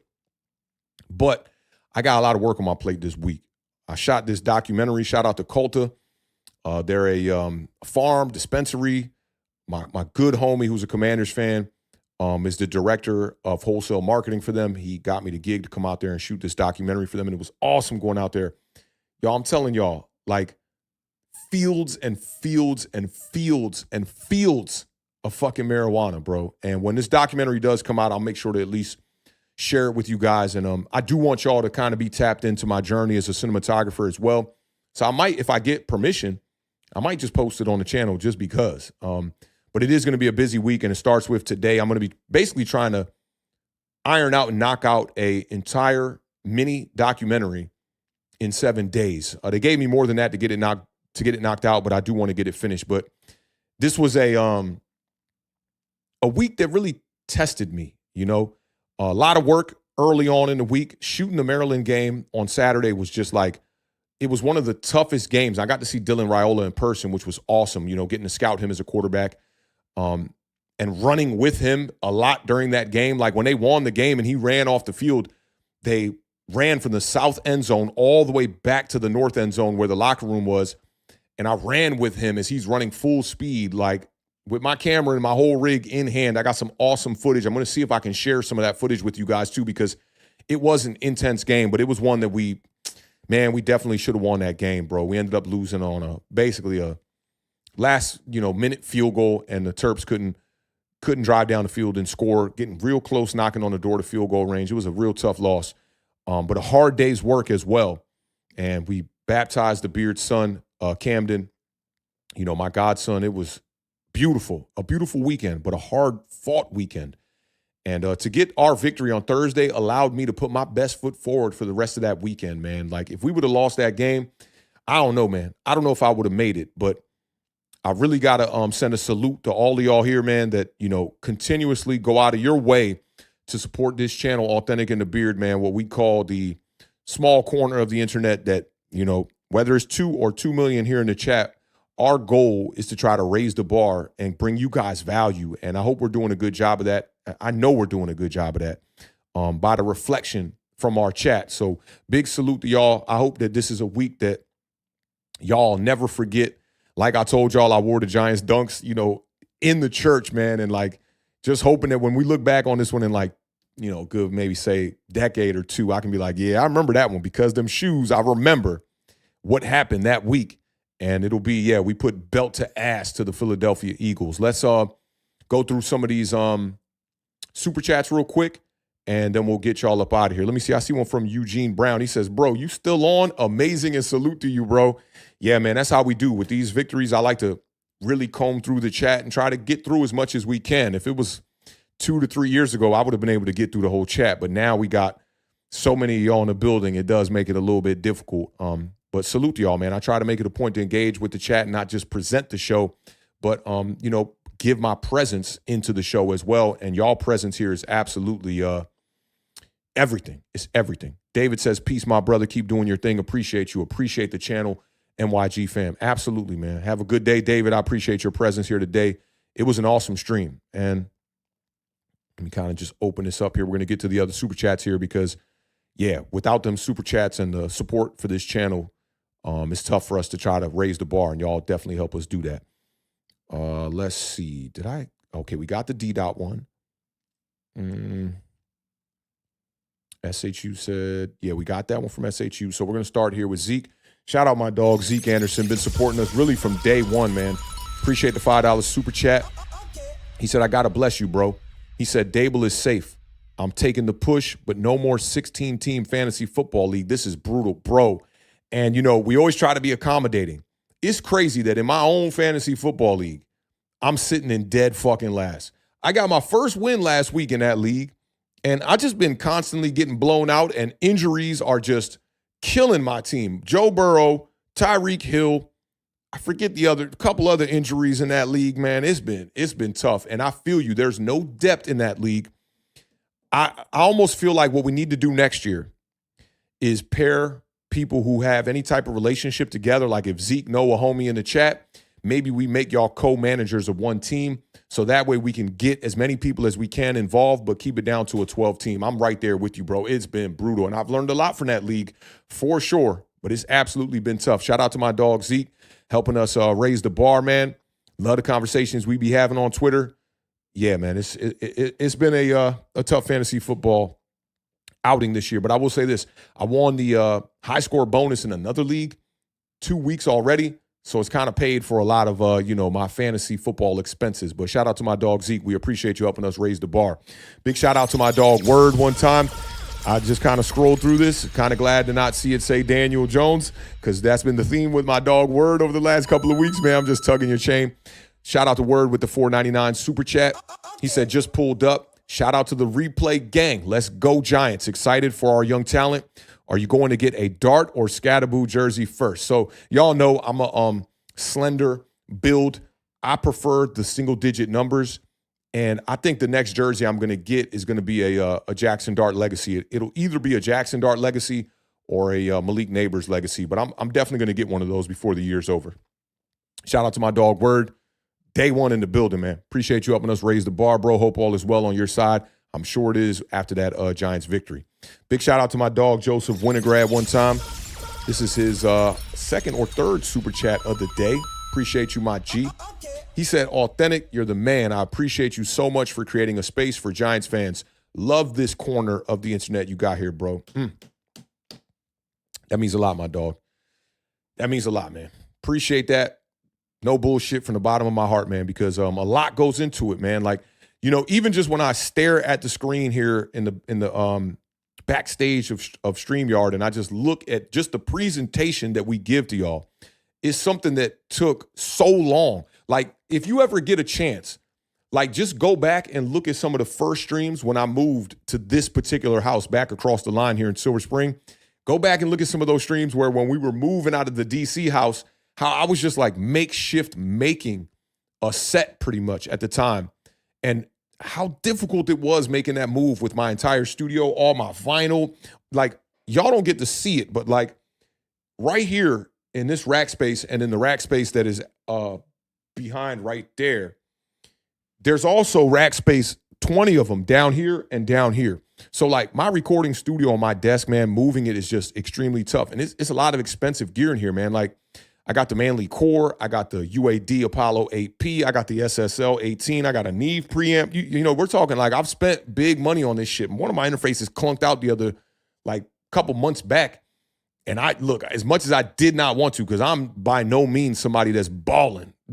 Definitely not. Like, I'm taking care of business, doing what I do through music production, engineering, and cinematography and photography and all that shit. But I'm like, I'm all over the place doing all kind of odd jobs and whatnot. But when my Apollo clunked out, shit, I had to get an interface the next day. And, you know, you talk about taking from Peter to pay Paul, it's tough. But that move was so difficult. But we continued to try to raise the bar through that era of content. And it's funny, I went back and looked at one of those too. There was a time where I was facing that way and streaming this way. And I just look at it, I'm just like, wow, man, just ironing out those deficiencies every time. And we've done that throughout the entire tenure of this channel. The Beard will tell you, every year we come back, we have a couple of meetings, and I'm like, what we doing, bro? How we raising the bar? What are we changing? You know, and this year, it was extremely tough with me moving the previous year, the Beard having a baby right to begin the off season and whatnot. But, you know, sometimes you got to be able to just, you know, take what life presents and be able to just jump over those hurdles. And sometimes you're going to fall, but you got to get back up, man. And y'all help us do that. Y'all truly do. When I looked at the back end of the YouTube studio and I saw the royalties from these streams, this has been like probably the most successful 2 months on YouTube that me and the Beard have had. And that's because of y'all. Like, that is because of Joseph and Word and everybody that's pulling up with these super chats and y'all presence and everyone who comes here and just pulls up to just rock out with us and adds to that stream count number, whether it's just one stream or you rewatched it, whatever it was. All of that adds up to what we do over here. And yo, we can't thank y'all enough, man. Like, who would have thought that like I would have fucking been doing sports analyst shit on Bleacher Report? That's because of y'all. They came here, they saw the channel, they saw the presentation, they saw the stories we're covering, they saw all of that, and they're like, yo, let's hire Authentic. That's because of y'all. And hopefully we just keep doing that and keep raising the bar. Like, I really think this football shit's gonna be a part of my life, like, forever. Like, for real. Like, I think I'm gonna be here for a long time doing this giant overreaction shit. So big salute to y'all, man. Like, nah, Joseph, you the man. Like, helping us raise this bar, that's important, bro. We definitely appreciate that. And to close this one out before we get off into the closing statement, you know, the crazy part is, even like right now, there's 188 people watching this on YouTube. And the Beard, you know, this is going out to Twitter as well, because the Beard has his Twitter account locked in with this as well. So there are a few people watching this on Twitter as well. But I'm setting that up to say, like, I'm a big fan of Kirk Benkert, right? And you go and you look at his streams, right? And he don't even have this many people in his streams. And he's a former NFL quarterback, and his streams are powered by EA Sports, man. So to me, that just shows you the amount of work that we've put in. And when I say we, I fucking truly mean we. I don't mean just me and the Beard. I'm talking about us, like all of us right here today. Like, y'all remember when these streams were 2 people if you were here. You remember when it was 20. You remember when it was 100 and when it got up to what we're seeing on the numbers today. And that is a testament to the work that we put in, y'all. Like, and as this team grows and this team starts to win, that's just our reward. We're just reaping that shit. And man, I'm so fucking blessed and grateful. My gratitude is at an all-time high these days. And shit ain't perfect. I can't sit up here and tell you that everything is perfect, right? But my gratitude for what I got, especially in this community, God looking out, bro. I don't know. Like, the relationships that we've built over here, it's amazing. And I see these names in the chat, and I like just looking at all the latest ones here, from Steven Ars to JD to Genesis to Say Less to Kansan to Mike Jones, bro. Problem, Nova, Will. I know all of y'all, man. So, John, I see you. No Mets. Like, when we found out the beard was looping around Wheaton one day, and no Mets, no Nets, no Jets just was like, yo, the beard. Like, what the fuck? A Giants fan. Literally in the same hood. My dog, who is one of my biggest homies, my homie Mike, told me when I posted the shit from Big Blue Steph, because Big Blue Steph saw me at the Maryland game and he took a picture of me on the sideline. I posted it to my Instagram, and my boy Mike Simone was like, bro, small world. I worked with Big Blue Steph. I'm like, what the fuck, man?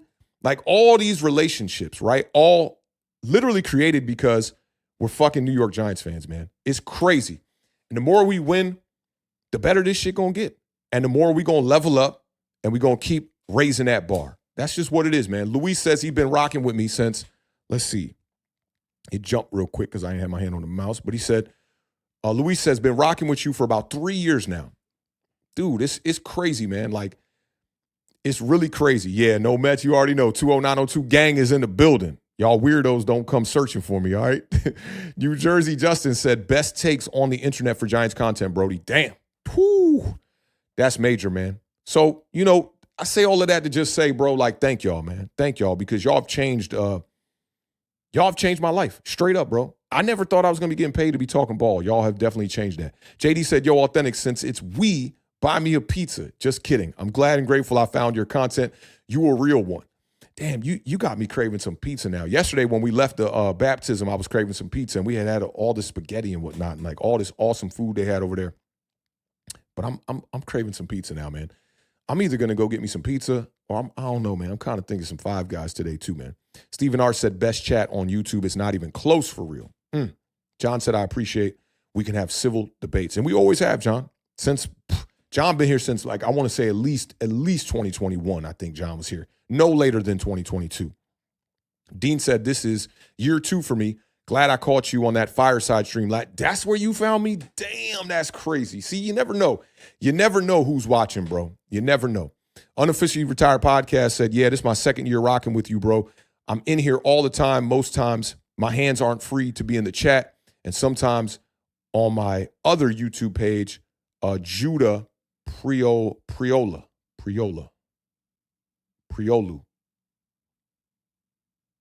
I think.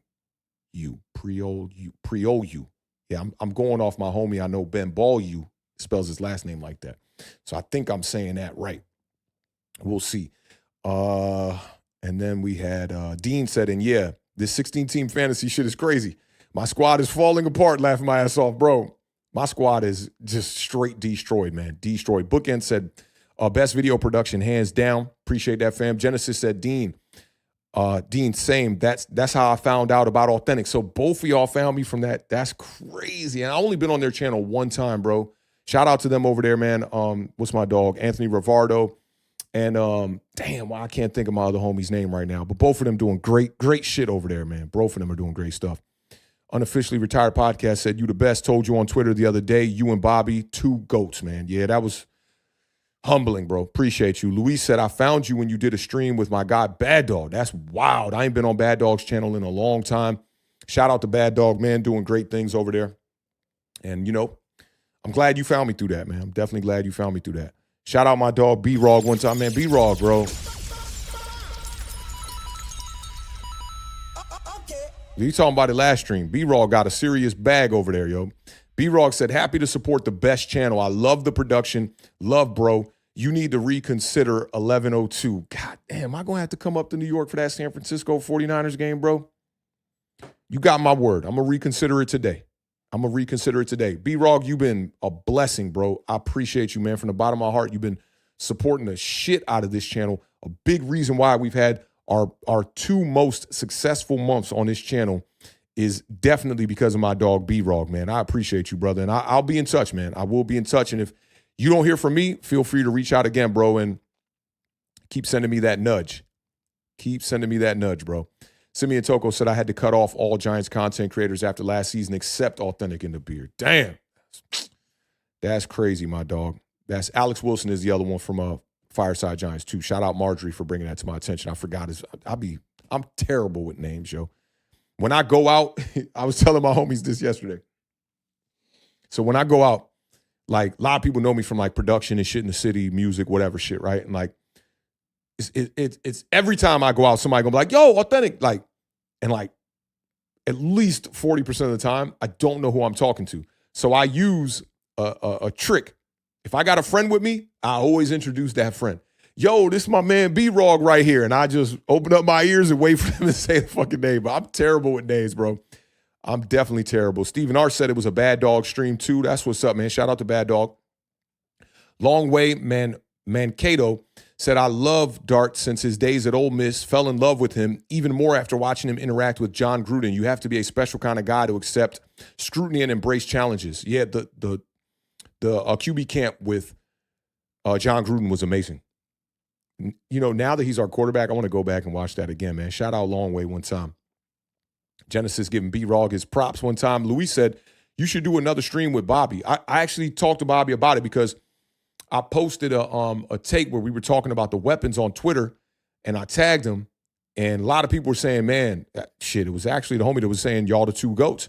And Bobby came back, and he said, yeah, we got to do this again. We definitely got to do this again. So we'll make that happen for sure. Michael Knight said the drive isn't that bad, Authentic. It ain't. That drive ain't that bad. Shit, when I just shot the documentary on Thursday, we had to drive like 2.5 hours, go to New York, go 4.5. That's not too bad. John said, you and Tim are real ones. Need some advice from Tim, my baby girl on the way. Yeah, yo, make sure to ask him when we get to the next preview show, bro, on Thursday, 1 p.m. Eastern Standard Time. Make sure to pull up for that. Let me see. What did we get from yo, we might as well cross that 4-hour mark. I'm trying to see. I saw No Mets was talking about something Simeon said. Oh, okay. He's talking about when he cut off the content creators. No Mets said Simeon ain't wrong. It's getting close. Stephen R. said Authentic with his homies. This my homie. What's your name again? Yo, I'm telling you all fucking day, bro. I'll be like, yo, this is my dog Fats right here. I just wait to hear. And I hope they say their name because I'm terrible with names, bro. And I've been trying to like do like they say when you meet people, say the name 3 times and all that shit. But like I'm just more like recognize the face than I am recognize the actual name. So yeah, I'm trying, bro. I'm trying to get better. And I think as I'm getting older, it's getting worse. Genesis said, yeah, you gotta come. Let me see. Say, yeah, you gotta come. Gonna be there. Oh, you gonna be at the 49ers game? All right, man. We're reconsidering, y'all. We're definitely reconsidering. Let's see. I just checked the super chats one more time just to make sure. I'm going to buy 3 minutes here because I want this stream to be 4 hours just so I can say it was 4 hours. Heck, your boy's in the building, man. What's going on, Heck? I hope all is well with you, fam. It's one of my dogs over there from the Bleacher Report side of things. He said, what's good, Giants? Fam, he said, excited about football again. Yeah, bro. It's a great time right now to be a Giant. Things are on the up and up. Things are definitely on the up and up. Oh, and he said Bad Dog's going to the 49ers game. That's what's up. That's what's up, man. I've never met Bad Dog in person. I met Entertainer, and me and Entertainer had a fucking blast. We had a fucking time when I was in New York, man. And rest in peace to Pestilence, who drove me up there. He was a content creator as well, who ended up passing away from cancer as well. And it's crazy how quickly that shit happened with Pest. Like, I remember we went up there, we partied our asses off, y'all. I'm talking about like partied, like I never knew Entertainer could party. We partied so crazy that day, man. Drank like fish, had a blast, stayed out till like 4 a.m. And it was a great time. And it's a Giants memory I'll never forget, man. And it's how I remember Pest. And he called me up like maybe a couple of months after that. And he was like, yeah, man, I want to get in the studio, bro. I remember it was right when I was like moving. He's like, I want to get in the studio and whatnot, man. And like, I'm going to definitely be hitting you up. And he told me he, got some bad news and he got cancer, and then he passed away like, man, what felt like to me a couple of weeks after that. And I really haven't even come to grips with that, man, because me and Pest didn't even really get to like build upon that friendship that we had. But I'll never forget that fan fest that I rolled up. Pest was out there running laps. I know he's smiling down from heaven right now, laughing his ass off because I didn't run the laps for Joe Judge. Me and my boy Pat were like, yeah, we ain't doing that. And Pest ran the laps with a bunch of Giants fans. And when Pest came back, it was about 100 degrees that day. He was sweating his ass off.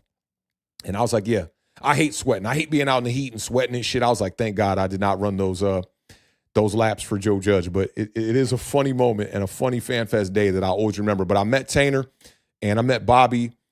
I met Justin that day, LPG that day, a bunch of the, true New York Giants fans. And it was a good time. It was definitely a good time in a bad era of New York Giants football. B-Rog said, Section 116. I mean, yeah, that's hard to turn down. You're doing a good job of convincing me. I will say that. You're definitely doing a good job of convincing me. I'm going to reconsider it, man, for sure. Yeah, I'll stay away from that one. All right, we hit the 4-hour mark, y'all. John said, need a link to your SoundCloud, bro. Fire beats.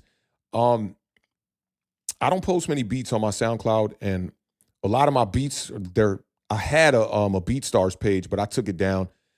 A lot of my beats are just on my hard drive now. I ain't even going. I'm gonna wait till I put this out in the world before I throw that out there. I'm waiting on some good news from something though. We gonna be, yeah, we gonna get there. I ain't gonna let the cat out the bag yet, but if you want to just hear some of the tunes, 2 albums are on all streaming platforms on Apple Music. Just search Authentic the way I spell it. One of the albums is called Nothing More, Nothing Less. More lyrical album. And then the most latest album is called The Color of Us, which a little bit more serious tone on that album. And The Color of Us is more like, if you look at the cover, The Color of Us, it's me down at the BLM protests. And I'm with a bunch of my like young skateboard homies. And it's just where I came up and how I came up, me and the beard, a big melting pot of a lot of different cultures. So when I say The Color of Us, a lot of people might think that that's like black people, but it's the color of just like the human race in general. And as a former skater, man, like I grew up with so many different people, man, like, and I just encourage people, man, like people come from different places, understand that the difference of opinions shouldn't have us not fuck with each other. And that album speaks a lot to that. Color of Us is probably my favorite album. Nothing More, Nothing Less is probably the album that got the most bars. Oh, and he said Tainer going, yeah, that's what's up, man. All right, we're going to make that happen. Where the homies? Michael Knight said, bruh, could you imagine if we were Jets fan? Oh, my God, it would be so doom and gloom right now. Dean said, if we can get this W against the Broncos, then the ship might be getting turned around for real. Broncos are beatable. If the Jets had a quarterback, that game is in the bag. I got to go back and check that one out. Red Rum said, B-Rog, if Alt can't make it, I'll be glad to take it. I'll buy all the booze. I like that. We got to get you a ticket just so you can pull up and buy all the booze anyway. That'll be a vibe. Mike said, rest in peace to Pest. Absolutely. Everybody. Yes. Y'all know what it is. Not laps for Joe Judge, but like Daboll, we running victory laps for Dart. Love it. Yes, bro. I love that. R.I.P. Nip, R.I.P. Pest, man. I like that. I like how you connected that. That was fire right there. All right, so I think that's going to do it. We beat the 4-hour mark, y'all. I like that from Genesis, too. I like that, fam. J.Jar Vicious, I didn't get a chance to see you in the building as much. He said, when was the moment you realized Dart was our franchise quarterback? Man, it might have happened in preseason for real. I ain't going to lie, but the absolute solidified moment, that Chargers game, bro. That kid. Yeah, that's impressive going out there beating Harbaugh. That was impressive. Nova said, let me know if you're ever trying to do a cipher track. I can give you a 16, a quick 16. I like that. That's what's up, man. You know it. John said, well, check it out. If you like underground music, check out my friends. They are called Year of the Ox. Yeah, I'll check them out. It's going to be easy to remember, too, because I've been on I'm getting inspired and getting geared up for a new album right now. And I got a couple of beats I got in the stash and shit like that, but I just still creating some ideas.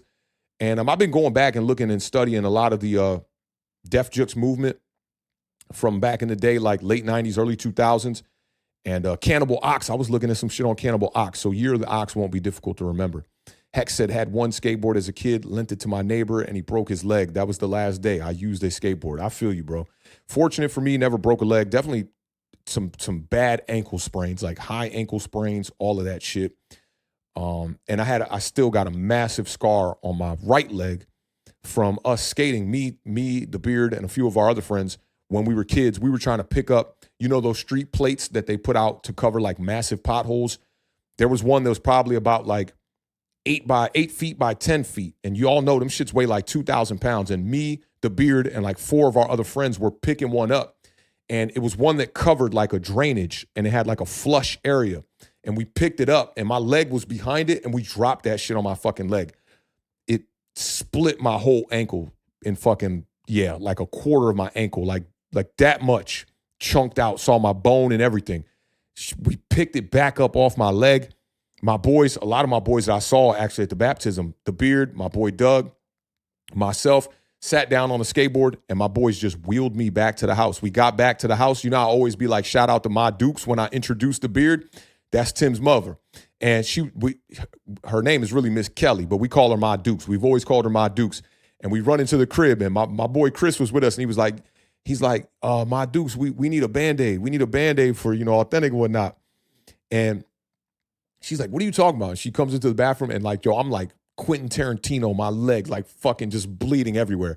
Took me to the hospital. I'll never forget it. Put that tetanus shot right in my fucking leg, man, in the cut. And throughout that whole process, we were only in like 7th grade. When that shit slammed on my leg, bro, I thugged it. Like I told my boys, I was like, I'm good. I hobbled off like with my fucking leg hanging off. I was like, I'm good. Sat down on the skateboard, and I don't know if y'all know about the swishy cargo pants from back in the day. I think New York folks know about that. But I was wearing them swishy cargo pants from back in the day. That shit cut right through my leg, right through the pants. And I saw the blood like trickling through the swishy pants, lifted that shit up. I was like, oh my God. Took me to the hospital.